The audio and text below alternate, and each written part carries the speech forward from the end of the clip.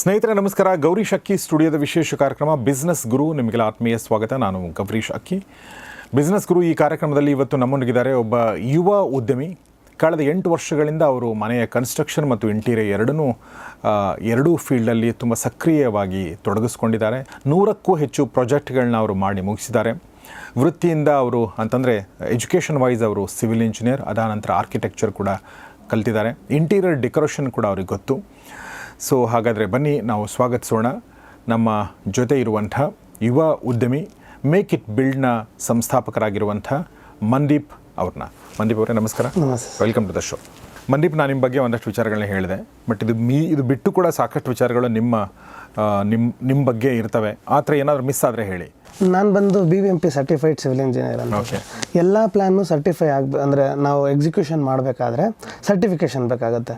ಅದು ಕೂಡ ನಮಗೆ ಗೊತ್ತು. ಇದು ಯಾಕೆ ಗೊತ್ತಿರಬೇಕು ಅಂದರೆ ಈ ಬೆಂಗಳೂರಲ್ಲಿ ಎಷ್ಟು ಚೌಕಟ್ಟಲ್ಲಿ ನಾವು ಮಾಡಬೇಕು, ಸೆಟ್ ಬ್ಯಾಕ್ಸ್ ಎಷ್ಟು ಬಿಡಬೇಕು ಅನ್ನೋ ನಾಲೆಜ್ ನಮಗಿದ್ದಾಗ ಪ್ರಾಬ್ಲಮ್ಸ್ ಬರಲ್ಲ. ಕೆಲವೊಂದು ಅದರಲ್ಲೂ ಪ್ರಾಬ್ಲಮ್ ಇದೆ, ಬಟ್ ಸ್ಟಿಲ್ ಈ ಥರದ್ದನ್ನು ನಾವು ಹ್ಯಾಂಡಲ್ ಮಾಡ್ಬೋದು ಅನ್ನೋದೊಂದಾಗುತ್ತೆ. ಜೊತೆಗೆ association of consultant civil engineers ಅಂತಿದೆ, ACC, ಅಲ್ಲೂ ಕೂಡ ಮೆಂಬರ್ಶಿಪ್ ಆಗಿದ್ದೀನಿ. ಸೊ ದಟ್ ಏನು ನಮಗೆ ಡೈಲಿ ಕನ್ಸ್ಟ್ರಕ್ಷನಲ್ಲಿ ಏನಿದೆ ಆ ರೀತಿ ಏನಿದ್ರು ಗೊತ್ತಾಗುತ್ತೆ. ಜೊತೆಗೆ IGBC ಮೆಂಬರ್ ಕೂಡ, ಇಂಡಿಯನ್ ಗ್ರೀನ್ ಬಿಲ್ಡಿಂಗ್ ಕೌನ್ಸಿಲ್ ಅಂತ ಹೇಳ್ತೀವಿ. ಅಲ್ಲಿ ಏನು ಸಸ್ಟೈನಬಿಲಿಟಿ ಬಗ್ಗೆ ಮತ್ತು ರೇಟಿಂಗ್ಸ್ ಕೊಡ್ತಾರೆ ಒಂದು ಬಿಲ್ಡಿಂಗಿಗೆ, ಅದು ಪ್ಲಾಟಿನಮ್ಮ ಗೋಲ್ಡಾ ಅಂತ, ಬೇಸ್ಡ್ ಆನ್ ಅದು ಎಷ್ಟು ಸಸ್ಟೈನಬಲ್ ಆಗಿದೆ ಈ ಜಗತ್ತಿಗೆ ಅಂತ. ಅದರಲ್ಲಿ ಕೂಡ ಮೆಂಬರ್ ಆಗಿರೋದ್ರಿಂದ ಕಂಟಿನ್ಯೂಸ್ ನಮಗೆ ಈ ಥರದ ಅಪ್ಡೇಷನ್ಸ್ ತೊಗೊತಾ ಇರ್ತೀನಿ. ಇದು ಹೇಳ್ಬೋದು, ಮೋರ್ ದ್ಯಾನ್ 100 ಪ್ರಾಜೆಕ್ಟ್ಸ್ ನೀವು ಹೇಳ್ದಂಗೆ ಮಾಡಿದ್ದೀವಿ ಕೂಡ. ಒಂದು ಬಿಗ್ಗೆಸ್ಟ್ ಅಡ್ವಾಂಟೇಜ್ ಏನಂದರೆ ನಮಗೆ, ನಾನು ಒಬ್ಬ ಸಿವಿಲ್ ಇಂಜಿನಿಯರ್ ಆದರೂ ಕೂಡ ವೃತ್ತಿಯಲ್ಲಿ ಈ ಆರ್ಕಿಟೆಕ್ಚರ್ ಮತ್ತು ಇಂಟೀರಿಯರ್ಸ್ನ ನಾವು ಮಾಡ್ತಾ ಕೆಲಸದಲ್ಲೆಲ್ಲ ಕಲ್ತಿರೋದ್ರಿಂದ ಇನ್ಕಲ್ಕೇಟ್ ಮಾಡ್ತೀವಿ. ಇವಾಗ ಏನು ಮಿಸ್ಸಿಂಗ್ ಇದೆ ಫೀಲ್ಡಲ್ಲಿ ಅಂದರೆ ಓವರ್ ಆಲ್ ಪರ್ಸ್ಪೆಕ್ಟಿವ್ ಆಗಿ ಯಾರೂ ನೋಡ್ತಾ ಇಲ್ಲ. ಆರ್ಕಿಟೆಕ್ಟ್ಸ್ ಬಂದು ಇವಾಗ ಯೂಶಲಿ ಎಸ್ಥೆಟಿಕ್ಸ್ ನೋಡ್ತೀವಿ, ಸಿವಿಲ್ ಇಂಜಿನಿಯರ್ ಅಂದರೆ ಕನ್ಸ್ಟ್ರಕ್ಷನ್ ನೋಡ್ತೀವಿ. ಬಟ್ ನಾನು ಎಲ್ಲವೂ ಕೂಡ ಸಂಪೂರ್ಣ ಮಾಡ್ಕೊಂಡಿದ್ದೀವಿ. ಜೊತೆಗೆ ನಮ್ಮ ಅಕ್ಕ ಕೂಡ ಆರ್ಕಿಟೆಕ್ಟ್ ಆದ್ದರಿಂದ ನಮ್ಮ ಟೀಮಲ್ಲಿ ಅವ್ರು ಕೂಡ ಹೆಲ್ಪ್ ಮಾಡಿ. ಪ್ರತಿಯೊಬ್ಬರ ಮನಸ್ಸಲ್ಲೂ ಒಂದು ಕನಸಿರುತ್ತೆ. ಆ ಕನಸು ಅಂದರೆ ನಮ್ಮದೇ ಸ್ವಂತ ಮನೆ ಇರಬೇಕು ಅಂತ ಹೇಳಿ. ಸೊ ಆ ಒಂದು ಸ್ವಂತ ಮನೆ ಕಟ್ಟಿಸ್ಬೇಕು ಅಂದರೆ ನಮಗೆ ಮನ್ದೀಪ್ ಥರದವರು ಬಿಲ್ಡರ್ ಬೇಕಾಗ್ತಾರೆ. ಸೊ ನನ್ನ ಈ ಒಂದು ಸಂದರ್ಶನದ ಉದ್ದೇಶ ಏನಂದರೆ, ನೀವು ಮನೆ ಕಟ್ಟುವ ಯೋಚನೆ ಮಾಡಿದರೆ, ಮುಂದೆ ಕಟ್ಟಬೇಕು ಅಂತ ಅಂದ್ಕೊಂಡಿದ್ರೆ, ದಯವಿಟ್ಟು ಈ ಎಲ್ಲ ವಿಡಿಯೋಗಳನ್ನ, ಈ ಸಿರೀಸ್ನ ವಿಡಿಯೋಗಳನ್ನ ನೋಡಿ. ಇದರಲ್ಲಿ ಮನೆ ಕಟ್ಟುವಿಕೆಯ ಭೂಮಿಯಿಂದ ಹಿಡ್ಕೊಂಡು ನಿಮ್ಮ ಫೈನಲ್ ವಿಚಾರದವರೆಗೆ ಎಲ್ಲವನ್ನೂ ಕೂಡ ಕವರ್ ಮಾಡುವಂಥ ಪ್ರಯತ್ನವನ್ನು ನಾವು ಮಾಡ್ತೀವಿ. ಸೊ ಮನ್ದೀಪ್ ಅವರೇ, ಮೊದಲನೇದಾಗಿ ಮನೆ ಕಟ್ಟಬೇಕು ಅನ್ನೋದು ಎಲ್ಲರ ಕನಸಾಗಿರುತ್ತೆ.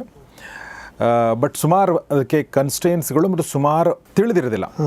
ಆಮೇಲೆ ಸುಮಾರು ವಿಚಾರಗಳನ್ನ ಜೋಡಿಸ್ಕೋಬೇಕಾಗತ್ತೆ. ಅದರಲ್ಲಿ ಒಂದು ಹಣ ಸೇರಿಸ್ಕೋಬೇಕು, ಎರಡನೇದು ಭೂಮಿ ತೊಗೋಬೇಕು, ಆಮೇಲೆ ಮನೆ ಕಟ್ಟೋಕ್ಕೆ ನಾವು ಶುರು ಮಾಡಬೇಕಾಗತ್ತೆ.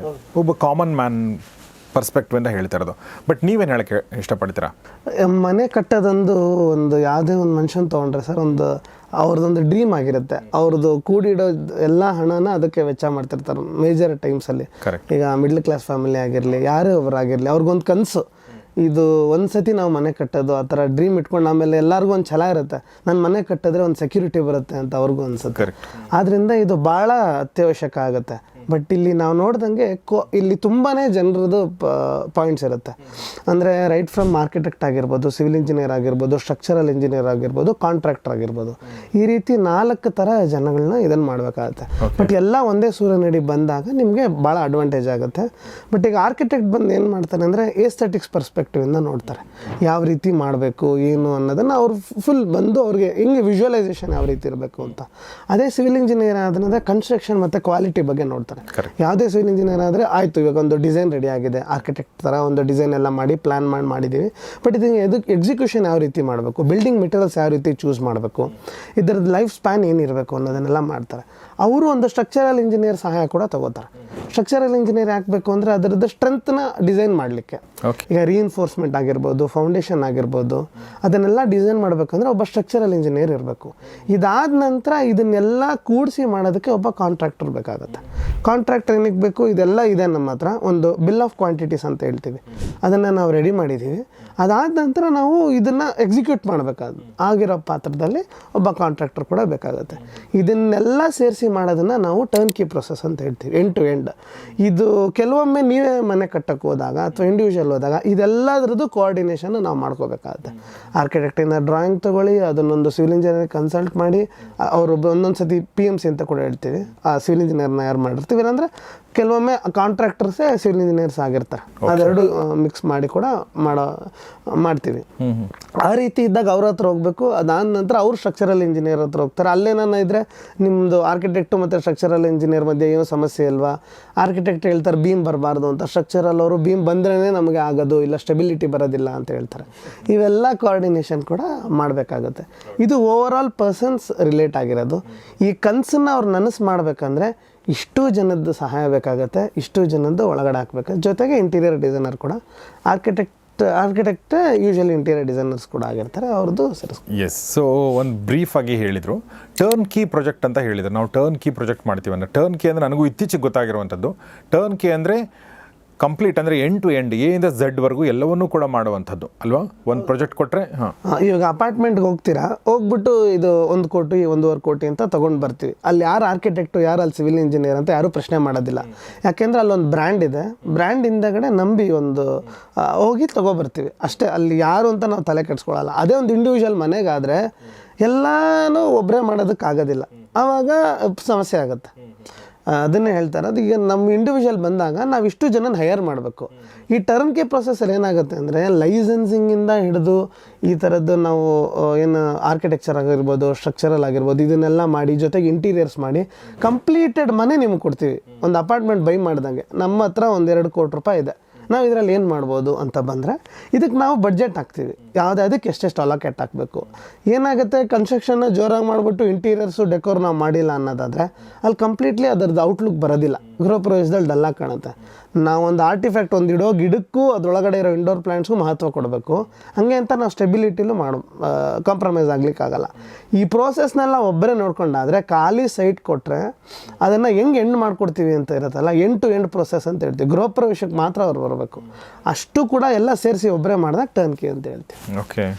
ಯಾಕೆಂದರೆ ನಾನು ಭಾಳ ಸಲ ಕೇಳಿರ್ತೀನಿ, ಯಾರೋ ಮನೆ ಕಟ್ತಿರ್ತಾರೆ, 2023 ಶುರು ಮಾಡಿರ್ತಾರೆ, 24 ಕಟ್ತಾನೆ ಇರ್ತಾರೆ, 25 ಕಟ್ತಿರ್ತಾರೆ. ಆಮೇಲೆ ಕೆಲಸಕ್ಕೆ ಅವರು ಪರ್ಸ್ನಲ್ ಲೈಫು ಅವ್ರ ಕೆಲಸಕ್ಕೆಲ್ಲ ಎಫೆಕ್ಟ್ ಮಾಡ್ಕೊಂಡಿರ್ತಾರೆ. ಸಂಜೆ ಬೇಗ ಹೋಗ್ತಾರೆ, ಎಲ್ಲಿ ಹೊರಟಿದ್ರೆ ಮನೆ ಕಟ್ಟೋದಿದೆ ಅಂತಾರೆ. ಇಷ್ಟು ನಾನು ನೋಡಿದ್ದೀನಿ. ಇಲ್ಲ ಗಂಡ ನೋಡಬೇಕು, ಇಲ್ಲ ಹೆಂಡತಿ ಹೋಗಬೇಕು, ಇಲ್ಲ ಬೇರೆ ಯಾರು ರಿಲೇಟಿವ್ ಹೋಗಬೇಕು, ಪ್ರತಿದಿನ ಅಲ್ಲಿ ಯಾರಾದರೂ ಬರಬೇಕು, ಇಲ್ಲಾಂದ್ರೆ ಏನೋ ಸಮಸ್ಯೆ ಆಗುತ್ತೆ. ಆಮೇಲೆ ಅವ್ರು ಫೋನ್ ಮಾಡ್ತಾರೆ. ಈ ಥರ ನಾನು ಅರ್ಧ ಹೋಗಿ ಬಂದಿದ್ದೀನಿ, ಮನೆ ಕಟ್ಟಿಸ್ಬೇಕಂತ ಹೋದವನು ನಾನು ಬೇರೆ ಇದಾಯಿತು. ಸೊ ನಂಗೆ ಅದು ಒಂದಷ್ಟು ಗೊತ್ತು. ಬಟ್ ಭಾಳ ಜನ ನನ್ನ ಸ್ನೇಹಿತರದ್ದು ನೋಡಿದ್ದೀನಿ. ಈಗ ಒಂದು ಮನೆ ಕಟ್ಟಬೇಕು ಅಂದರೆ ಮೂಲಭೂತವಾಗಿ ಏನು ಪ್ರಶ್ನೆಗಳು ಒಬ್ಬ ವ್ಯಕ್ತಿ ಕೇಳ್ಕೊಳ್ಬೇಕು, ಎಲ್ಲಿಂದ ಶುರು ಮಾಡಬೇಕು ಅನ್ನೋದು ಒಂದು. ನಾವು ಅಪಾರ್ಟ್ಮೆಂಟ್ ಹೋಗ್ತೀವ, ಮನೆ ಹೋಗ್ತೀವ ಅಲ್ವಾ? ಒಂದು ಮನೆ ಅಂತ ನಿವೇಶನ ಅಂತ ಬಂದರೆ ಅಪಾರ್ಟ್ಮೆಂಟ ಮನೆನ. ಅಪಾರ್ಟ್ಮೆಂಟ್ ಆದರೆ ನಿಮಗೆ ಅಮ್ಯುನಿಟೀಸ್ ಎಲ್ಲ ಇದಾಗಿರುತ್ತೆ, ಒಟ್ಟಿಗೆ ಸಿಗುತ್ತೆ. ಆಮೇಲೆ ಅದರದ್ದೇ ಒಂಥರ ಟೈಪ್ ಇರುತ್ತೆ, ನಿಮ್ಗೆ ಶೇರ್ಡ್ ಅಮ್ಯುನಿಟೀಸ್ ಎಲ್ಲ ಇರುತ್ತೆ. ಇಂಡಿವಿಜುವಲ್ ಆದರೆ ನಿಮಗೆ ಪ್ರೈವಸಿ ಭಾಳ ಇರುತ್ತೆ. ಅದರಲ್ಲೂ ಈಗ ಗೇಟೆಡ್ ಕಮ್ಯುನಿಟೀಸ್ ಅಂತ ಬಂದಿದೆ. ಅಂದರೆ ಈಗ ಕಾಂಪೌಂಡ್ ಇರುತ್ತೆ, ಅಮ್ಯುನಿಟೀಸ್ ಇರುತ್ತೆ, ಜೊತೆಗೆ ಇಂಡಿವಿಜುವಲ್ ಸೈಟ್ಸ್ ಕೂಡ ಇರುತ್ತೆ. ಅದನ್ನು ಗೇಟೆಡ್ ಕಮ್ಯುನಿಟೀಸ್ ಅಂತ ಹೇಳ್ತೀವಿ. ಅಲ್ಲಿ ತೊಗೋಬೇಕಾ ಅಥವಾ ನಮಗೆ ಅಲ್ಲೂ ನಮಗೆ ಫ್ರೀಡಮ್ ಇರೋದಿಲ್ಲ, ನಮಗೆ ಸ್ವಇಚ್ಛೆಯಿಂದ ಅಲ್ಲೂ ಒಂದು ಸ್ವಲ್ಪ ಲಿಮಿಟೇಷನ್ಸ್ ಅನ್ನೋದಿರುತ್ತೆ. ನಾವು ಇರಬೇಕು ಅನ್ನೋದಾದರೆ ಬೇರೆ ಕಡೆ ಕೂಡ ಅವರು ಒಂದು ಲ್ಯಾಂಡ್ ತೊಗೊಂಡು ಕಟ್ತಾರೆ ಅಪಾರ್ಟ್ಮೆಂಟ್ ಅನ್ನೋದಾದಾಗ ಲ್ಯಾಂಡ್ ಯಾವ ರೀತಿ ತೊಗೋಬೇಕು ಅನ್ನೋದು ಕೂಡ ಇಂಪಾರ್ಟೆಂಟ್ ಆಗುತ್ತೆ. ಅಲ್ಲಿ ಯಾವುದು ಡೈರೆಕ್ಷನಲ್ಲಿ ಇದೆ ಲ್ಯಾಂಡ್ ಅನ್ನೋದು ತುಂಬ ಇಂಪಾರ್ಟೆಂಟು.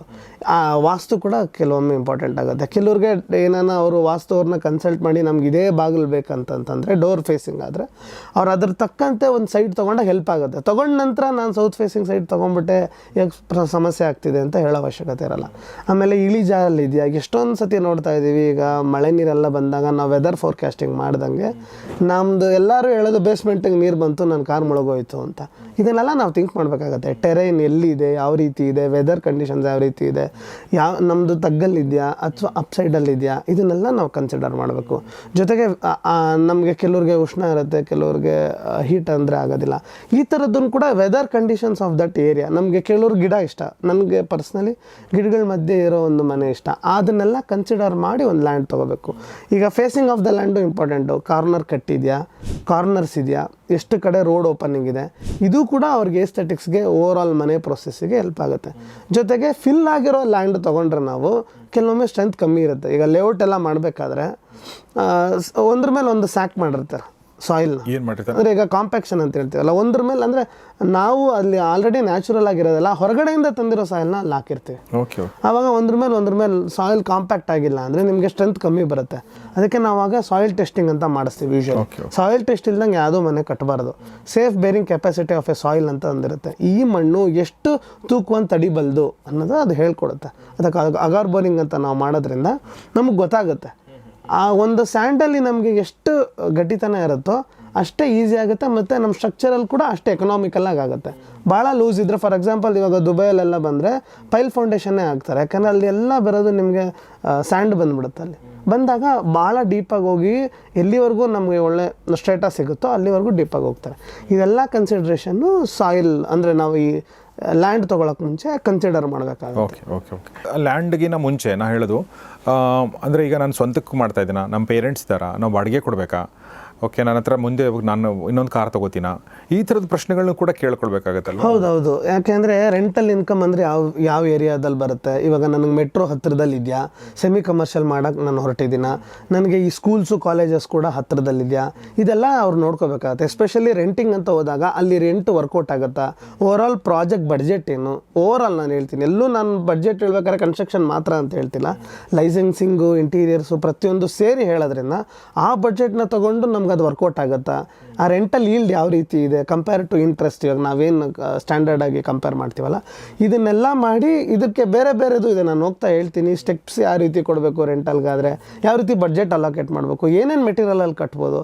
ಬಟ್ ಅವ್ರು ಫಸ್ಟ್ ಫಿಕ್ಸ್ ಆಗಬೇಕಾದ್ರೆ ನಾವು ಯಾವ ಉದ್ದೇಶಕ್ಕಾಗಿ ಕಟ್ತಾ ಇದ್ದೀವಿ, ಫ್ಯೂಚರ್ ಕೂಡ ಕನ್ಸಿಡರ್ ಮಾಡಬೇಕು. ಇವತ್ತು ಓಕೆ ನಾವು ಸಿಂಗಲ್ ಪೇರೆಂಟ್ ಆಗಿರ್ಬೋದು, ನಾಳೆ ನಾವು ಬೇರೆ ಮೇಲುಗಡೆ ಕೊಡಬೇಕು ಅಂತ ಅನ್ನಿಸ್ಬೋದು. ಅದನ್ನೆಲ್ಲ ಮೊದಲೇ ಅವ್ರು ಪ್ಲ್ಯಾನ್ ಮಾಡಬೇಕಾಗತ್ತೆ. ಅದ್ರ ಮೇಲೆ ನಂಬರ್ ಆಫ್ ಫ್ಲೋರ್ಸು ಇದೆಲ್ಲ ನೋಡಿದಾಗ ಸೈಟ್ ಎಷ್ಟಿದ್ರೆ ನಮಗೆ ಚೆಂದ, ನಮ್ಮ ಫ್ಯಾಮಿಲಿ ಏನು, ಎಷ್ಟು ಸೈಟ್ ಇದ್ದರೆ ಚೆಂದ ಅನ್ನೋದು ಆಗುತ್ತೆ. ಜೊತೆಗೆ ಯಾವ ರೀತಿ ಕಟ್ಟಬೇಕು, ಕೆಲವರು ಟ್ರೆಡಿಷ್ನಲ್ಲಾಗೇ ಕಟ್ಟಬೇಕು ಅಂತ ಅನ್ಕೋತೀವಿ, ಕೆಲವರು ಅಲ್ಟ್ರಾ ಮಾಡ್ರನ್ನಾಗಿ ಕಟ್ಟಬೇಕು, ನಮ್ಗೆ ಭಾಳನೇ ಮಾಡ್ರನ್ ಆಗಿರಬೇಕು ಅಂತ ಹೇಳ್ತೀವಿ. ಒಂದು ಥೀಮ್ ಅನ್ನೋದಿರಬೇಕು ಒಂದು ಬಿಲ್ಡಿಂಗಿಗೆ. ಸುಮ್ಮನೆ ಎಲ್ಲ ಕಟ್ಟಿದ್ವಿ ಅಂತ ಕಟ್ಟೋ ಬದಲು ನಿಮ್ಮ ಆಸೆ ಏನು, ನೀವು ಯಾವ ಥರ. ಕೆಲವ್ರಿಗೆ ವುಡ್ ಇದ್ದರೆ ಭಾಳ ಆಸಕ್ತಿ, ಕೆಲವ್ರಿಗೆ ಗ್ಲಾಸ್ ಫಸಾಡ್ ಇರಬೇಕು, ಬಾಲ್ಕನೀಸ್ ಭಾಳ ಇರಬೇಕು, ಲ್ಯಾಂಡ್ಸ್ಕೇಪ್ ಇರಬೇಕು. ಅವ್ರು ಯಾವ ರೀತಿ ಕಟ್ಕೋಬೇಕು ಅನ್ನೋದೊಂದು ಫಿಕ್ಸ್ ಮಾಡಿಕೊಂಡು ಬಡ್ಜೆಟ್ನ ಓವರಾಲ್ ಆಗಿ ನೋಡಿದಾಗ ಆ ಸೈಟ್ ಡೈಮೆನ್ಷನ್ ನಮಗೆ ಸಾಕಾಗುತ್ತಾ, 30-40 ಬೇಕಾ, 20-30 ಬೇಕಾ, 60-40 ಬೇಕಾ ಅನ್ನೋದನ್ನು ನಾವು ಡಿವೈಡ್ ಮಾಡಿ ಕೂಡ ಕನ್ಸಿಡರ್ ಮಾಡಬೇಕು. ಓಕೆ, ನೀವು ಹೇಳಿದಂಗೆ ಒಬ್ಬ ವ್ಯಕ್ತಿ ಫೋರ್ ಥಾಟ್ ಅಂದರೆ ಮುಂದಿನ ಯೋಚನೆ ಮಾಡಬೇಕು ಅನ್ನೋದು ಒಂದಾದರೆ, ಇನ್ನೊಂದು ಭಾಳ ಇಂಪಾರ್ಟೆಂಟ್ ನನಗೆ ಅನಿಸಿರೋದು ಅಂತಂದರೆ ನಿಮ್ಮ ಈಗ ನೋಡಿ ನೀವು ವುಡ್ ಅಂತ ಹೇಳಿದರೆ, ನಂಗೆ ವುಡ್ ತುಂಬ ಇಷ್ಟ. ನಂಗೆ ಗ್ಲಾಸ್ಗಿಂತ ವುಡ್ ಇಷ್ಟ, ಕೆಳಗಡೆನೂ ವುಡ್ ಇರೋದು ಇಷ್ಟ ನನಗೆ, ಪಕ್ಕದಲ್ಲೂ ವುಡ್ ಅಂದರೆ ನಂಗೆ ಅದು ಒಂದು ಏನೋ ಒಂದು ಫೀಲ್ ಕೊಡುತ್ತೆ, ಒಂದು ಖುಷಿ ಆಗುತ್ತೆ, ಆರ್ಗ್ಯಾನಿಕ್ ಅನಿಸುತ್ತೆ. ಗ್ಲಾಸ್ ಒಂಥರ ಆರ್ಟಿಫಿಷಿಯಲ್ ಅನಿಸುತ್ತೆ, ಕನೆಕ್ಟ್ ಆಗ್ತೀವಿ. ಸೊ ಆ ಥರ ನಿಮ್ಗೇನು ಕನೆಕ್ಟ್ ಆಗುತ್ತೆ ಅನ್ನೋದು ನೀವು ಇಟ್ಕೋಬೇಕು ಅಲ್ವಾ. ನೀರು, ಹಸಿರು, ವುಡ್ಡು ನನಗೆಲ್ಲ ಕನೆಕ್ಟ್ ಆಗುತ್ತೆ. ಅದೇ ಗ್ಲಾಸು ಇವೆಲ್ಲ ನಂಗೆ ಕನೆಕ್ಟ್ ಆಗಲ್ಲ, ಲೈಟು ತುಂಬ ಜಾಸ್ತಿ, I don't get connected. So ಇದು ಭಾಳ ಮುಖ್ಯ. ಬೇರೆಯವ್ರು ಏನು ಮಾಡ್ತಿದ್ದಾರೆ ಅನ್ನೋ ಮುಖ್ಯವಾಗಿ ನಮಗೇನು ಇಷ್ಟ ಅನ್ನೋದನ್ನು ನಾವು ಇಷ್ಟಪಡಬೇಕಾಗತ್ತೆ. ಆ ಇಷ್ಟದ ಮೇಲೆ ನಾವು ಬಡ್ಜೆಟ್ ಮಾಡ್ಕೊಬೇಕು. ಈಗ ಪಕ್ಕದ ಮನೆಯವ್ರು ಹಿಂಗೆ ಕಟ್ಟಿದ್ರು, ಅವ್ರು ಆ ರೀತಿ ಕಟ್ಟಿದ್ರು ಅನ್ನೋ ಕಂಪ್ಯಾರಿಸನ್ನ ನಾವು ಬಿಟ್ಟು, ನಮ್ಮ ಮನೇಲಿ ನಾವು ಎಷ್ಟು ಜನ ಇದ್ದೀವಿ, ನಮ್ಮ ಎಷ್ಟು ಜನಕ್ಕೆ ಏನಾಗುತ್ತೆ, ಫ್ಯೂಚರಲ್ಲಿ ಯಾವ ರೀತಿ ಆಗಬಹುದು, ಅದನ್ನೆಲ್ಲ ಕನ್ಸಿಡರ್ ಮಾಡಿ ಒಂದು ಮನೆ ಕಟ್ಟಬೇಕು ಅಂತ. ಓಕೆ ಮಂದೀಪ್, ಒಂದು ಭಾಳ ಇಂಪಾರ್ಟೆಂಟ್ ವಿಚಾರ ನಾನು ಕೇಳ್ಬೇಕು ಅನ್ಕೊಂಡು, ಅದು ದುಡ್ಡಿನ ವಿಚಾರ, ಅಂದರೆ ಬಜೆಟ್. ಸೊ ಇದು ಬಜೆಟ್ ಯೂಶ್ವಲಿ ಸಿನಿಮಾ ಥರ ಅಥವಾ ಮದುವೆ ಥರ ಅಂದ್ಕೊಳ್ಳಿ. ಸೊ ಆಮೇಲೆ ನಾವು ಗೌರ್ಮೆಂಟ್ ಪ್ರಾಜೆಕ್ಟ್ ಥರ, ಓಕೆ 60 ಕೋಟಿ ಶುರು ಮಾಡಿರ್ತಾರೆ, ಆಮೇಲೆ ಮುಗಿತಾ 90 ಕೋಟಿ 150 ಕೋಟಿ ಆಗ್ಬಿಟ್ಟಿರುತ್ತೆ, ಯಾಕಂದರೆ ಟೈಮ್ ಅಷ್ಟು ತೊಗೊಂಡಿರುತ್ತೆ. ಸೊ ಬಜೆಟನ್ನು ಹೆಂಗೆ ಪ್ಲ್ಯಾನ್ ಮಾಡಬೇಕು ಅನ್ನೋದು ಒಂದು ತುಂಬ ಇಂಪಾರ್ಟೆಂಟ್. ಹೌದೌದು, ಭಾಳ ಇಂಪಾರ್ಟೆಂಟ್ ಆಗುತ್ತೆ. ಇವಾಗ ನೀವೆಲ್ಲೇ ನೋಡಿದ್ರೂ 2000 ಆಯಿತು ಒಂದು ಸ್ಕ್ವೇರ್ ಫೀಟ್ಗೆ ಅಂತ ಹೇಳ್ತಾರೆ. ಸುಮ್ಮನೆ ಜನರಲ್ ಟರ್ಮ್ಸಲ್ಲಿ ಹೇಳ್ತಾ ಇದ್ದೀನಿ. ಒಂದು ಸ್ಕ್ವೇರ್ ಫೀಟ್ಗೆ ಇಷ್ಟ ಆಯಿತು ಅಂದರೆ ನಮ್ಮದು ಸೂಪರ್ ಬಿಲ್ಟಪ್ ಏರಿಯಾ ನೋಡಿಕೊಂಡು, ನಾನು ಒಂದು 4000 ಸ್ಕ್ವೇರ್ ಫೀಟ್ ಮನೆ ಕಟ್ತಾ ಇದ್ದೀನಿ, ಇಂಟು 2000 ಅಂತ ಹಾಕ್ಕೊಂಡು ಆಯಿತು ಒಂದು 80 ಲಕ್ಷದಲ್ಲಿ ಆಗುತ್ತೆ ಅಂತ ಅಂದಾಜು ಮಾಡಿರ್ತೀವಿ. ಬಟ್ ಇದನ್ನು ಬಿಟ್ಟು ಭಾಳ ಇದ್ದಾವೆ. ಫಾರ್ ಎಕ್ಸಾಂಪಲ್ ಬಂದು ಲೈಸೆನ್ಸಿಂಗೇ ಭಾಳ ಇದೆ. ಹೌದೌದು, ಅಂದರೆ ನಾವೀಗ BBMP ಅಪ್ರೂವಲ್ ತೊಗೋಬೇಕಾಗತ್ತೆ. ಬೆಸ್ಕಾಮ್ದು ಇರೋ ಮನೆ ಆದರೆ ಡೆಮಾಲಿಷನ್ದು ಖರ್ಚಿದೆ, ಕೆಲವೊಮ್ಮೆ ಆಗಲ್ಲ, ಬಟ್ ಡಿಪೆಂಡ್ ಆಗುತ್ತೆ ಅದು ಯಾವ ರೀತಿ ಖರ್ಚಾಗುತ್ತೆ ಏನು ಅಂತ. ಇವಾಗ ಆಲ್ರೆಡಿ ಎಕ್ಸಿಸ್ಟಿಂಗ್ ಮನೆ ಇದ್ದರೆ ಅವರು ಇರೋಂತಹ BWSSB ಕನೆಕ್ಷನ್, ವಾಟರ್ ಕನೆಕ್ಷನ್ ಮತ್ತು ಬೆಸ್ಕಾಮ್ ಕಲೆಕ್ಷನ್ನ ನಾವು ಕೊಡಬೇಕು, ಸರೆಂಡರ್ ಮಾಡಬೇಕು. ಯಾಕೆಂದರೆ ಇದು ನಾವು ತೊಗೊಂಡಿರೋದು ಇಂಡಿವಿಜುವಲ್ ಪರ್ಪಸ್ಸಿಗೆ. ನೆಕ್ಸ್ಟು ನಾವು ಟೆಂಪ್ರವರಿ ಕನೆಕ್ಷನ್ನ ತೊಗೊಬೇಕು, ಅದು ಕಮರ್ಷಿಯಲ್ ರೇಟ್ಸಲ್ಲಿರುತ್ತೆ. ಅರ್ಥ ಆಯ್ತಾ? ಈ ರೀತಿ ನಾವು BBMP ಅವರು ಕೂಡ ನಾವು ಒಂದು ಚಾರ್ಜಸ್ ಕೊಡಬೇಕಾಗಿ ಬರುತ್ತೆ. ಆಮೇಲೆ ಆ BBMP ಡ್ರಾಯಿಂಗ್ ಮಾಡೋರಿಗೆ ಅಥಾರಿಟೇಟಿವ್ ಸಿಗ್ನೇಚರ್ಸ್ಗೆ ನಾವೆಲ್ಲನೂ ಪೇ ಮಾಡಬೇಕಾಗತ್ತೆ. ಇದನ್ನು ಕೂಡ ನಾವು ಕನ್ಸಿಡರ್ ಮಾಡಬೇಕು. ಜೊತೆಗೆ ಬೋರ್ವೆಲ್ ಇದು ಕೂಡ ತುಂಬ ಇಂಪಾರ್ಟೆಂಟು. ಒಂದು ವಾಟರ್ ಡಿವೈನ್ ಟೆಸ್ಟ್ ಅಂತ ಮಾಡಿ ಎಲ್ಲಿದೆ ಜಿಯೋಲಜಿಸ್ಟ್ನ ಕರೆಸಿ ಎಷ್ಟದಕ್ಕೆ ನೀರು ಸೋರ್ಸ್ ಸಿಗುತ್ತೆ. ನೀರು ಭಾಳ ಇಂಪಾರ್ಟೆಂಟ್ ಆಗುತ್ತೆ. ನೀರಿಲ್ದಂಗೆ ಮನುಷ್ಯ ಬದುಕೋಕ್ಕೆ ಆಗಲ್ಲ ಅಲ್ವಾ. ಅದನ್ನು ನಾವು ಕೂಡ ಮಾಡಿ ಆ ಬೋರ್ವೆಲ್ ಚಾರ್ಜಸ್ಸು ನಮ್ಮ ಬಡ್ಜೆಟಿಗೆ ಬರಬೇಕು, ಇಲ್ಲ ಅಂದರೆ ಆಗೋದಿಲ್ಲ. ಆಮೇಲೆ ಜೊತೆಗೆ ಇದು ಕನ್ಸ್ಟ್ರಕ್ಷನ್ ಕಾಸ್ಟ್ ಇರುತ್ತೆ, ಇಷ್ಟು ಅಂತ. ಅದಾದಮೇಲೆ ಇಂಟೀರಿಯರ್ ಕಾಸ್ಟ್ ಇರುತ್ತೆ. ಈಗೇನಾಗುತ್ತೆ, ಕನ್ಸ್ಟ್ರಕ್ಷನ್ ಮಾಡಿಬಿಟ್ವಿ, ಕೋರ್ಸೆಲ್ಲ ನಾವೇನು ಯಾರಿಗೂ ತೋರಿಸ್ಲಿಕ್ಕಾಗಲ್ಲ. ಆಮೇಲೆ ಅನ್ಕೊತೀವಿ ಒಬ್ಬ ಕಾರ್ಪೆಂಟ್ರನ್ನ ಕರ್ಸ್ಬಿಟ್ಟು ಮಾಡ್ಬಿಡೋಣಪ್ಪ ಅಂತ, ಅದು ವರ್ಕ್ ಆಗೋದಿಲ್ಲ. ಇಂಟೀರಿಯರ್ ಡಿಸೈನಿಂಗ್ ಅಂದರೆ over all look and feel ಕೊಡೋದು ಇಂಪಾರ್ಟೆಂಟ್ ಆಗುತ್ತೆ. ಅದರಲ್ಲಿ ನಿಮಗೆ ವಾರ್ಡ್ರೋಬ್ಸ್ ಆಗ್ಬೋದು, ಕಿಚನ್ ಕ್ಯಾಬಿನೆಟ್ಸ್ ಆಗ್ಬೋದು, ಈ ಥರ ಲೂಸ್ ಫರ್ನಿಚರ್ಸ್ ಆಗ್ಬೋದು. ಆಮೇಲೆ ಡೆಕೋರ್ ಅಂತ ಹೇಳ್ತೀವಿ. ಇದಾದ ನಂತರ ಕರ್ಟೈನು ಕೂಡ ಇಂಪಾರ್ಟೆಂಟೇ. ಒಂದು ಮನೆಗೆ ನೀವು ಒಂದೊಳ್ಳೆ ವುಡ್ ವರ್ಕ್ ಮಾಡಿಸಿದ್ರೆ ಮುಗಿಯೋದಿಲ್ಲ. ಕರ್ಟೈನ್ಸ್ ಯಾವ ರೀತಿ ಇರಬೇಕು, ಆರ್ಟಿಫ್ಯಾಕ್ಟ್ಸ್ ಯಾವ ರೀತಿ ಇರಬೇಕು, ನಾವು ಒಂದು ಪೇಂಟಿಂಗ್ ಇಡ್ತೀವಲ್ಲ ಪ್ರತಿಯೊಂದು ವಾಲು ಟ್ರೀಟ್ಮೆಂಟ್ ಆಗಬೇಕು. ಜೊತೆಗೆ ಲೈಟಿಂಗ್ಸ್ ಯಾವ ರೀತಿ ಇರಬೇಕು, ಬಹಳನೇ ಇದೆ. ಇದಕ್ಕೂ ಕೂಡ ನಾವು ಲೈಟಿಂಗ್ಸ್ಗೆ ಎಷ್ಟು ಕಾಸ್ಟ್ ಆಗುತ್ತೆ, ಇಂಟೀರಿಯರ್ಗೆ ಎಷ್ಟು ಕಾಸ್ಟ್ ಆಗುತ್ತೆ. ಇವಾಗ ಫಾರ್ ಎಕ್ಸಾಂಪಲ್ ಇಂಟೀರಿಯರ್ಸ್ಗೆ 10% ಆಫ್ ದ ಕನ್ಸ್ಟ್ರಕ್ಷನ್ ಕಾಸ್ಟ್ ಆಗುತ್ತೆ. ಇಂಟೀರಿಯರ್ಸ್ಗೆ ನೀವು 2 ಕೋಟಿ ರೂಪಾಯಿ ಮನೆ ಕಟ್ತಾ ಇದ್ದೀರಾ ಅಂದರೆ ನೀವು ಕನಿಷ್ಠ ಪಕ್ಷ 20 ಲಕ್ಷ ರೂಪಾಯಿ ಆದರೂ ನೀವು ಅದಕ್ಕೆ ಖರ್ಚು ಮಾಡಬೇಕಾಗತ್ತೆ. ಕನಿಷ್ಠ ಪಕ್ಷ ಹೇಳ್ತಾ ಇರೋದು. ಅಲ್ಲೂ ಕೂಡ ನಿಮಗೆ ಎಷ್ಟು ಬೇಕಾದ್ರೂ ಹೋಗ್ಬೋದು. ಅದು ಒಂದು ಬೆಂಚ್ ಮಾರ್ಕ್ ಅಂತ ಹೇಳ್ತೀನಿ. ಇದೆಲ್ಲ ಕಾಸ್ಟ್ ಮಾಡೋದ್ರಿಂದ ಜೊತೆಗೆ ಎಕ್ಸ್ಪೀರಿಯನ್ಸ್ ಮಾಡಬೇಕು. 60 ರೂಪಾಯಿ ಟೈಲ್ ಅಂದ್ರೇನು. ಈಗ ನಾವು ಸುಮ್ಮನೆ ಮನೆ ಆಯಿತು 2000 ರುಪೀಸ್ ಆಯಿತು ಸೈನ್ ಮಾಡಿಬಿಟ್ವಿ ಅಂತ ಹೋದರೆ ಅಲ್ಲಿ ಹೋದ್ಮೇಲಿಂದ ನನಗಿದು ಇಷ್ಟ ಆಗ್ತಾ ಇಲ್ಲ ಟೈಲು, ಯಾಕೆ ಈ ಥರ ತೊಗೊಂಡೆ ಅಂದ್ಬಿಟ್ಟು ಅವರು ಬಡ್ಜೆಟ್ ಜಾಸ್ತಿ ಮಾಡ್ಕೊಂಬಿಡ್ತಾರೆ. ಬಿಡು ಮಾಡ್ಕೊಳ್ಳೋಣ ಅಂತ. ಇದೆಲ್ಲ ಹೋಗ್ತಾ ಹೋಗ್ತಾ ಏನಾಗುತ್ತೆ ಅಂದರೆ 1 ಕೋಟಿಲಿ ಸ್ಟಾರ್ಟ್ ಮಾಡಿ 2 ಕೋಟಿ ಅಂತಾರೆ. ಇದನ್ನು ಯಾವುದೋ ನೆಟ್ಟಿಗೆ ಮಾಡೋದಿಲ್ಲ, ಇಂಟೀರಿಯರ್ಸೇ ಮಾಡಿಸಲ್ಲ, ಹಂಗೆ ಇರ್ತಾರೆ 15 ವರ್ಷ, ಆಮೇಲೆ ಮಾಡಿಸ್ಕೊಬೋದು ಅಂತ. ಆ ಕಂಪ್ಲೀಟ್ ಫೀಲಿಂಗ್ ಬರಲ್ಲ. ಈ ಪ್ರೋಸೆಸ್ಸಲ್ಲೇ ಅವರು ಮತ್ತೆ ಮೆಂಟಲಿ ಕೂಡ ಅವ್ರು ವೀಕ್ ಆಗಿ ಹೋಗ್ತಾರೆ. ಅಯ್ಯೋ ಎಷ್ಟು ಸ್ಟ್ರೆಸ್ ಜಾಸ್ತಿ ಆಯಿತು ಅಂತ. ಇಷ್ಟು ಕನ್ಸಿಡರ್ ಮಾಡಿ ಒಂದು ಮನೆಗೆ ನಾವು ಬಡ್ಜೆಟ್ ಅಲೋಕೇಟ್ ಮಾಡಬೇಕಾಗುತ್ತೆ. ಸೊ ಬಜೆಟ್ ಅಂದರೆ ಬರೀ ಒಂದು ಕನ್ಸ್ಟ್ರಕ್ಷನ್ ಅಂದರೆ ತುಂಬ ಸಿಂಪಲ್ ಆಗಿರುವಂಥದ್ದಲ್ಲ. ಅದು ಅಂದರೆ ಸಿನಿಮಾದಲ್ಲಿ ಪ್ರೀ ಪ್ರೊಡಕ್ಷನ್ನು ಪೋಸ್ಟ್ ಪ್ರೊಡಕ್ಷನ್ ಇದ್ದಂಗೆ ಮನೇಲೂ ಕೂಡ ಅದೇ ಥರದ ಖರ್ಚುಗಳಿರ್ತವೆ. ಆಮೇಲೆ ನೀವು ಊಹೆ ಮಾಡ್ಕೊಳ್ಳಲಾರದಂಥ ಖರ್ಚುಗಳು ನಿಮ್ಗೆ ಗೊತ್ತಿಲ್ಲದೆ ಇದ್ದರೆ ನಾನು ಹೇಳ್ತಾ ಇರೋದು. ಆಮೇಲೆ ಎರಡನೇದು, ಈಗ ಟೈಲ್ಸ್ ಅಂತ ಹೇಳ್ತಾರೆ. ಯಾವ ಟೈಲ್ಸು, ಲೈಟ್ಸ್ ಅಂತಂದ್ರೆ ಏನು ಲೈಟು, ಓಕೆ, ಅದ್ರದ್ದು ಏನು ಅಂದರೆ ಅದು ಚೆನ್ನಾಗಿದೆ ಅನ್ನೋದು ಬೇರೆ ವಿಷಯ, ನಿಮಗೆ ಇಷ್ಟ ಆಗುತ್ತೆ ಅನ್ನೋದು ಒಂದು ಇಂಪಾರ್ಟೆಂಟ್. ಎರಡನೇದು ಅದು ಮನೆಗದು ಸೂಟ್ ಆಗ್ತಾ ಇದೆಯಾ ಅನ್ನೋದು ಕೂಡ. ಯಾಕಂದ್ರೆ ನೀವು ಒಂದು ಯೆಲ್ಲೋಯಿಶ್ ಅಥವಾ ನೀವು ಆ ಥರ ಒಂದು ಕಲರ್ ನೀವು ಮಾಡಿದ್ದೀರ ಅಂತ ಅಂದ್ಕೊಳ್ಳಿ, ಬ್ಲೂ ಲೈಟ್ ಹಾಕ್ಬಿಟ್ರೆ ಚೆನ್ನಾಗಿ ಕಾಣಲ್ಲ. ಅಂದರೆ ಕಲರ್ ಕಾಂಬಿನೇಷನ್ ತುಂಬ ಇಂಪಾರ್ಟೆಂಟ್ ಆಗುತ್ತೆ, ತುಂಬಾ ಇಂಪಾರ್ಟೆಂಟ್ ಆಗುತ್ತೆ ಕಲರ್. ನಿಮ್ಮ ಒಂದು 100 ಪ್ರಾಜೆಕ್ಟ್ಗಳ ಈ ಒಂದು ಜರ್ನಿನಲ್ಲಿ ಈ ಮನೆ ಓನರ್ ಬಂದು ನಿಮಗೆ ಈ ಥರ ಕೇಳಿದಾಗ ನೀವು ಅವ್ರನ್ನ ಎಜುಕೇಟ್ ಮಾಡ್ತೀರಾ ಅಥವಾ ನಿಮ್ಮ ಮಧ್ಯೆ ಭಿನ್ನಾಭಿಪ್ರಾಯಗಳು ಬರ್ತಾವ ಅಥವಾ ಅವರು ಹೇಳಿದ್ದು ನೀವು ಕೇಳ್ತೀರಾ, ಹೇಗೆ, ಹೌ ದಟ್ ಹ್ಯಾಪನ್ಸ್? ನಾವು ಇದರಲ್ಲಿ ಒಂದು 80 ಇಂಟೀರಿಯರ್ ಪ್ರಾಜೆಕ್ಟ್ಸ್ ಮಾಡಿದ್ದೀವಿ, ಒಂದು 20 ಕನ್ಸ್ಟ್ರಕ್ಷನ್ ಪ್ರಾಜೆಕ್ಟ್ ಮಾಡಿದ್ದೀವಿ. ಅದರಲ್ಲಿ ಏನಾಗುತ್ತೆ, ಫಸ್ಟು ನಾನು ಸ್ಟಾರ್ಟ್ ಮಾಡಿದಾಗ ನನ್ನ ವಿಷನ್ ಏನು ಅನ್ನೋದನ್ನೇ ನಾನು ಮಹತ್ವ ಕೊಡ್ತಾ ಇದ್ದೆ. ನನಗೆ ಈ ಕಲರ್ ಇಷ್ಟ, ಇದನ್ನೇ ಹಾಕ್ಕೊಳ್ಳಿ, ಇದೇ ಸ್ಟ್ಯಾಂಡರ್ಡ್ ಅಂದರೆ ಅಂತ. ಆಮೇಲೆ ಅರ್ಥ ಆಯಿತು, ಕಸ್ಟಮರ್ಗೆ ನಾವು ಫ್ರೀಡಮ್ ಕೊಡಬೇಕು, ಅವ್ರು ಕಂಫರ್ಟಬಲ್ ಆಗಿರಬೇಕು, ಇಲ್ಲಾಂದರೆ ಆ ಪ್ರೋಸೆಸ್ ಚೆನ್ನಾಗಿರೋದಿಲ್ಲ. ಆದ್ದರಿಂದ 100% ಅವ್ರು ಏನು ಇಷ್ಟ ಅಂತ ನಾವು ಆಚೆ ತೆಗ್ಸೋಕ್ಕೆ ಸ್ಟಾರ್ಟ್ ಮಾಡ್ತೀವಿ. ಅಲ್ಲೂ ಭಿನ್ನಾಭಿಪ್ರಾಯಗಳಿರುತ್ತೆ. ಮಗಂಗೊಂದಿಷ್ಟ, ತಂದೆಗೊಂದಿಷ್ಟ, ಇದನ್ನೆಲ್ಲ ಬ್ಯಾಲೆನ್ಸ್ ಮಾಡಿ ನಾವು ಒಂದು ಕನ್ಕ್ಲೂಷನ್ಗೆ ಬಂದು ಕಂಪ್ಲೀಟ್ ಫ್ರೀಡಮ್ ಅಂತೂ ಕೊಡಬೇಕಾಗತ್ತೆ. ಇದು ಎಲ್ಲರೂ ಕುತ್ಕೊಂಡು ಮಾತಾಡೋಂಥ ವಿಚಾರ. ಭಾಳ ಡೀಪಾಗಿ ಹೋಗಿ ನಮ್ಮ ಹತ್ರ ಆಲ್ರೆಡಿ ಕ್ಯಾಟ್ಲಾಗ್ಸ್ ಇದೆ, ಮಾಸ್ಟರ್ ಬೆಡ್ರೂಮ್ಸ್ಗಾಗಲಿ ಎಲ್ಲ ಪ್ರತಿಯೊಂದು ಕ್ಯಾಟ್ಲಾಗ್ಸ್ ರೆಡಿ ಇರುತ್ತೆ. ನಮ್ಮ ವೆಬ್ಸೈಟಲ್ಲಿ ಕೂಡ ಇದೆ, meekitbuild.com. ಅಲ್ಲಿ ಹೋಗಿ ನಾವು ತೋರಿಸ್ತೀವಿ ಈ ಥರ ಕ್ಯಾಟ್ಲಾಗ್ಸ್ ಇದೆ, ಯಾವ ರೀತಿ ಇದೆ ಅಂತ. ಅದ್ರ ಮೇಲೆ ನಾವು ಬೇಸ್ಡ್ ಮಾಡಿ ಅವ್ರಿಗೆ, ನಾನು ಹೇಳಲಿಲ್ವ, ನಾನು ಬರೀ ಕನ್ಸ್ಟ್ರಕ್ಷನ್ ಕಾಸ್ಟ್ ಯಾರ ಹತ್ರನೂ ಮಾತಾಡಲ್ಲ ಸರ್, ಎಲ್ಲ ಓವರ್ ಆಲ್ ಬಡ್ಜೆಟ್ ಕೊಡ್ತೀನಿ. ಅವ್ರಿಗೆ ಅವಾಗ ಹೇಳ್ತೀನಿ, ನಿಮಗೆ ಏನು ಮಾರ್ಬಲ್ ಹಾಕ್ಬೇಕಾ, ಗ್ರಾನೈಟ್ ಹಾಕ್ಬೇಕಾ, ನಿಮ್ದು ಏನು ಈ ಬಡ್ಜೆಟ್ಗೆ ಏನು ಫಿಟ್ ಆಗುತ್ತೆ, ಏನು ಫಿಟ್ ಆಗಲ್ಲ, ಎಲ್ಲಿ ನಾವು ತೆಗಿಬೋದು, ಎಲ್ಲಿ ತೆಗಿಬಾರ್ದು, ಎಲ್ಲಿ ಫ್ಯೂಚರಲ್ಲಿ ಮಾಡ್ಕೊಬೋದು, ಎಲ್ಲಿ ಫ್ಯೂಚರ್ ಮಾಡ್ಕೋಬಾರ್ದು. ಈಗ ಲಿಫ್ಟು ಈಗ ಬೇಡ ನಾವು ಇನ್ನೊಂದು 10 ವರ್ಷ ಬಿಟ್ಟು ಅಂದರೆ ಅವಾಗ ನಾನು ಪ್ರಾವಿಷನ್ ಮಾಡಿಬಿಟ್ಟಿರ್ತೀವಿ, ಅದನ್ನು ನಾವು ಫ್ಯೂಚರಲ್ಲಿ ಕೂಡ ಹಾಕ್ಕೋಬೋದು. ಆ ರೀತಿ ನಾವು ಕೂತ್ಕೊಂಡು ಚರ್ಚೆ ಮಾಡಿ ಸೊ ಅಲ್ಲಿದ್ರ ಮೇಲೆ ಬಜೆಟ್ ಫಿಕ್ಸ್ ಆಗುತ್ತೆ. Budget over all budget, construction cost budget ಅಲ್ಲ, ಪದೇ ಹೇಳ್ತಿದ್ದೀನಿ, ಓವರ್ ಆಲ್ ಬಡ್ಜೆಟ್ ಫಿಕ್ಸ್ ಮಾಡ್ಕೋತೀವಿ. ಒಂದು ಅಪಾರ್ಟ್ಮೆಂಟ್ ತೊಗೊಂಡಾಗ ಹೆಂಗೆ 8 ತೊಗೊಂಡ್ರೋ ಇಲ್ಲೂ ಅದೇ ರೀತಿ, ಇಷ್ಟು ಕೋಟಿಲೇ ಮನೆ ಮುಗಿಬೇಕು ಅಂತ ನಾವು ಬಡ್ಜೆಟ್ ಮಾಡಿ ಅದನ್ನು ಪೇಪರ್ಸಲ್ಲಿ ತಗೋತೀವಿ. ಓಕೆ. ಅದೆಲ್ಲ ಆದಮೇಲೆ ನೀವು ಕೆಲಸ ಶುರು ಮಾಡ್ತೀರಾ? ಹೌದು. ಸೊ ಟರ್ನ್ ಕೀ ಪ್ರಾಜೆಕ್ಟು ಅಥವಾ ಎಂಡ್ ಟು ಎಂಡ್ ಅಂದಾಗ ನಿಮಗೆ ಅಂದರೆ ಒಂದು ರೀತಿಯಿಂದ ನನಗೆ ಕೆಲವೊಂದ್ಸಲ ಅಪಾರ್ಟ್ಮೆಂಟ್ ತೊಗೊಳ್ಳೋದಕ್ಕೆ ನಾವು ಏನೋ ಒಂದು ಖರ್ಚು ಮಾಡಿರ್ತೀವಿ 1 ಕೋಟಿ, ಅದ್ರಲ್ಲಿ 5 ಲಕ್ಷ ಯಾವುದು ಕೊಡಬೇಕು ನನ್ನ ಪ್ರಕಾರ ಅಂದರೆ ನಮ್ಮ ಮನಃಶಾಂತಿ ಕೊಡಬೇಕು. ನಮಗೆ ಮನಃಶಾಂತಿ ಕೊಟ್ಟಿರ್ತಾರೆ ಅವ್ರು. ಬೇಸಿಕಲಿ ಕನ್ಸ್ಟ್ರಕ್ಷನ್ ಅನ್ನೋದು ನಿಮ್ಮ ಮನಃಶಾಂತಿ ಹಾಳಾಗಿ ಹೋಗ್ಬಿಡುತ್ತೆ. ನೀವು ಅದರಲ್ಲೇ ಇರ್ತೀರಾ 3 ವರ್ಷನೋ 2 ವರ್ಷನೋ, ಆ ಒಂದು ಫ್ರೀಡಮ್ ಕೊಟ್ಟಿರೋದಕ್ಕೆ ಒಂದು 5 ಲಕ್ಷ ಆದರೂ 1 ಕೋಟಿ ಮನೆಗೆ ಒಂದು 5 ಲಕ್ಷ ಅದಕ್ಕೆ ಕೊಡ್ಬೇಕು ನನ್ನ ಪ್ರಕಾರ. ಯಾಕೆ ಈ ಮಾತನ್ನು ಹೇಳ್ತಾ ಇದ್ದೇನೆ ಅಂದರೆ ನೀವು ಆ ಮನಃಶಾಂತಿ ಕೊಡ್ತೀರಾ ಅನ್ನೋದು ಪ್ರಶ್ನೆ. ಹೌದು, ನಮ್ಮಲ್ಲಿ CCTV ಇರುತ್ತೆ ಸೈಟಲ್ಲಿ, ಕಂಪ್ಲೀಟ್ ಟ್ರಾನ್ಸ್ಪರೆನ್ಸಿ ಇರುತ್ತೆ. ಆಮೇಲೆ 1 ಪಾಯಿಂಟ್ ಕೋಆರ್ಡಿನೇಷನ್ ಸರ್, ಮೇಜರ್ ನಾನು ನೋಡ್ತಾ ಇರೋದು ಒಂದು ಆರ್ಕಿಟೆಕ್ಟ್ ಮತ್ತು ಸಿವಿಲ್ ಇಂಜಿನಿಯರ್ ಅಥವಾ ಕಾಂಟ್ರಾಕ್ಟರ್ಗೆ ಬಂದಾಗ ಮೇಜರ್ ಡಿಸ್ಕಷನ್ಸ್ ಇರುತ್ತೆ. ಇಲ್ಲಿಂದ ಡ್ರಾಯಿಂಗ್ ತೊಗೊಂಡೋಗಿ ಅವ್ರನ್ನ ಮಾಡಿ ಅವ್ರವ್ರನ್ನ ಕನ್ಸಲ್ಟ್ ಮಾಡಿ, ಇದು ನಾನು ತುಂಬಾ ಜನರಲ್ಲಿ ನೋಡಿದೆ. ಇದನ್ನು ಸಾಲ್ವ್ ಮಾಡ್ಬೇಕಂತಾನೆ ನಾನು ನನ್ನ ಕಂಪ್ನಿ ಓಪನ್ ಮಾಡಿದೆ. ಸೊ ದಟ್ ಒಂದೇ ಸುರಿ ನಡಿ ಎಲ್ಲವೂ ಸಿಗುತ್ತೆ ಅಂತಲೇ ನಾವು ಮಾಡಿದ್ದು. Very nice. ಮನ್ದೀಪ್ ನಿಮ್ಮ ಬಗ್ಗೆ ಇನ್ನೂ ಸ್ವಲ್ಪ ಹೇಳಿ ನನಗೆ. ನೀವು ಒಬ್ಬ ಸಿವಿಲ್ ಇಂಜಿನಿಯರ್ ಬೇಸಿಕಲಿ. ಈ ಸಿವಿಲ್ ಇಂಜಿನಿಯರ್ ಆಗಿದ್ದುಕೊಂಡು ಒಳ್ಳೊಳ್ಳೆ ಕಂಪ್ನಿಗಳಲ್ಲಿ ಕೆಲಸ ಮಾಡ್ಬೋದಾಗಿದ್ದು ನೀವು, ಬಟ್ ನೀವು ನಿಮ್ಮದೇ ಸ್ವಂತ ಕಂಪ್ನಿ ಮಾಡ್ಬೇಕಂತ ಅನಿಸಿದ್ದು ಯಾಕೆ? ಅದ್ರ ಬಗ್ಗೆ ಏನಾದರೂ ಮಾತಾಡ್ಬೋದು. ನಾನೊಂದು 3 ಇಯರ್ಸ್ ವರ್ಕ್ ಮಾಡಿದ್ಮೇಲೆ ಇಂಟೀರಿಯರ್ ಫೀಲ್ಡೆಲ್ಲ ಮಾಡ್ತಾಯಿದ್ದೆ, ಜೊತೆ ಬೇಸಿಕಲಿ ಸಿವಿಲ್ ಇಂಜಿನಿಯರ್ ಅಲ್ಲ. ನನಗಿದ್ದಿದ್ದ ಆಸೆ ಏನಂದರೆ, ಎಷ್ಟೋ ಜನ ನಾನು ಕಲ್ತ ಮೇಲೆ ಅನ್ನಿಸ್ತು, ಇಲ್ಲ ಈ ಡಿಸೈನ್ ಆಸ್ಪೆಕ್ಟ್ಸ್ನ ನೀಟಾಗಿ ಹೇಳಿ, ಮತ್ತೆ ಹೇಳಿದ್ನಲ್ಲ ಈ ಕೋಆರ್ಡಿನೇಷನ್ ಎಲ್ಲ ಒಂದೇ ಕಡೆ ಆಗ್ತಾ ಇಲ್ಲ ಅಂತ. ಅದಕ್ಕೆ ನಾನು ಅಂದ್ಕೊಂಡೆ, ಇಲ್ಲ ಮನೆ ಕಟ್ಟೋದು ಒಂದು ಅವ್ರ ಡ್ರೀಮ್ ಆಗಿರುತ್ತೆ, ಆ ಡ್ರೀಮ್ನ ನಾವು ಫುಲ್ಫಿಲ್ ಮಾಡಿಕೊಡ್ಬೇಕು. ನಾನು ಕೂಡ ಬೇರೆಯವ್ರ ಸಂತೋಷದಲ್ಲಿ ನಮ್ಮ ಸಂತೋಷ ನಾವು ಕಾಣೋದ್ರಿಂದ, ಇಲ್ಲ ಆ ಡ್ರೀಮ್ನ ನಾವು ಎಷ್ಟೋ ಜನಕ್ಕೆ ನಾವು ತಲುಪಿಸ್ಬೇಕು. ಈ ಮನೆ ಕಟ್ಟೋದನ್ನ ಸುಲಭ ಮಾಡಿಕೊಡ್ಬೇಕು. ನಾವು ಯಾವತ್ತೂ ಈ ಕಮಿಷನ್ಗಳಿಂದ ಹೋಗಿ ಎಷ್ಟೋ ಸತಿ ಆಗುತ್ತೆ ಆ ರೀತಿ. ಇವಾಗ ಇಂಟರ್ನಲ್ ಕಮಿಷನ್ಸ್ ಇರುತ್ತೆ, ಯಾರ್ಯಾರೋ ತಿಂತಾರೆ, ಏನೇನೋ ಮಾಡ್ತಾರೆ, ಒಂದು ಟ್ರಾನ್ಸ್ಪರೆನ್ಸಿ ಅನ್ನೋದಿಲ್ಲ. ಇದನ್ನೆಲ್ಲ ತಡೆದು ಆದಷ್ಟು ಪ್ರಾಮಾಣಿಕವಾಗಿ ಪ್ರತಿಯೊಬ್ಬ ಮನುಷ್ಯನಿಗೂ ಕೊಡಬೇಕು.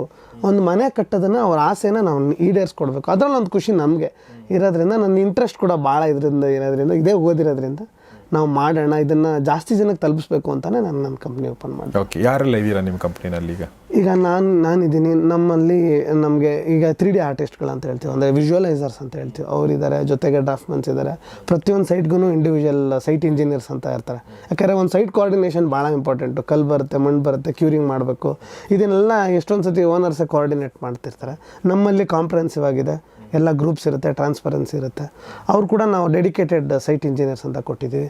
ನಮ್ಮ ಸಿಸ್ಟರ್ ಕೂಡ ಆರ್ಕಿಟೆಕ್ಟ್ ಮಾಡಿದ್ದಾರೆ. ಈ ಆರ್ಕಿಟೆಕ್ಚರ್ ಪರ್ಸ್ಪೆಕ್ಟಿವ್ ಏನು ಬಂದರೂ ಅವ್ರು ನೋಡ್ತಾರೆ. ನಮ್ಮಲ್ಲಿ ಈ VR ಮತ್ತು ARನ ನಾವು ಭಾಳ ಬಳಸ್ತೀವಿ.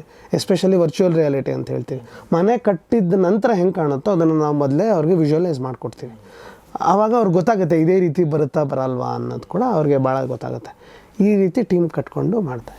ಈಗ ದುಡ್ಡಿನ ವಿಚಾರಕ್ಕೆ ಬಂದಾಗ ಲೋನ್ ಒಂದು ಬರುತ್ತಲ್ಲ, ಆ ಲೋನಲ್ಲೂ ಕೂಡ ನೀವೇನಾದರೂ ಅವ್ರಿಗೆ ಗೈಡ್ ಮಾಡ್ತೀರಾ ಅಥವಾ ಹೇಗೆ, ಅಥವಾ ಅವರು ಮಾಡ್ಕೋತಾರೆ ಅದನ್ನು? ಇಲ್ಲ, ಅಲ್ಲೂ ಕೂಡ ಸ್ವಲ್ಪ ಗೈಡೆನ್ಸ್ ಬೇಕಾಗತ್ತೆ. ಆಮೇಲೆ ನಂಬಿಕೆ ಇರೋರು ಬೇಕಾಗುತ್ತೆ. ಈಗ ಯಾವುದೋ ಊರಿಂದ ಬರ್ತಾ ಇದ್ದೀನಿ, ನಂಗೆ ಬೆಂಗಳೂರಲ್ಲಿ ಯಾರೂ ಗೊತ್ತಿಲ್ಲ ಅಂದಾಗ ನಮ್ಮಲ್ಲಿ ಕೆಲವು ಜನ ಲೋನ್ ಅಂತಲೇ ನಾವು, ಅಂದರೆ ನಮ್ಮ ಇನ್ಹೌಸ್ ಅಲ್ಲ, ನಮ್ಮ ಕಮಿಷನ್ ಏನೂ ಇರೋದಿಲ್ಲ.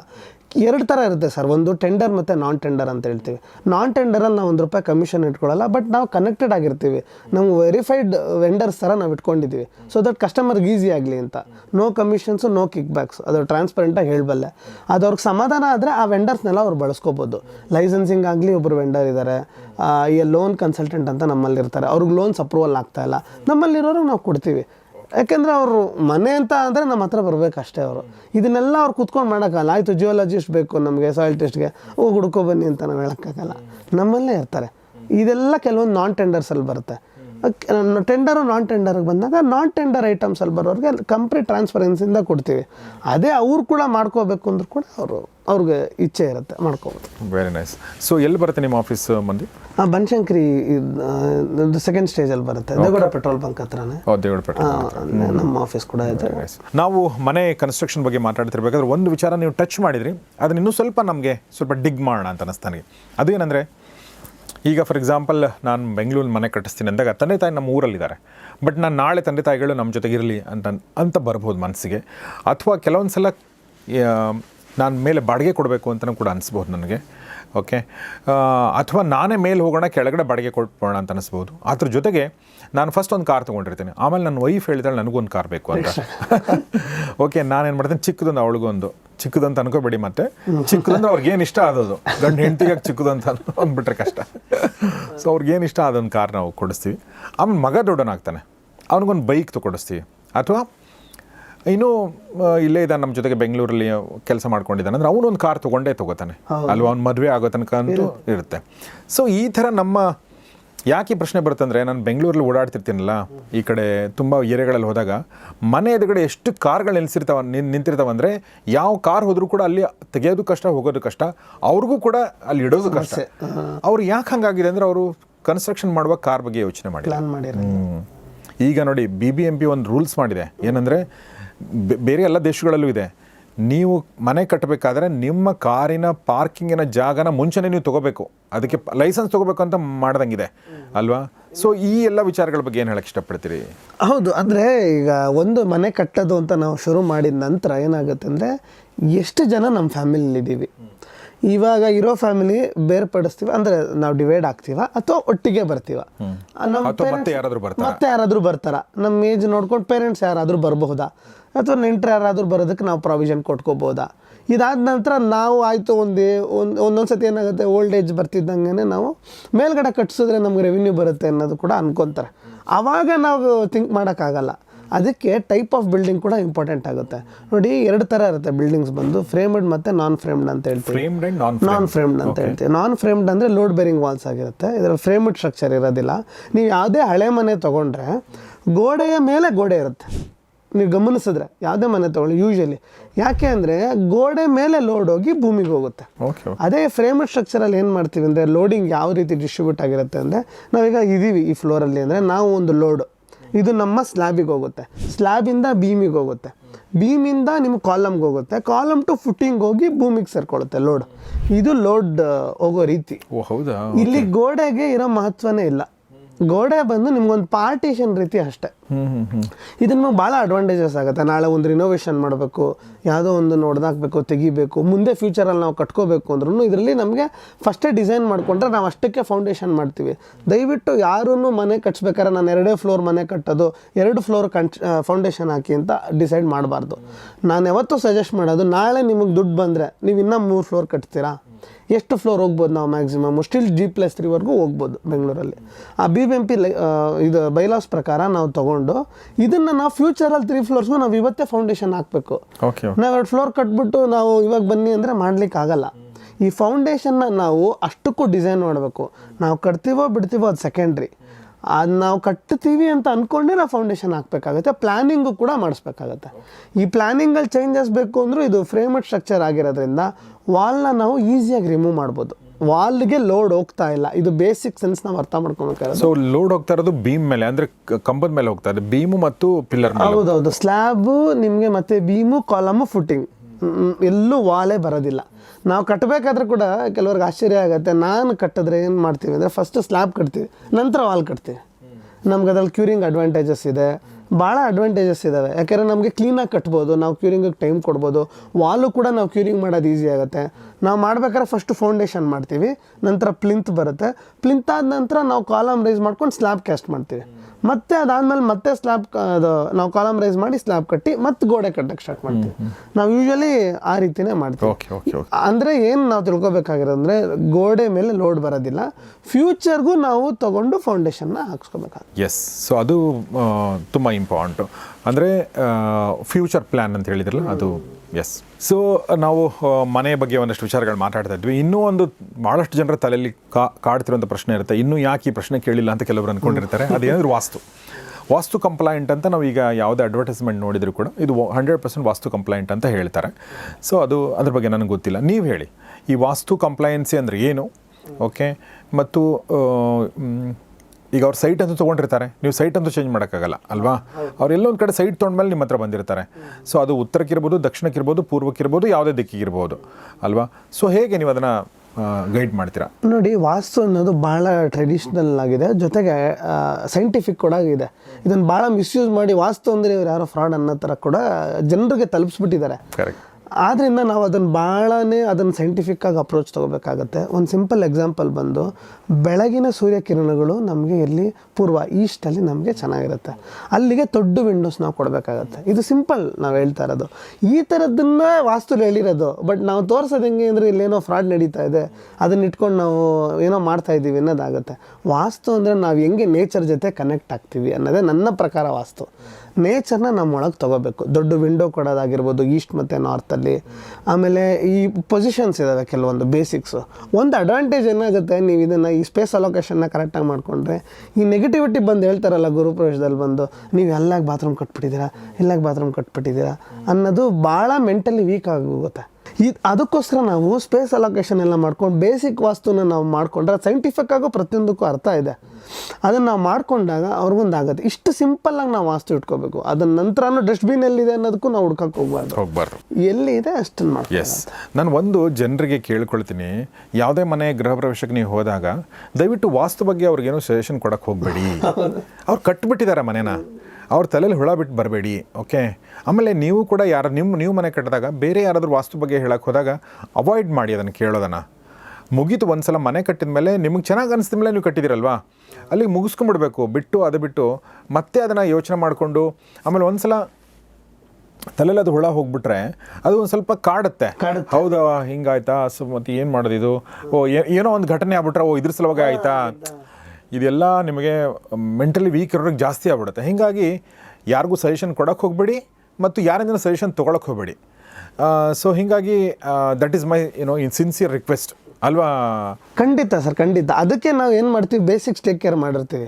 ಇವಾಗ ನಮ್ಮಲ್ಲಿ 8 ಡೈರೆಕ್ಷನ್ಸ್ ಇದೆ ವಾಸ್ತುಲಿ. 4 ಜೊತೆಗೆ 8 ಕೂಡ ಆಗುತ್ತೆ. ಅಂದರೆ coming from north east north west, ಪ್ರತಿಯೊಂದಕ್ಕೂ ಅದರದ್ದೇ ಮೂಲೆಗಳಂತ ಇರುತ್ತೆ.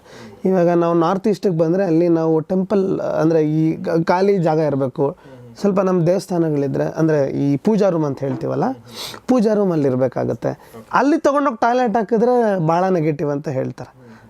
ಟು ಬಿ ಫ್ರ್ಯಾಂಕ್ ಅಲ್ಲಿ ಹಾಕಬಾರ್ದು. ಯಾಕೆ ಅಂದರೆ ನಾರ್ತ್ ಮತ್ತು ಈಸ್ಟ್ ರೇಸ್ ನಮಗೆ ಬೇಕು. ನೀವು ತೊಗೊಂಡೋಗಿ ಅಲ್ಲಿ ದೊಡ್ಡ ಹಾಕೋದು ತಪ್ಪಾಗುತ್ತೆ. ಅಲ್ಲಿಗೆ ನಾವು ಎಷ್ಟು ಮಿನಿಮಲ್ ಆಗಿರ್ಬೋದು, ಲೈಟ್ ವೇಟ್ ಆಗಿರ್ಬೋದು, ಅಲ್ಲಿ ಇಡಬೇಕಾಗತ್ತೆ. ಜೊತೆಗೆ ಎಲ್ರಿಗೂ ಗೊತ್ತಿದ್ದಂಗೆ ಅಗ್ನಿಮೂಲೆ ಅಂತ ಹೇಳ್ತೀವಿ, ವಿಚ್ ಈಸ್ ಸೌತ್ ಈಸ್ಟ್. ಅಲ್ಲಿ ನಾವು ಕಿಚನ್ನ ಪ್ರಿಫರ್ ಮಾಡ್ತೀವಿ. ಅದನ್ನು ಬಿಟ್ಟರೆ ನಾರ್ತ್ ವೆಸ್ಟ್ಗೆ ಹೋಗ್ಬೋದು, ಕಂಪ್ಲೀಟ್ಲಿ ಡಯಾಗ್ನಲ್ಲಿ ಆಪೋಸಿಟ್ಟು. ಇದು ಬೇಸಿಕ್ ಆಗುತ್ತೆ. ಜೊತೆಗೆ ಮಾಸ್ಟರ್ ಬೆಡ್ರೂಮ್ ಯಾವತ್ತು ಸೌತ್ ವೆಸ್ಟ್, ಅದನ್ನು ಕುಬೇರ್ ಮೂಲೆ ಅಂತ ಹೇಳ್ತಾರೆ, ಬಟ್ ಅದು ಕುಬೇರನ ಮೂಲೆ ಬಂದು ಅದಲ್ಲ. ಬಟ್ ಸ್ಟಿಲ್ ಸೌತ್ ವೆಸ್ಟಲ್ಲಿ ನಾವು ಇದು ಮಾಡ್ಕೊಬೇಕಾಗತ್ತೆ, ಅಂದರೆ ಮಾಸ್ಟರ್ ಬೆಡ್ರೂಮ್ನ ಇಟ್ಕೋಬೇಕಾಗತ್ತೆ. ಇಷ್ಟು ಬೇಸಿಕ್ಸ್ ಆದರೂ ನಾವು ತೊಗೋಬೇಕು. ಇಲ್ಲ ಅಂದರೆ ಆ ನೆಗೆಟಿವಿಟಿ ಅನ್ನೋದು ನಮ್ಮಲ್ಲಿ ಬರ್ಬೋದು. ಜೊತೆಗೆ ಇದು ನಮ್ಗೆ ಹೆಲ್ಪು ಕೂಡ ಆಗುತ್ತೆ ಪ್ಲ್ಯಾನಿಂಗಲ್ಲಿ. ಅಲೋಕೇಶನ್ ಇದ್ದಿದ್ರೆ ಇಟ್ಕೊಂಡು ನಾವು ಅಡ್ವಾಂಟೇಜ್ ತೊಗೋಬೋದಾಗತ್ತೆ. Okay, very nice. ಇವ್ರ ಜೊತೆ ನಾವು ಅಪಾರ್ಟ್ಮೆಂಟ್ ತೊಗೋಬೇಕಾದ್ರೆ ಅಥವಾ ಮನೆ ಕನ್ಸ್ಟ್ರಕ್ಷನ್ ಮಾಡಬೇಕಾದ್ರೆ ಈ ಏರಿಯಾಗಳ ಬಗ್ಗೆ built-up area, super built up area, carpet area, ಈ ಥರದ್ದೆಲ್ಲ ನಮ್ಗೆ ಸ್ವಲ್ಪ ಕನ್ಫ್ಯೂಷನ್ ಆಗಿಬಿಡುತ್ತೆ ಅಲ್ವಾ? ಇದ್ರ ಬಗ್ಗೆ ಏನಾದರೂ ಹೇಳಕ್ಕೆ ಇಷ್ಟಪಡ್ತೀರಾ? ಹೌದು, ಖಂಡಿತ ಸರ್. ಕಾರ್ಪೆಟ್ ಏರಿಯಾ ಅಂದರೆ ಅದೇ ಟರ್ಮ್ ಹೇಳ್ದಂಗೆ ಎಲ್ಲಿ ನಾವು ಕಾರ್ಪೆಟ್ ಹಾಕ್ಬೋದು, ಎಲ್ಲಿ ನಾವು ಫ್ಲೋರಿಂಗ್ ಹಾಕ್ಬೋದು ಅಂತ ಬರುತ್ತೆ. ಕೆಲವೊಮ್ಮೆ ನಾವು ಇಂಟರ್ನಲ್ ವಾಲ್ಸ್ ಕೂಡ ಅದರಲ್ಲಿ ಕನ್ಸಿಡರ್ ಮಾಡಿರ್ತೀವಿ. ಎಕ್ಸ್ಟೀರಿಯರ್ ವಾಲ್ ಯಾವತ್ತೂ ಕಾರ್ಪೆಟ್ ಏರಿಯಲ್ಲಿ ಇನ್ಕ್ಲೂಡ್ ಇರೋದಿಲ್ಲ. ಇದು ಲಿವಬಲ್ ಏರಿಯಾ ಥರ, ನಾವಿಷ್ಟು ಓಡಾಡ್ಬೋದು, ಎಲ್ಲಿರ್ಬೋದು ಅಂತ. ಅದೇ ಈ ಬಿಲ್ಟಪ್ ಏರಿಯಾ ಆದರೆ ಅದರಲ್ಲಿ ನಮಗೆ ಈ ಸ್ವಲ್ಪ ಈ ಬಾಲ್ಕನೀಸ್ ಆಗಲಿ ಅದನ್ನು ಕನ್ಸಿಡರ್ ಮಾಡ್ತೀವಿ, including outer wall. Super built up area ಅಂದರೆ ನಿಮ್ಗೆ ಅಮ್ಯುನಿಟೀಸು, ಸ್ಟೇರ್ ಕೇಸು, ಕಾರಿಡಾರು ಅವೆಲ್ಲವೂ ಬರುತ್ತೆ.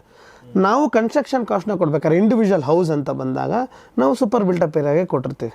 ಈ ಥರ ಟೋಟಲ್ ಬಿಲ್ಡಿಂಗ್ದು ಎಷ್ಟಿದೆ ಅನ್ನೋದಕ್ಕೆ ನಾವು ಕಾಸ್ಟಿಂಗ್ ಕೊಡಬೇಕಾಗತ್ತೆ. ಕಾರ್ಪೆಟ್ ಏರಿಯಾಗದಕ್ಕೆ ಅದು ಕೊಡಲ್ಲ. ಇದು ಬಂದು ನೀವು ಸಿಂಪಲ್ಲಾಗಿ ಕ್ಯಾಲ್ಕುಲೇಟ್ ಮಾಡಬೇಕಂದ್ರೆ, ಈಗ ಬಿಲ್ಡಿಂಗ್ ಸೈಟ್ ತೊಗೊಂಡು 40-60 ಅಂತ ಕನ್ಸಿಡರ್ ಮಾಡೋಣ. ನಾವೊಂದು 3-3.5 ಅಡಿ ಆಫ್ ಸೆಟ್ ಬಿಟ್ವಿ. ಅಲ್ಲಿಗೆ ನಮಗೆ 40ಲಿ 6 ಫೀಟ್ ಹೋದರೆ ಎಷ್ಟಾಗುತ್ತೆ, 34 ಫೀಟ್ ಆಗುತ್ತೆ. ಇಲ್ಲೂ ಕೂಡ ನಾವೊಂದು 7-8 ಅಡಿ ಬಿಟ್ವಿ ಅಂತ ಅಂದ್ಕೊಳ್ಳೋಣ. ಆವಾಗ ನಿಮಗೆ ಒಂದು 52 ಫೀಟ್ ಇರುತ್ತೆ. 52 × 34 ಮಲ್ಟಿಪ್ಲೈ ಮಾಡಿದ್ರೆ ಒಂದು ಫ್ಲೋರ್ದು ನಿಮಗೆ ಸೂಪರ್ ಬಿಲ್ಟಪ್ ಏರಿಯಾ ಸಿಗುತ್ತೆ. ಸ್ಲ್ಯಾಬ್ ಟು ಸ್ಲ್ಯಾಬ್, ಎಲ್ಲಿಂದ ಸ್ಲ್ಯಾಬ್ ಸ್ಟಾರ್ಟ್ ಆಗುತ್ತೆ ಅಲ್ಲಿಂದ ಸ್ಲ್ಯಾಬ್ ಬರುತ್ತೆ.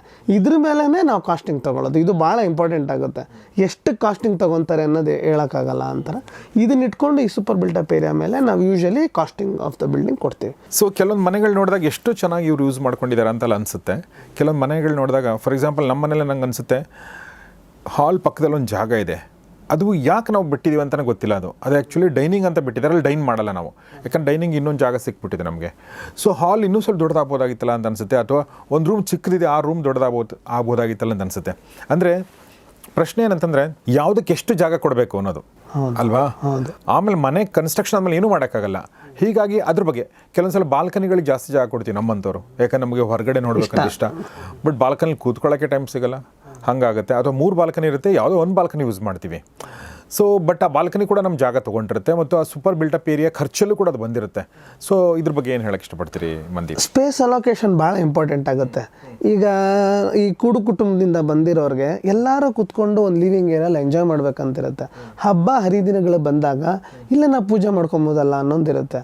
ಆ ರೀತಿ ಇರೋ ಫ್ಯಾಮಿಲೀಸ್ಗೆ ನಾವು ದೊಡ್ಡ ಲಿವಿಂಗ್ನ ಕೊಡಬೇಕಾಗತ್ತೆ. ನನ್ನ ಪ್ರಕಾರ ಲಿವಿಂಗ್ಗೆ ನಾವು ಪ್ರಿಯಾರಿಟಿ ಕೊಡಬೇಕಾಗತ್ತೆ. ಮಾಸ್ಟರ್ ಬೆಡ್ರೂಮ್ ನಂಗೆ ಲಕ್ಸುರಿ ಆಗಿರಬೇಕು, ನಾನು ಅಲ್ಟ್ರಾ ಮಾಡ್ರನ್ ಆಗಿರಬೇಕು ಅಂದ್ಬಿಟ್ಟು ಭಾಳ ಜಾಗ ಅದಕ್ಕೆ ಕೊಟ್ಬಿಟ್ಟು ಇಲ್ಲಿ ನಾವು ಭಾಳ ಕನಿಷ್ಠ ಕೊಡೋದು ಸೆಟ್ ಆಗೋದಿಲ್ಲ. ಈ ರೀತಿ ಪ್ರತಿಯೊಂದಕ್ಕೂ ಅದರದ್ದೇ ಸ್ಪೇಸ್ ಬೇಕಾಗಿರುತ್ತೆ. ಕೆಲವರು ಯುಟಿಲಿಟಿನೇ ಸ್ಯಾಕ್ರಿಫೈಸ್ ಮಾಡಿಬಿಡ್ತಾರೆ. ಅದೇ ಈ ಮಡಿ ಮೇಲ್ಗೆ ಇರೋರು ಏನು ಮಾಡೋಕ್ಕಾಗುತ್ತೆ ಅಂದರೆ, ಈ ಪಾತ್ರೆಗಳನ್ನ ಯಾರು ಕಿಚನ್ ಒಳಗಡೆ ತೊಳೆಯೋದಿಲ್ಲ, ಯುಟಿಲಿಟಿಗೆ ತೊಗೊಂಡೋಗಿ ತೊಳಿತಾರೆ. ಆಗ ಯುಟಿಲಿಟಿ ಭಾಳ ಇಂಪಾರ್ಟೆಂಟು. ಇಲ್ಲಾಂದರೆ ಪೇರೆಂಟ್ಸಿಗೆ ಒಂದು ಡಿಸ್ಕಂಫರ್ಟ್ ಆಗುತ್ತೆ. ಇದೇನು ಈ ಮನೇಲಿ ಹಿಂಗಿದೆ, ಒಂದು ಬಟ್ಟೆ ಒಣಗಾಕೋಕ್ಕೆ ಜಾಗ ಇಲ್ಲ, ಒಂದು ಪಾತ್ರೆ ತೊಳೆಯೋಕ್ಕೆ ಜಾಗ ಇಲ್ಲ, ಇದು ಒಂದೇ ಕಡೆ ಮಾಡ್ಕೊಬೇಕಾ ಅಂತ. ಕಿಚನಲ್ಲಿ ನಾವು ಬರೀ ತರಕಾರಿ ತೊಳಿಲಿಕ್ಕಷ್ಟೇ ನೀರು ಬಳಸಿ ಈ ಪಾತ್ರೆ ತೊಳೆಯೋದನ್ನು ಯುಟಿಲಿಟಿಗೆ ಕೊಡ್ಬೋದು. ಅಂದರೆ ಯುಟಿಲಿಟಿ ಈಸ್ ಅ ಮಸ್ಟ್. ನಾವು ಹೆಂಗೆ ಎಂಜಾಯ್ ಮಾಡ್ತೀವಿ, ನಾವು ಕಾಫಿ ತೊಗೊಂಡು ಎಲ್ಲೋ ಒಂದು ಬಾಲ್ಕನಿ, ಒಂದೊಳ್ಳೆ ಲ್ಯಾಂಡ್ಸ್ಕೇಪ್ ಇದ್ದು ಒಂದೊಳ್ಳೆ ಬಾಲ್ಕನಿ ಇದ್ದರೆ ನಮ್ಗೆ ಇಷ್ಟ ಅಂದಾಗ ಅಂಥವ್ರಿಗೆ ನಾವು ಬಾಲ್ಕನಿ ಕೊಡಬೇಕಾಗತ್ತೆ. ಅನ್ನೆಸೆಸರಿ ಬಾಲ್ಕನಿ ಕೂಡ ಅವ್ರು ಭಾಳನೇ ಅವ್ರಿಗೆ ಸಮಸ್ಯೆ ಕೊಡುತ್ತೆ. Maintenance is lot. ಅದರಲ್ಲಿ ಹೋಗಬೇಕು, ಧೂಳೋರಿಸ್ಬೇಕು, ಗಿಡಗಳನ್ನ ಮೇಂಟೈನ್ ಮಾಡಬೇಕು, ಎಲ್ಲ ಕಡೆ ಬಾಲ್ಕನಿ ಅವಶ್ಯಕತೆ ಇಲ್ಲ. ನಾನು ಯಾವತ್ತೂ ಲಿವಿಂಗ್ಗೆ ಅಟ್ಯಾಚ್ಡ್ ಬಾಲ್ಕನಿ ಕೊಡ್ತೀನಿ, ಸೊ ದಟ್ ಆ ಗ್ರೀನ್ರಿ ನೋಡೋದಕ್ಕೆ ಲುಕ್ಕಾಗಿ ಕಾಣುತ್ತೆ. ಜೊತೆಗೆ ವಿಂಡೋಸು ನಾವು ಅದೇನು ಮಧ್ಯದಲ್ಲಿ ಬರುತ್ತಲ್ಲ, ಅದು ನಿಮಗೆ ಓಪನಬಲ್ ವಿಂಡೋಸ್ ಥರ ಇಟ್ಟಾಗ ನಾವು ಕೊಲಾಪ್ಸ್ ಮಾಡಿ ಒಂದೇ ಜಾಗ ಮಾಡ್ಕೊಬೋದು. ಬಾಲ್ಕನಿ ಪ್ಲಸ್ ಲಿವಿಂಗು ನಿಮ್ಗೆ ಒಟ್ಟಿಗೆ ಜಾಗ ಕೂಡ ಬರುತ್ತೆ. ಅದನ್ನು ಯೂಶಲಿ ಫ್ರೆಂಚ್ ವಿಂಡೋಸ್ ಅಂತ ಹೇಳ್ತೀವಿ.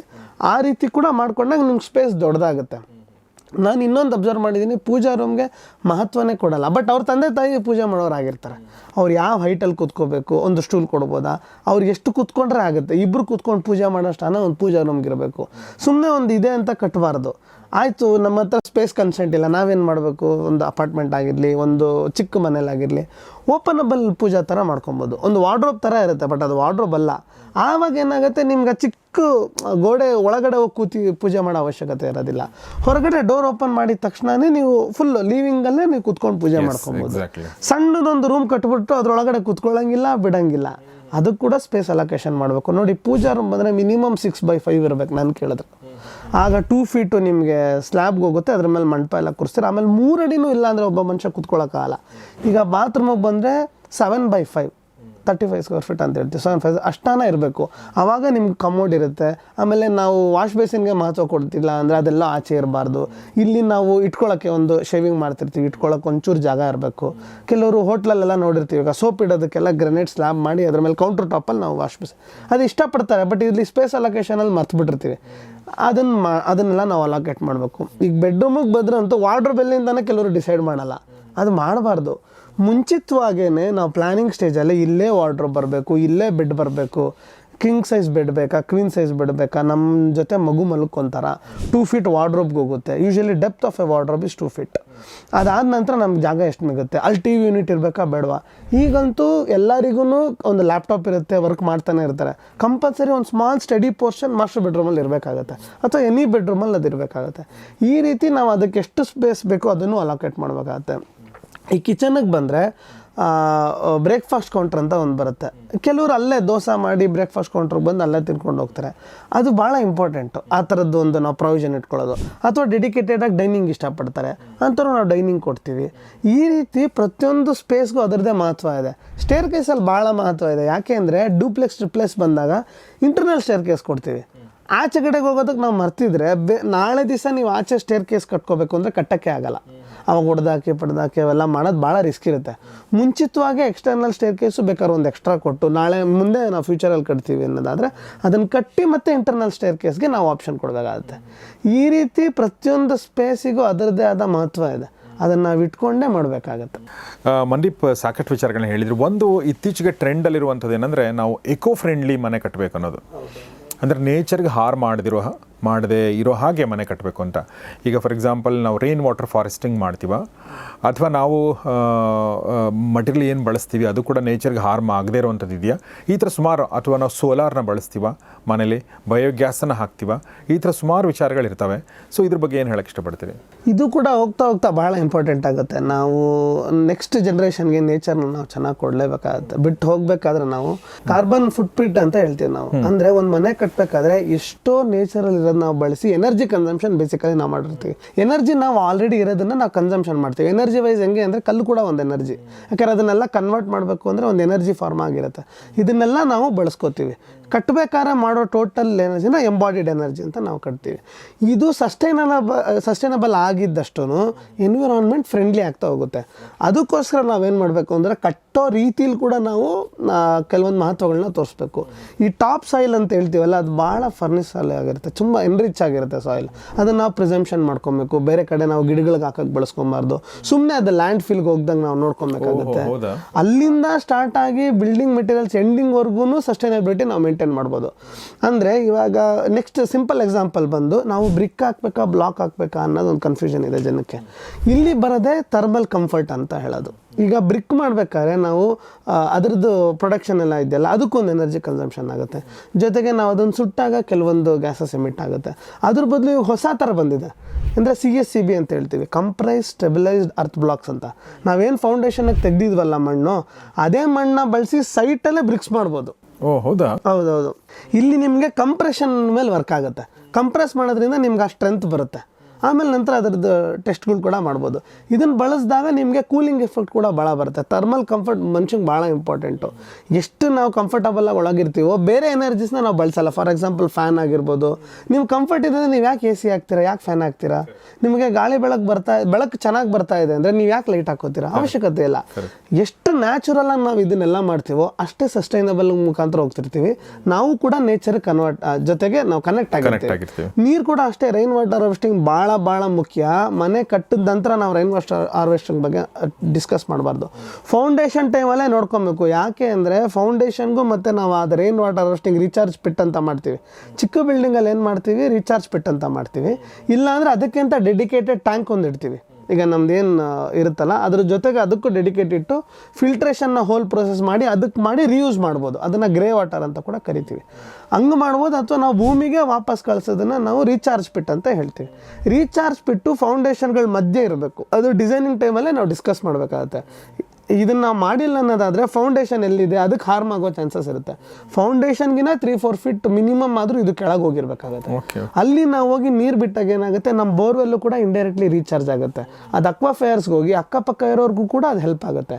ನಾವು ಈಗ ಬೆಂಗಳೂರಲ್ಲಿ ಎಷ್ಟು ರೈನ್ಫಾಲ್ ಆಗ್ತಾಯಿದೆ, ನಾವು ಮೇಲ್ಗಡೆ ಟೆರೆಸಿಂದ ತೆಗೆದು ಅದರೊಳಗಡೆ ಹಾಕಿ ಮಾಡಬೇಕಾಗುತ್ತೆ. ಆನ್ ಆವ್ರೇಜ್ ಬ್ಯಾಂಗ್ಳೂರ್ ರೈನ್ಫಾಲ್ ಬಂದು 1200 mm ಅಂತ ಹೇಳ್ತೀವಿ, 1.2 ಮೀಟರ್. ಅದನ್ನು ನಾವು ಎಲ್ಲ ಮಾಡಿದ್ರೆ ವರ್ಷಕ್ಕೆ ನಿಮಗೆ ಅಂದಾಜಾಗಿ 2,72,000 ಲೀಟ್ರನ್ನು ನಾವು ಮಾಡ್ಕೊಬೋದು. ಅದನ್ನು ಮತ್ತೆ ನಾವು 365 ಡಿವೈಡ್ ಮಾಡಿದ್ರೆ ಅಂದಾಜಾಗಿ ಒಂದು 800 ಲೀಟರ್ಸ್ ಪರ್ ಡೇ ಬರುತ್ತೆ. ಒಂದು ಫ್ಯಾಮಿಲಿಗೆ 200 ಲೀಟ್ರ್ ಬೇಕು ಆವ್ರೇಜ್ ತೊಗೊಂಡಾಗ. ಈ ರೀತಿ ನಾವು ಸಸ್ಟೈನಬಲ್ ಮಾಡ್ಬೋದಂದರೆ ನಾವು ಅದಕ್ಕೆ ಅಂತಲೇ ಒಂದು ಟ್ಯಾಂಕ್ ಇಟ್ಟು ಅಲ್ಲಿ ನಾವು ನೀರು ಶೇಖರಣೆ ಮಾಡಿ ಕೂಡ ತೊಗೊಬೋದು. ಹೋಗ್ತಾ ಭಾಳ ಕಷ್ಟ ಇದೆ. ಇವಾಗ ರೀಸೆಂಟಾಗಿ ಕೂಡ ನೀವು ನೋಡಿದ್ರೆ ತುಂಬಾ ಕಷ್ಟಪಡ್ತಾ ಇದ್ದಾರೆ ನೀರಿಗೆ. ಇದನ್ನು ನಾವು ಮೊದಲೇ ಪ್ಲ್ಯಾನ್ ಮಾಡಿ ಅದಕ್ಕೊಂದು ಬಡ್ಜೆಟ್ ಇಟ್ಟಿರೋದ್ರಿಂದ ಇದಾಗುತ್ತೆ. ಜೊತೆಗೆ ಈಗ ಸೋಲಾರ್ ಎನರ್ಜಿ ಕೂಡ ಈಗ ಸ್ವಲ್ಪ ಸಬ್ಸಿಡಿ ಇದೆ ಅಂತ ಕಮ್ಮಿ ಮಾಡ್ಕೊಂಬಿಟ್ಟಿದ್ದಾರೆ ಇಂಡಿವಿಜುವಲ್ ಚಿಕ್ಕ ಹೌಸಸ್ಗೆ ಬಿಟ್ಟರೆ. ಈ ಸೋಲಾರ್ ಎನರ್ಜಿನ ನಾವು ಬಳಸಿದ್ರೆ ನಿಮಗೆ ಅದು ಭಾಳ ಹೆಲ್ಪ್ ಆಗುತ್ತೆ. ಯಾಕೆಂದರೆ ಕರೆಂಟ್ ನಿಮಗೇನು ಗೌರ್ಮೆಂಟ್ ಚಾರ್ಜ್ ಮಾಡ್ತಿದೆ ಅದಕ್ಕಿಂತ ಕಮ್ಮಿಲಿ ಕೂಡ ನೀವು ಮಾಡ್ಬೋದು. ಸೋಲಾರ್ ಕನ್ಸಲ್ಟೆಂಟ್ಸ್ ಇದಕ್ಕೆ ನಿಮ್ಗಿನ್ನ ಭಾಳ ಚೆನ್ನಾಗಿ ಹೇಳ್ಕೊಡ್ತಾರೆ. ಈ ಟೆರೇಸ್ ರೂಫನ್ನು ಕೂಡ ನಾವು ಸೋಲಾರ್ ಹಾಕ್ಕೊಂಡು ಹಾರ್ನೆಸ್ ಮಾಡಿದಾಗ ಏನಾಗುತ್ತೆ, ನಿಮ್ಮದೇ ಕರೆಂಟ್ನ ನೀವು ಉಪಯೋಗಿಸ್ಕೋಬೋದು. ಜೊತೆಗೆ ಏನಾದರೂ ಜಾಸ್ತಿ ಆಗ್ತಾಯಿದೆ ಅಂದರೆ ಕೂಡ ಗ್ರಿಡ್ಗೆ ಕಳಿಸ್ಬೋದಾಗುತ್ತೆ. ಆ ಆಪ್ಷನ್ ಕೂಡ ಇರುತ್ತೆ. ಇದು ಅಂದರೆ ಏನಿಲ್ಲ, ಈ ಪಂಚಭೂತಗಳನ್ನ ನಾವು ಎಷ್ಟು ಮ್ಯಾಕ್ಸಿಮಮ್ ಬಳಸ್ಕೊತೀವಿ ಅನ್ನೋದೇ ಇವಾಗ ಗಾಳಿ, ಜಲ, ಆಕಾಶ ಅದನ್ನೆಲ್ಲ ನಾವು ಎಷ್ಟು ಮಾಡ್ಕೊತೀವಿ ಅನ್ನೋದು ಕೂಡ ಇಂಪಾರ್ಟೆಂಟ್ ಆಗುತ್ತೆ. ಜೊತೆಗೆ ಸಸ್ಟೈನಬಲ್ ಮೆಟೀರಿಯಲ್ಸು ತುಂಬ ಇಂಪಾರ್ಟೆಂಟು. ಈಗ ಎಲ್ಲರೂ ಟ್ರೆಡಿಷ್ನಲ್ ವುಡ್ಗೋದಾಗ ಒಂದು ಮರ ಅದು ತಾನು ಬೆಳೆಯೋದಕ್ಕೆ ಎಷ್ಟು ಕಷ್ಟ ಆಗುತ್ತೆ. ಈಗ ಆಲ್ಟರ್ನೇಟಿವ್ ವುಡ್ ಇದೆ, ಎಷ್ಟು ಜನಕ್ಕೆ ಗೊತ್ತೋ ಇಲ್ಲೋ ಗೊತ್ತಿಲ್ಲ. ಇದು ಆರ್ಟಿಫಿಷಿಯಲ್ ಆಗಿ ಈಗ ಪೌಡರ್ ವುಡ್ ಅಂತ ಬರುತ್ತೆ. ಆ ಪೌಡರ್ ವುಡ್ನ ಈ ಮರದ ಪೀಸ್ಗಳಲ್ಲಿ ಏನು ಮಿಕ್ಕಿರುತ್ತೆ ಆ ಪೌಡರ್ ವುಡ್ನ ತೊಗೊಂಡು ಕೂಡ ಫ್ರೇಮ್ ಇದೆ. ಅದು ನಿಮಗೆ ಕಂಪ್ಯಾರಿಟಿವ್ಲಿ ಸಸ್ಟೈನಬಲ್ ಮೋರ್. ಅದಕ್ಕೆ ಅಂತ ಈ ಬಿಲ್ಡಿಂಗ್ನೆಲ್ಲ ಒಂದು ರೇಟಿಂಗ್ ಮಾಡ್ತೀವಿ, IGBC ರೇಟಿಂಗ್ ಅಂತ ಹೇಳ್ತೀವಿ. ಅಂದರೆ ಇಂಡಿಯನ್ ಗ್ರೀನ್ ಬಿಲ್ಡಿಂಗ್ ಕೌನ್ಸಿಲ್ ಅನ್ನೋದು ಒಂದು ಕೌನ್ಸಿಲು, ಇದಕ್ಕೆ ಒಂದು ರೇಟಿಂಗ್ ಕೊಡುತ್ತೆ. ಈ ರೀತಿ ರೇಟೆಡ್ ಬಿಲ್ಡಿಂಗ್ಸಲ್ಲಿ ಅವ್ರದ್ದೇ ಒಂದು ಕ್ಯಾಲ್ಕುಲೇಷನ್ ಶೀಟ್ ಇರುತ್ತೆ, ಯಾವುದ್ಯಾವುದು ರೀತಿ ಏನೇನು ಮಾಡಬೇಕು. ಪ್ರತಿ ಹಂತದಲ್ಲೂ ಇದೆ ಸರ್.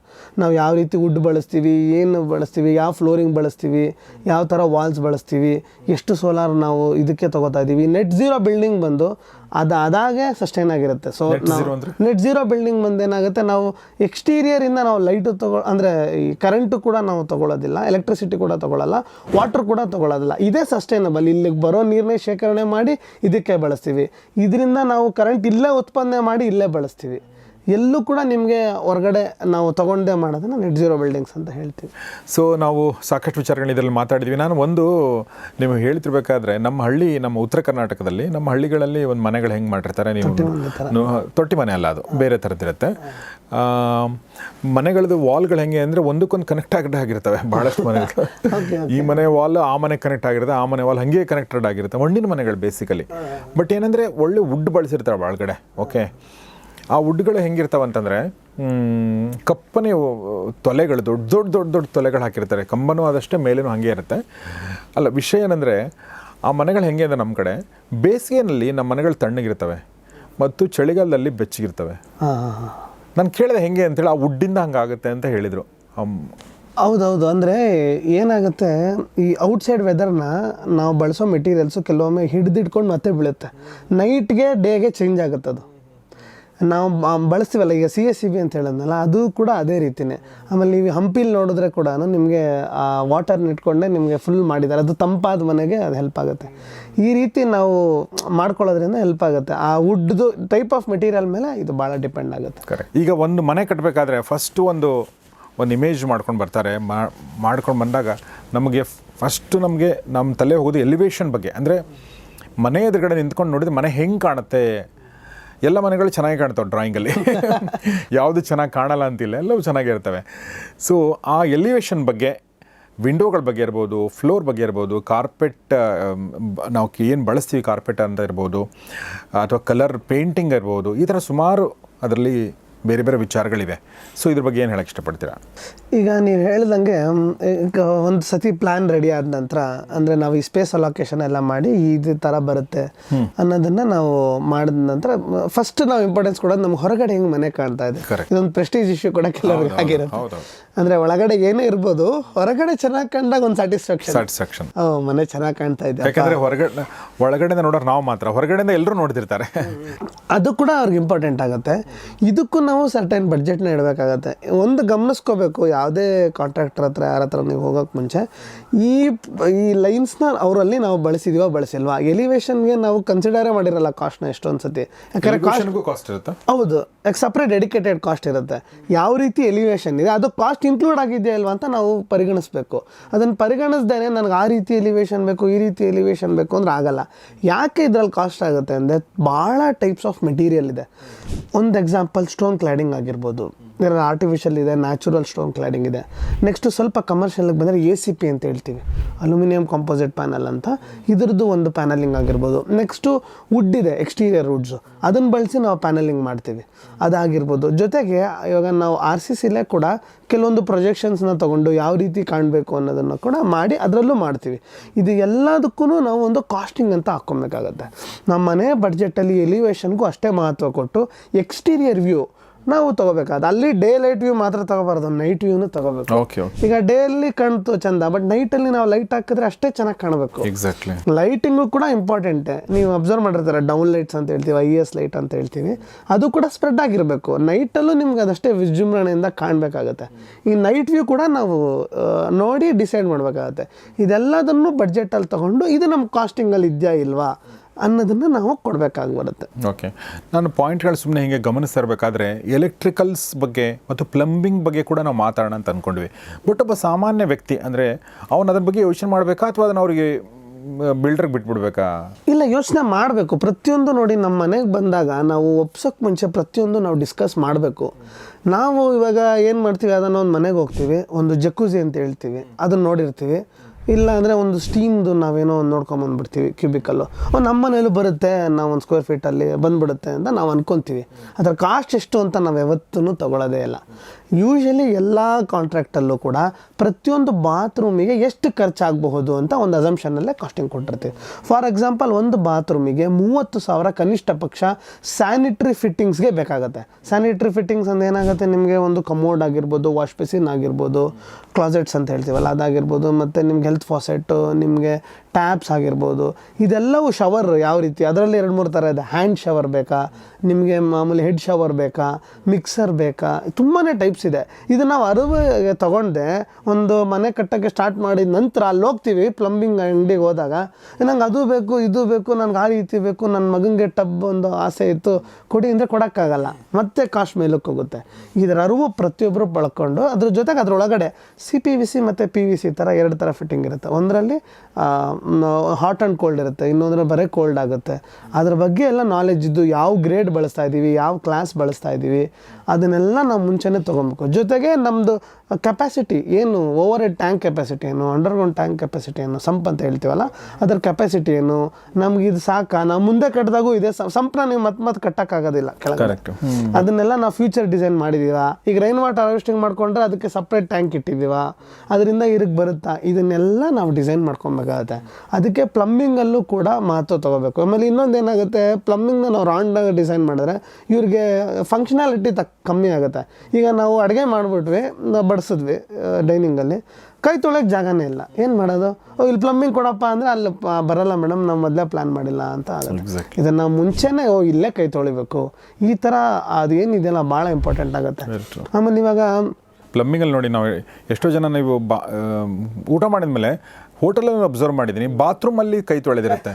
ಚೆನ್ನಾಗಿಲ್ಲ ಅದು ಆ್ಯಕ್ಚುಲಿ ಅಲ್ವಾ. ನೀವು ಆ ಮೂಡಲ್ಲಿ, ಊಟದ ಮೂಡಲ್ಲಿ ಇರ್ತೀರಾ, ನೀವು ಆಮೇಲೆ ಬಾತ್ರೂಮ್ಗೆ ಹೋಗಬೇಕು ಕೈ ತೊಳ್ಕೊಳ್ಳೋಕ್ಕೆ. ಕೆಲವೊಂದು ಹೋಟೆಲ್ಗಳಲ್ಲಿ ಸಪ್ರೇಟ್ ಮಾಡಿರ್ತಾರೆ, ಅಲ್ಲೂ ಮಾಡಿರ್ತಾರೆ, ಹೊರಗಡೆ ಕೂಡ ಮಾಡಿರ್ತಾರೆ. ಅದು ಭಾಳ ಇಂಪಾರ್ಟೆಂಟ್. ಮನೇಲೂ ಕೂಡ ಅದು ಅಪ್ಲೈ ಆಗುತ್ತೆ. ಅದು ಹೌದು, ನಿಮ್ಗೆ ಡೈನಿಂಗ್ ಏರಿಯಲ್ಲಿ ಆಕ್ಸೆಸಬಲ್ ಇರಬೇಕು. ತುಂಬ ಬಡಿ ಇರೋರಿಗೆ ಕಿಚನ್ ಒಳಗೆ ಬಂದರೆ ಇಷ್ಟ ಆಗಲ್ಲ, ಕೆಲವ್ರು ಕಿಚನಲ್ಲೇ ಕೈ ತೊಳ್ಕೊಂಡ್ಬಿಡ್ತಾರೆ. ಅದನ್ನು ನಾವು ಆದಷ್ಟು ಒಂದು ಅಟ್ಲೀಸ್ಟ್ ಕೈ ತೊಳೆದಕ್ಕೆ ಒಂದು ಜಾಗ ಕೊಡಬೇಕಲ್ವಾ ನಿಮ್ಮದಾಗಿ, ಅದನ್ನು ಕೂಡ ನಾವು ಕನ್ಸಿಡರ್ ಮಾಡಬೇಕಾಗತ್ತೆ. ಜೊತೆಗೆ ಈ ವಾಟರ್ ಹೀಟರ್ಸ್ ಅಂತ ಹೇಳ್ತೀವಿ, ಇವಾಗ ತುಂಬ ಥರನೇ ಇದೆ. ಬಗ್ಗೆ ಬಂದರೆ ಹೌದು, ಎಲೆಕ್ಟ್ರಿಕಲ್ಸಿಗೆ ಬಂದರೆ ನಾವು ನೆಕ್ಸ್ಟು ಅಲ್ಲಿ ಮೇನ್ ಎಲೆಕ್ಟ್ರಿಕಲ್ಸಲ್ಲಿ ಬಂದು ಇವಾಗ ತುಂಬ ಟ್ರೆಂಡಿಂಗಲ್ಲಿ ನಡೀತಾ ಇರೋದು ಸ್ಮಾರ್ಟ್ ಆಟೋಮೇಷನ್ ಅಂತ ಹೇಳ್ತೀವಿ. ನನ್ನ ಬಿಲ್ಡಿಂಗ್ ಸ್ಮಾರ್ಟ್ ಆಗಿರಬೇಕು ಅಂತ. ಯಾವ ರೀತಿ ಟೆಕ್ನಾಲಜಿ ಅಡ್ವಾನ್ಸ್ಡ್ ಆಗಿದೆ ಅಂದರೆ ತಾನಾಗ್ತಾನೆ ಗೀಸರ್ ಆನ್ ಆಗುತ್ತೆ, ತಾನಾಗ್ತಾನೆ ಗೀಸರ್ ಆಫ್ ಆಗುತ್ತೆ. ಅದಕ್ಕೊಂದು ನಾವು ಕರೆಕ್ಟಾಗಿರೋ ಫಿಕ್ಸ್ಚರ್ಸ್ ಬಳಸಿ ಸೆನ್ಸಾರ್ ಹಾಕಿದ್ರೆ, ಜೊತೆಗೆ ನಾವು ಫೀಡ್ ಮಾಡಿದ್ರೆ ನಮ್ಮ ಮೊಬೈಲಲ್ಲಿ ಕಂಟ್ರೋಲ್ ಇರುತ್ತೆ. ಇವಾಗ ನೀವು ಇಲ್ಲಿದ್ದೀರಾ, ನಿಮ್ಮ ಗೀಸರ್ ಆನಲ್ಲಿದೆ, ನಿಮ್ಗೊಂದು ನೋಟಿಫಿಕೇಶನ್ ಬರುತ್ತೆ, ಈ ಟೈಮಲ್ಲಿ ಗೀಸರ್ ಆನ್ ಇರ್ಬಾರ್ದು, ಆಫ್ ಮಾಡಿ. ಆ ರೀತಿ ನಾವು ಪ್ರತಿಯೊಂದು ಅಪ್ಲಯನ್ಸಸ್ನ ಆಟೋಮೇಷನ್ ಮಾಡ್ಬೋದು. ಇದೆಲ್ಲ ನಾವು ಮನೆ ಕಟ್ಟೋಕ್ಕೆ ಮುಂಚೆ ನನಗೆ ಯಾವ ರೀತಿ ಬೇಕು ಅಂತ ಆಗುತ್ತೆ. ಈಗ ವೈಫೈ ಪ್ರಾವಿಷನಿಂದ ನೀವು ಯಾವ ಲೈಟ್ ಬೇಕಾದ್ರೂ ಕಂಟ್ರೋಲ್ ಮಾಡ್ಬೋದು. ಯಾವ ಲೈಟ್ ಆನ್ ಆಗಿದೆ ಇಲ್ಲ ನಿಮ್ಮ ಮೊಬೈಲಲ್ಲೇ ಗೊತ್ತಾಗುತ್ತೆ.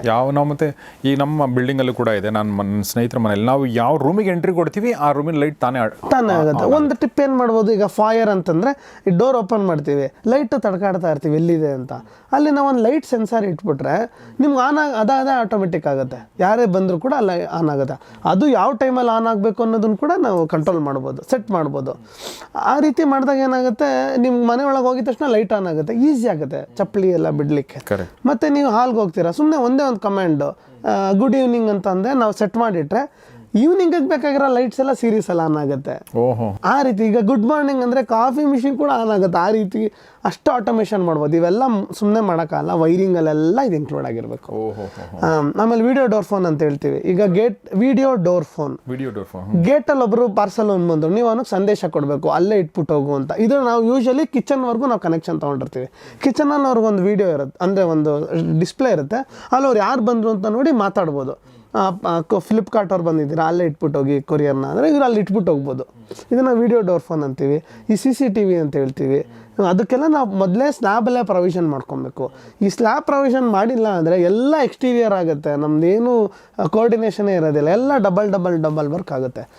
ನಾವು ಯಾವ ಥರ ಲೈಟ್ ಫಿಟ್ಟಿಂಗ್ಸ್ ಬಳಸ್ತಾ ಇದ್ದೀವಿ, ಅದಕ್ಕೆ ತಕ್ಕಂತೆ ಸ್ವಿಚ್ಚಸ್ ಇದೆಯಾ, ಸ್ವಿಚ್ಚಸ್ಸು ಈಗ ಆಟೋಮೇಟ್ ಮಾಡ್ಬೋದು ನಾವು. ಇವಾಗ ನಾನು ಹೇಳಿದ್ನಲ್ಲ, ಇದು ಆಟೋಮೇಷನ್ ಮಾಡಬೇಕಂದ್ರೆ ಸ್ವಿಚಸ್ ಎಲ್ಲ ನಾವು ಇನ್ಕಲ್ಕೇಟ್ ಮಾಡಿರ್ತೀವಿ. ಹೇಗೆ ಸ್ವಿಚಸ್ ಆಟೋಮೇಟ್ ಅಂದರೆ ಈಗ ನಾರ್ಮಲ್ ಸ್ವಿಚಸ್ ನೋಡಿದ್ದೀರಾ ಸರ್, ಅದು ಆನ್ ಆ್ಯಂಡ್ ಆಫ್ ಆಗುತ್ತೆ. ಕೆಲವೊಮ್ಮೆ ನೀವು ಈ ಟ್ಯಾಪ್ ನೋಡಿದ್ದೀರಾ, ಈಗ ಇನ್ನೂ ಅಡ್ವಾನ್ಸ್ ಬಂದಿದೆ, ಅದು ವೈಫೈ ಕನೆಕ್ಟ್ ಆಗಿರುತ್ತೆ ಆ ಸ್ವಿಚ್ಚು. ನೀವು ಬೇಕಂದರೆ ಎಕ್ಸ್ಟೀರಿಯರ್ ಹೋಗಿ ಹಿಂಗೆ ಟಚ್ ಮಾಡ್ಬೋದು, ಅಥವಾ ನಿಮ್ಮ ಮೊಬೈಲಲ್ಲೇ ಮತ್ತೆ ಕನೆಕ್ಟ್ ಮಾಡ್ಕೊಂಡು ಮಾಡ್ಬೋದು. ಎಕ್ಸ್ಟೀರಿಯರ್ ಡಿವೈಸ್ ನಾವು ಉಪಯೋಗಿಸೋ ಅವಶ್ಯಕತೆ ಇಲ್ಲ. ಆ ಸ್ವಿಚ್ಚೇ ಸ್ಮಾರ್ಟ್ ಸ್ವಿಚ್ ಅದು. ಆಗ ನಿಮಗೆ ಭಾಳ ಇರುತ್ತೆ. ಫಿಸಿಕಲಿನೂ ಮಾಡ್ಬೋದು, ಅಥವಾ ನಮ್ಮ ಮೊಬೈಲ್ ಆಪ್ರೇಟೆಡ್ ಮಾಡ್ಬೋದು, ಕಮಾಂಡ್ ರೀತಿ ಮಾಡ್ಬೋದು. IR ಬ್ಲಾಸ್ಟರ್ ಹಾಕ್ಕೊಂಡ್ರೆ ಒಂದು ನಿಮ್ಗೆ ಸಪ್ರೇಟ್ ರಿಮೋಟ್ ಕೊಟ್ಟಿರ್ತೀವಿ, ಆ ರಿಮೋಟಲ್ಲಿ ಕೂಡ ಮಾಡ್ಬೋದು. ಇಷ್ಟು ರೀತಿ ಇದೆ. ಮತ್ತು ಈಗ ಲೈಟಿಂಗಿಗೆ ಬಂದರೆ ಇದನ್ನೇ ಅರಗಿಸ್ಕೊಳಕ್ಕಾಗ್ತಲ್ಲ ನನಗೆ. ಅಂದರೆ ಇಷ್ಟೊಂದು ಸ್ಮಾರ್ಟ್ ಆಗಿಬಿಟ್ಟು ಮನುಷ್ಯರು ಸ್ಮಾರ್ಟಾಗಿ ಉಳ್ಕೊಳ್ಳೋಣ, ನಾವು ದಡ್ಡರಾಗೋದು ಬೇಡ. ಬಟ್ ಈ ಟೆಕ್ನಾಲಜಿನ ನಾವು ಕರೆಕ್ಟಾಗಿ ಬಳಸ್ಕೊಳ್ಬೇಕು, ಅದು ಭಾಳ ಮುಖ್ಯ. ಆಮೇಲೆ ಅದನ್ನು ಮನೆ ಕಟ್ಟಿದ ಮೇಲೆ ಹೆಂಗೆ ಅಂದರೆ ಯಾವುದೋ ಒಂದು ಫೋನ್ ತೊಗೋತೀವಿ, ಆಮೇಲೆ ನೀವು ನೋಡಿ ನಿಮ್ಮದು ಯಾವ್ದು ಫೋನು ಸ್ವಲ್ಪ ಲೇಟ್ ಮಾಡಿದ್ರೆ ಇದನ್ನು ತೊಗೋತಿದ್ನಲ್ಲ ಅಂತ ಅನಿಸ್ಬಿಡುತ್ತೆ. ಹಂಗೆ ಆಗೋದು ಬೇಡ. ಹೀಗಾಗಿ ಎಲ್ಲ ಟೆಕ್ನಾಲಜಿನ ಎಷ್ಟು ಸಾಧ್ಯನೋ ಅದನ್ನು ಬಳಸ್ಕೊಳ್ಳೋಕ್ಕೆ ನಾವು ಪ್ರಯತ್ನ ಮಾಡೋಣ. ನೀವೇನೋ ಹೇಳ್ತಾ ಇದ್ರಿ. ಇದಾದ ನಂತರ ಈಗ ನಾವು ಲೈಟಿಂಗ್ ಫಿಕ್ಚರ್ಸು ಭಾಳ ಇಂಪಾರ್ಟೆಂಟ್ ಆಗುತ್ತೆ. ಈಗ ನಾವು ಯಾವ ರೀತಿ ಲೈಟ್ ಮಾಡ್ತಾ ಇದ್ದೀವಿ, ಫಾಲ್ ಸೀಲಿಂಗ್ಗೆ ಅನ್ನೆಸೆಸರಿ ಕೆಲವರು ಸ್ಪೆಂಡ್ ಮಾಡ್ತಾರೆ. ಫಾಲ್ ಸೀಲಿಂಗ್ ಯಾಕೆ ಕೊಡ್ತೀವಿ ಅಂದರೆ ಲೈಟ್ ಡಿಸ್ಟ್ರಿಬ್ಯೂಟ್ ಮಾಡೋಕ್ಕೋಸ್ಕರ. ನೀವು ಗಮನಿಸಿ, ಎಲ್ಲಿ ಟ್ಯೂಬ್ ಲೈಟ್ ಮಾತ್ರ ಇರುತ್ತೆ, ನಿಮ್ಗೊಂಥರ ಸರ್ಟೈನ್ ಪೋರ್ಷನ್ಸ್ ಡಾರ್ಕ್ ಇರುತ್ತೆ, ಸರ್ಟೈನ್ ಪೋರ್ಷನ್ಸ್ ಲೈಟ್ ಇರುತ್ತೆ, ನಿಮಗೆ ಡಿಸ್ಟ್ರಿಬ್ಯೂಟ್ ಆಗಿರಲ್ಲ ಲೈಟ್ಸು. ಅದೇ ಈ ಸ್ಟುಡಿಯೋಲಿ ನೀವು ನೋಡಿ ಎಲ್ಲ ಕಡೆ ಲೈಟ್ಸ್ ಇದೆ, ಎಷ್ಟು ಬ್ರೈಟ್ ಇದೆ, ನಮ್ಗೊಂದು ಕಂಫರ್ಟ್ ಇದೆ. ವಾಲ್ಗಿನ ಸೀಲಿಂಗಲ್ಲಿ ಲೈಟ್ ಇರಬೇಕು ಯಾವತ್ತು. Simple concept. ವಾಲ್ಗಿನ ಸೀಲಿಂಗಲ್ಲಿ ಲೈಟ್ ಇರಬೇಕಂದ್ರೆ ಫಾಲ್ ಸೀಲಿಂಗ್ ಕೊಡ್ತೀವಿ ಎಕ್ಸ್ಟೀರಿಯರ್. ಈಗ ನಾವು ಪ್ಲ್ಯಾನ್ ಮಾಡಿಲ್ಲ, ಫಾಲ್ ಸೀಲಿಂಗಲ್ಲೇ ಕೊಟ್ಟು ಲೈಟ್ ಕೊಡ್ತೀವಿ, ಒಂದು ಆಪ್ಷನ್. ಇನ್ನೊಂದು ಸ್ಲ್ಯಾಬ್ ಕ್ಯಾಸ್ಟಿಂಗ್ ಟೈಮಲ್ಲೇ ಅಲ್ಲಿ ನಾವು ಜಂಕ್ಷನ್ ಬಾಕ್ಸಸ್ ಥರ ಬಿಟ್ಟು ಪ್ರಾವಿಷನ್ ಬಿಟ್ಟಿರ್ತೀವಿ, ಅದಕ್ಕೆ ನಾವು ಲೈಟ್ ಫಿಟ್ಟಿಂಗ್ ಹಾಕ್ಕೊಬೋದು. ನಿಮಗೆ ಕಾಸ್ಟ್ ಆಫ್ ಫಾಲ್ ಸೀಲಿಂಗ್ ತಪ್ಪುತ್ತೆ, ಅವಾಗ ಬರ್ಡನ್ ತಪ್ಪುತ್ತೆ. ಇದನ್ನೆಲ್ಲ ನಾವು ಮುಂಚೆನೇ ಪ್ಲ್ಯಾನ್ ಮಾಡಬೇಕು, ಯಾವ ರೀತಿ ಲೈಟ್ಸ್ ಬರಬೇಕು, ಹೆಂಗಿರಬೇಕು. ಈ ವಾಲ್ ಮೇಲೆ ನಾವು ಫೋಟೋ ಫಿಕ್ಚರ್ ಹಾಕಿದ್ರೆ ಅದ್ರ ಮೇಲೆ ಒಂದು ಲೈಟ್ ಇರಬೇಕು, ಆವಾಗ ಅದು ಬ್ರೈಟಾಗಿ ಕಾಣುತ್ತೆ. ಇದನ್ನೆಲ್ಲ ನಾವು ಮುಂಚಿತವಾಗಿ ಡಿಸೈನ್ ಮಾಡಿ ಡಿಸೈಡ್ ಮಾಡಿ ಮಾಡಬೇಕಾಗುತ್ತೆ. ಅದಕ್ಕೆ ಎಲೆಕ್ಟ್ರಿಕಲ್ದೂ ಮಹತ್ವ ಕೊಡಬೇಕು. ಅದು ಯಾವ ರೀತಿ ಫ್ಯಾನ್ ಹಾಕ್ತೀವಿ, ಯಾವ ರೀತಿ ಲೈಟ್ ಕೊಡ್ತೀವಿ, ಅದಕ್ಕೆ ಬಡ್ಜೆಟ್ ಏನು, ಇದನ್ನು ಕ್ಲೈಂಟು ಇಂಟ್ರೆಸ್ಟ್ ಕೊಟ್ಟು ಪ್ರಾಜೆಕ್ಟ್ ಸ್ಟಾರ್ಟ್ ಮಾಡೋಕ್ಕೆ ಮುಂಚೆನೇ ಈ ಥರ ಶೋರೂಮ್ಸ್ಗೆ ವಿಸಿಟ್ ಮಾಡಿ ಇದು ನನಗಿರಲಿ, ನನ್ನ ಬಡ್ಜೆಟಲ್ಲಿ ಇನ್ಕ್ಲೂಡ್ ಮಾಡಿ ಅಂತ ಹೇಳಿದಾಗ ಮತ್ತೆ ಬಡ್ಜೆಟ್ ಓವರ್ಶೂಟ್ ಆಗೋದಿಲ್ಲ. ಇನ್ನು ಇದು ಕೇಳಿದಾಗ ಕೆಲವೊಬ್ರಿಗೆ ಅನಿಸ್ಬೋದು ಇದೆಲ್ಲ ತುಂಬ ಖರ್ಚಾಗ್ಬಿಡುತ್ತಾ ಅಂತ ಹೇಳಿ. ನಾನು ಹೇಳ್ತಿರೋದು ಸ್ಮಾರ್ಟ್ ಆಟೋಮೇಷನ್ ಅಥವಾ ಸ್ಮಾರ್ಟ್ ಹೋಮ್ ಅಂತ ಅಂತೀವಿ. ಇದು ತುಂಬ ಜಾಸ್ತಿ ಖರ್ಚಾಗುತ್ತಾ, ಅಥವಾ ಒಂದು ಹಂತಕ್ಕೆ ಹೋಗಿ ಒಂದು ಮನೆ ಕಟ್ಟೋನು ಒಂದು ಕೋಟಿನೋ 1.5 ಕೋಟಿನೋ ಬೆಂಗಳೂರಲ್ಲಿ ಕಟ್ಟೋಂಥವ್ರು ಇದನ್ನ ಇನ್ಕ್ಲೂಡ್ ಮಾಡ್ಬೋದು. ಖಂಡಿತ ಮಾಡ್ಬೋದು. ಯಾಕೆಂದರೆ ನಾವು ಸ್ವಿಚಸ್ನ ನಾವು ಏನು ಮಾಡ್ತೀವಿ, ಪೋಸ್ಟ್ ಆಟೋಮೇಷನ್ ತುಂಬ ಕಷ್ಟ, ನಾವೆಲ್ಲ ಮಾಡಿಬಿಟ್ಟಿದ್ದೀವಿ, ಇವಾಗ ಆಟೋಮೇಷನ್ ಮಾಡಿಕೊಡಿ ಅಂದರೆ ಕಾಸ್ಟ್ ಜಾಸ್ತಿ ಆಗುತ್ತೆ. ಕನ್ಸ್ಟ್ರಕ್ಷನ್ ಟೈಮಲ್ಲೇ ನಾವು ಆಟೋಮೇಷನ್ ಮಾಡೋದು ತುಂಬ ಇಂಪಾರ್ಟೆಂಟ್ ಆದಾಗ ಏನು ನಾರ್ಮಲ್ ಸ್ವಿಚ್ಗಿನ ಅದು ಡಬಲ್ ಆಗ್ಬೋದು. ಅದು ತೊಗೊಂಡ್ರೆ ಅದು ಸ್ಮಾರ್ಟ್ ಆಗುತ್ತೆ. ಆಮೇಲೆ ನಿಮ್ಮ ಬಡ್ಜೆಟ್ ಪ್ರಕಾರನೇ ಒಂದು ರಫ್ ಎಕ್ಸಾಂಪಲ್ ಕೊಡ್ತೀನಿ. ನೀವು ಫ್ರಿಡ್ಜ್ ಆಟೋಮೇಟ್ ಮಾಡಬೇಕಂತಾದರೆ ಅದಕ್ಕೊಂದು ಎಕ್ಸ್ಟೀರಿಯರ್ ಪ್ಲಗ್ ಆಗಬೇಕು, ಅದ್ರದ್ದು ಬೆಲೆ ಬಂದು ₹1,000. ₹1,000 ನಿಮ್ಗೊಂದು ಇನ್ನೊಂದು ಪ್ಲಗ್ ಸಿಗುತ್ತೆ, ಅದನ್ನು ನೀವು ಫಿಕ್ಸ್ ಮಾಡ್ಕೊಂಡಾಗ ನಿಮ್ಗೆ ಅದು ಆಟೋಮೇಟ್ ಆಗಿ ಹೋಗುತ್ತೆ. ಅಂದರೆ ನೀವು ಅದನ್ನು ಕಂಟ್ರೋಲ್ ಮಾಡ್ಬೋದು. ಅದು ರೀತಿ ಇದೆ. ಕನಿಷ್ಠ ಪಕ್ಷ ಒಂದು 2 BHK ಅಥವಾ 3 BHK ಮನೆಗೆ ಒಂದು 50,000 ಇದ್ದರೆ ಭಾಳನೇ ಆಯಿತು. ಅಷ್ಟಿದ್ರೆ ತುಂಬಾ ಆಯಿತು. ನಾವು ಆರಾಮಾಗಿ ಸೊಫೆಸ್ಟಿಕೇಟೆಡ್ ಆಗಿ ಮಾಡ್ಬೋದು. Including intensity of light control ಮಾಡ್ಬೋದು. ಬ್ರೈಟ್ ಇರಬೇಕಾ, ಡಲ್ ಇರಬೇಕಾ, ಕಲರ್ ಕೂಡ ನೀವು ಲೈಟ್ಸಲ್ಲಿ ಕಂಟ್ರೋಲ್ ಮಾಡ್ಬೋದು, ಯಾವ ಕಲರ್ ಇರಬೇಕು ಅನ್ನೋದು ಕೂಡ. ಆ್ಯಂಬಿಯೆಂಟ್ ಲೈಟ್ಸ್ ಅಂತ ಹೇಳ್ತೀವಿ ಅದನ್ನ. ಇದನ್ನೆಲ್ಲ ಮಾಡಿಕೊಂಡ್ರೆ ನಿಮಗೆ ಭಾಳ ಅಡಿಷನ್ ಆಗುತ್ತೆ. ನಾವೇನು ಮಾಡ್ತೀವಿ, ಮಾರ್ಬಲ್ ಹಾಕ್ಬಿಡ್ತೀವಿ, ಇದಕ್ಕೇನು ಮಹತ್ವನೇ ಕೊಡಲ್ಲ. ಮಾರ್ಬಲ್ ಹಾಕಿದ್ರಿ, ಬಟ್ ಇದಕ್ಕೆ ಬಡ್ಜೆಟ್ ಇಲ್ಲ. ಆ ರೀತಿ ಮಾಡ್ಕೋಬಾರ್ದು. ನಮ್ಮ ಬಡ್ಜೆಟ್ ಪ್ರಕಾರ ಡಿವೈಡ್ ಮಾಡಿ ನೋಡ್ಕೋಬೇಕಾಗತ್ತೆ. ಪ್ರತಿಯೊಂದು ಈಗ ಟೈಲು ವಾಲ್ ಜೊತೆ ಮಾತಾಡಬೇಕು, ವಾಲು ಲೈಟ್ ಜೊತೆ ಮಾತಾಡಬೇಕು. ಇದೆಲ್ಲ ಸಾಮ್ಯತೆಯಿಂದ ಕೂಡಿದ್ದಾಗ ನಿಮ್ಗೊಂದು ಮನೆ ಲುಕ್ ಬರುತ್ತೆ. ನಾವು ಇಲ್ಲಿಗೆ ಮಾತ್ರ ಬಡ್ಜೆಟ್ ಹಾಕ್ಬಿಟ್ಟು ಅಲ್ಲಿಗೆ ಏನೂ ಹಾಕಿಲ್ಲ ಅಂದರೆ ಏನೂ ಬರುತ್ತಿಲ್ಲ. ಇನ್ನೂ ಒಂದಷ್ಟು ನಾವು ಮನೆ ಒಳಗಡೆ ಹೋದ್ರೆ ನಮ್ಗೆ ಗಮನಿಸುವಂಥದ್ದು ಏನಂದರೆ, ನಾವು ವಿಂಡೋಸ್ ಹೆಂಗೆ ಕಾಣುತ್ತೆ, ಆಮೇಲೆ ಡೋರ್ಗಳು ಎಷ್ಟು ಚೆಂದ ಇದೆ ಅಥವಾ ಸ್ಟ್ರಾಂಗ್ ಅನಿಸುತ್ತಾ ಅನ್ನೋದು ಭಾಳ ಮುಖ್ಯ ಆಗುತ್ತೆ. ಕೆಲವೊಂದು ಡೋರ್ಗಳಂದ್ರೆ ಹಾಸ್ಪಿಟಲ್ ಡೋರ್ ನೋಡ್ದಂಗೆ ಅನಿಸುತ್ತೆ. ಆ ಕಲರ್ ನೋಡಿದರೆ ಏನಪ್ಪ ಇದು ಈ ಥರ ಇದೆ ಅಂತ ಅನಿಸುತ್ತೆ. ಅದು ಬಜೆಟಿಗೆ ತಕ್ಕಂತೆ ಸಿಕ್ಕಿರುತ್ತೆ ಅನ್ನೋ ಗೊತ್ತಿಲ್ಲ. ಅಥವಾ ಕೆಲವೊಂದು ಫ್ಲೋರ್ ನೋಡಿದರೆ ತುಂಬ ಚೆನ್ನಾಗಿರುತ್ತೆ. ಸೊ ಈ ಥರ ಸುಮಾರು ವಿಚಾರಗಳು ಇನ್ಕ್ಲೂಡ್ ಆಗಿರ್ತಾವಲ್ಲ, ಇದ್ರ ಬಗ್ಗೆ ಏನು ಹೇಳಕ್ಕೆ ಇಷ್ಟಪಡ್ತೀನಿ ಮಂದಿ? ಇವಾಗ ಡೋರ್ಸ್ ಆ್ಯಂಡ್ ವಿಂಡೋಸ್ ಕೂಡ ಭಾಳ ಇಂಪಾರ್ಟೆಂಟು. ಒಂದು ಎಷ್ಟು ನಾವು ಡೋರ್ ಎಷ್ಟು ಹೈಟಲ್ಲಿದೆ. ಈಗ ಯೂಶಲಿ ಲಿಂಟಲ್ ಹೈಟ್ ಬಂದು 7 ಫೀಟ್ ಇರುತ್ತೆ. ನೀವು ಅದೇ 8 ಫೀಟಿಗೆ ಮಾಡಿ ನಿಮ್ಗೆ ಗಾಳಿ ಬೆಳಗ್ಗೆ ಜಾಸ್ತಿ ಬರುತ್ತೆ. ಲಿಂಟಲ್ ಅಂದರೆ ಟೋಟಲ್ ಇದ್ರದ್ದು ಅಲ್ಲ, ಒಂದು ಫ್ಲೋರ್ ಟು ಫ್ಲೋರ್ ಹೈಟ್ ಅಂತ ಹೇಳ್ತೀವಿ. ಅಂದರೆ ಈ ಫ್ಲೋರಿಂದ ನೆಕ್ಸ್ಟ್ ಫ್ಲೋರ್ ಹೈಟ್ ಏನಿದೆ, ಕ್ಲಿಯರ್ ಹೈಟ್ ಅಂತ ಹೇಳ್ತೀವಿ. ಈ ಫ್ಲೋರಿಂದ ಈ ಸ್ಲ್ಯಾಬ್ಗೆ ಎಷ್ಟಿದೆ ಅಂತ. ಲಿಂಟಲ್ ಹೈಟ್ ಬಂದು ಯೂಶಲಿ ಈ ಡೋರ್ ಮೇಲ್ಗಡೆ ಒಂದು ಲಿಂಟಲ್ ಅಂತ ಕ್ಯಾಸ್ಟ್ ಮಾಡಿರ್ತೀವಿ. ಅಲ್ಲಿಗೆ ಕ್ಲಿಯರ್ ಡಿಸ್ಟೆನ್ಸ್ ಎಷ್ಟಿದೆ ಅನ್ನೋದನ್ನು ಲಿಂಟಲ್ ಹೈಟ್ ಅಂತ ಹೇಳ್ತೀವಿ. ಲಿಂಟಲ್ ಹೈಟ್ ಎಷ್ಟಿರುತ್ತೋ ಅಷ್ಟೇ ನಿಮ್ಮ ಡೋರ್ ಇರುತ್ತೆ. ಅಲ್ಲಿಗೆ ವಿಂಡೋ ಎಂಡ್ ಆಗುತ್ತೆ. ಅದ್ರ ಮೇಲೆ ಯೂಶಲಿ ಕೊಟ್ಟರೆ ವೆಂಟಿಲೇಟರ್ ಅಂತೀವಿ, ಅದ್ರ ಕೆಳಗಡೆ ಕೊಡೋದನ್ನ ವಿಂಡೋ ಅಂತ ಹೇಳ್ತೀವಿ. ನೀವು ಇದನ್ನು ಜಾಸ್ತಿ ಮಾಡಿಕೊಂಡ್ರೆ ಕೆಲವೊಮ್ಮೆ ಲಕ್ಸುರಿ ಆಗೋ ಕಾಣುತ್ತೆ. ಈಗ 7 ಫೀಟ್ ಇರೋದನ್ನ 8 ಫೀಟ್ ಮಾಡಿದಾಗ ನಿಮ್ಗೆ ದೊಡ್ಡ ಡೋರ್ ಕೊಟ್ಟಷ್ಟು ಒಂದೊಂದು ಸತಿ ಲಕ್ಸುರಿ ಕಾಣುತ್ತೆ. ಆ ಡಿಸೈನ್ ಮೇಲೆ ಡಿಪೆಂಡ್ ಆಗುತ್ತೆ. ನಿಮ್ಮ ಮನೆ ತುಂಬ ಇವಾಗ ಫಾರ್ ಎಕ್ಸಾಂಪಲ್ ನಮಗೆಲ್ಲೂ ಬೆಳಕೆ ಬರ್ತಾ ಇಲ್ಲ ಅಂದಾಗ ನಾವು 8 ಫೀಟ್ವರೆಗೂ ಕೊಡ್ತೀವಿ. ಯಾಕೆ? ಅಲ್ಲಿಂದ ಜಾಸ್ತಿ ಬರಲಿ ಅಂತ. ಇಲ್ಲ ಬೀಮ್ವರೆಗೂ ಕೆಲವೊಮ್ಮೆ ಕೊಡ್ತೀವಿ. ಯಾಕೆ? ನಿಮ್ಗೆ ಜಾಸ್ತಿ ವೆಂಟಿಲೇಷನ್ ಬೇಕು ಅಂತ. ಅದನ್ನು ಕೂಡ ಕನ್ಸಿಡರ್ ಮಾಡಬೇಕಾಗುತ್ತೆ. ಆಮೇಲೆ ಟೈಪ್ ಆಫ್ ಈಗ ವಿಂಡೋಸ್ಗೆ ಅಂತ ಬಂದರೆ ಯಾವ ವಿಂಡೋ ಸೆಲೆಕ್ಟ್ ಮಾಡ್ತೀರೋ ಭಾಳ ಇಂಪಾರ್ಟೆಂಟ್. ಬೇಸಿಕಲಿ 3 ಟೈಪ್ಸ್ ಇದೆ. ಒಂದು ಸಾಲಿಡ್ವುಡ್ ವಿಂಡೋಸು, ಇನ್ನೊಂದು UPVC ವಿಂಡೋಸು, ಇನ್ನೊಂದು ಅಲ್ಯೂಮಿನಿಯಂ ವಿಂಡೋಸು. ಈಗ ಟ್ರೆಡಿಷ್ನಲಿ ನೀವು ನೋಡಿರ್ತೀರ ವುಡ್ ವಿಂಡೋಸ್ ಅಂತ ಹೇಳ್ತೀವಲ್ಲ, ಸಾಲಿಡ್ ವುಡ್ಡಲ್ಲಿ ಮಾಡಿರ್ತೀವನ್ನ.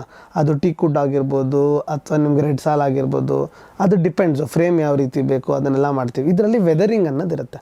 ಅಂದರೆ ಯಾವುದೇ ವುಡ್ ತೊಗೊಂಡ್ರೂ ಆ ಟೆಂಪರೇಚರ್ ತಕ್ಕಂತೆ ಶ್ರಿಂಕು ಆಗುತ್ತೆ, ಎಕ್ಸ್ಪ್ಯಾಂಡು ಆಗುತ್ತೆ. ಆಮೇಲೆ ಮೇಂಟೆನೆನ್ಸ್ ಮಾಡಬೇಕು, ಏನು ಪಾಲಿಷ್ ಮಾಡಬೇಕು. ಯಾವುದೇ ವುಡ್ನ ನೀವು ಹಂಗೆ ರಾ ಇಡ್ಲಿಕ್ಕಾಗಲ್ಲ ಅಲ್ವಾ, ಅದಕ್ಕೆ ನೀವು ಪಾಲಿಷಿಂಗ್ ಮಾಡ್ಬೇಕು. ಅಲ್ಲಿ 2 ಥರ, ಒಂದು ಮ್ಯಾಟ್ ಫಿನಿಶ್ ಇದೆ, ಗ್ಲಾಸಿ ಫಿನಿಶ್ ಇದೆ, ಅವೆಲ್ಲ ಮಾಡ್ತೀರಾ. ಇದು ನಾವು ಓವರ್ ಆಲ್ ವುಡ್ ಅಂತೀವಿ. ಇದರಲ್ಲಿ ಇಂಟಿಗ್ರೇಟೆಡ್ ಗ್ರಿಲ್ ಕೊಟ್ಟಿರ್ತೀವಿ, SS ಆಗ್ಬೋದು, MS ಆಗ್ಬೋದು, ಗ್ರಿಲ್ ಅದರೊಳಗಡೆ ಇರುತ್ತೆ. ಅದೇ ನೀವು UPVC ವಿಂಡೋಸ್ ಇವಾಗ ಏನು ಸ್ವಲ್ಪ ಟ್ರೆಂಡಿಂಗಲ್ಲಿದೆ ಬಂದು, ಅದನ್ನು ನೀವು ಬಳಸಿದ್ರೆ ಈ ವೆದರಿಂಗ್ ಅನ್ನೋದು ನಿಮಗೆ ಅದರಲ್ಲಿ ಭಾಳ ಕಮ್ಮಿ ಇರೋದಿಲ್ಲ. ಯಾಕೆಂದರೆ ಇದು ಬೇಸಿಕಲಿ ಇದು ಪ್ಲಾಸ್ಟಿಕ್ ಟೈಪ್ ಆಫ್ ಮೆಟೀರಿಯಲ್ಲು. ಇದ್ರೆ ನಾವು ಎಕ್ಸ್ಟೀರಿಯಲ್ ಒಂದು ಗ್ರಿಲ್ ಕೊಟ್ಟು UPVC ವಿಂಡೋ ಕೊಟ್ಟಾಗ ನಿಮ್ಮ ಕಾಸ್ಟ್ ಕೂಡ ಭಾಳ ಕಮ್ಮಿ ಆಗುತ್ತೆ. ಫಾರ್ ಎಕ್ಸಾಂಪಲ್ ಎಲ್ಲೋ ನಿಮಗೆ ವುಡನ್ ವಿಂಡೋಸಿಗೆ ತೊಗೊಂಡ್ರೆ ಓವರ್ ಆಲ್ ಕಾಸ್ಟ್ ಬಂದು 1000 to 1200 ಪರ್ ಸ್ಕ್ವೇರ್ ಫೀಟಿಗೆ ಬೀಳುತ್ತೆ. ಅದೇ ನಿಮ್ಮ ಈ ಥರ UPVC ವಿಂಡೋಸ್ಗೆ ಹೋಗಿ ವೈಟ್ ಪ್ರೊಫೈಲ್ಗೆ ಹೋದರೆ, ಅಂದರೆ ವೈಟ್ ಕಲರಿಗೆ ಹೋದರೆ 450-500 ಪ್ಲಸ್ ಗ್ರಿಲ್ಗೆ ಒಂದು 200 ರೂಪಾಯಿ. ಈ ರೀತಿ ನಾವು ಡಿವೈಡ್ ಮಾಡ್ಕೊಂಡಾಗ ಆಲ್ಮೋಸ್ಟ್ ಹಾಫ್ ಆ್ಯಂಡ್ ಹಾಫ್ ಇದೆ ಕಾಸ್ಟ್. ಇದರಲ್ಲೂ ನಿಮ್ಗೆ ವುಡ್ ಲುಕ್ ಬೇಕಾ, ವುಡನ್ ಫ್ರೇಮೇ ಸಿಗುತ್ತೆ.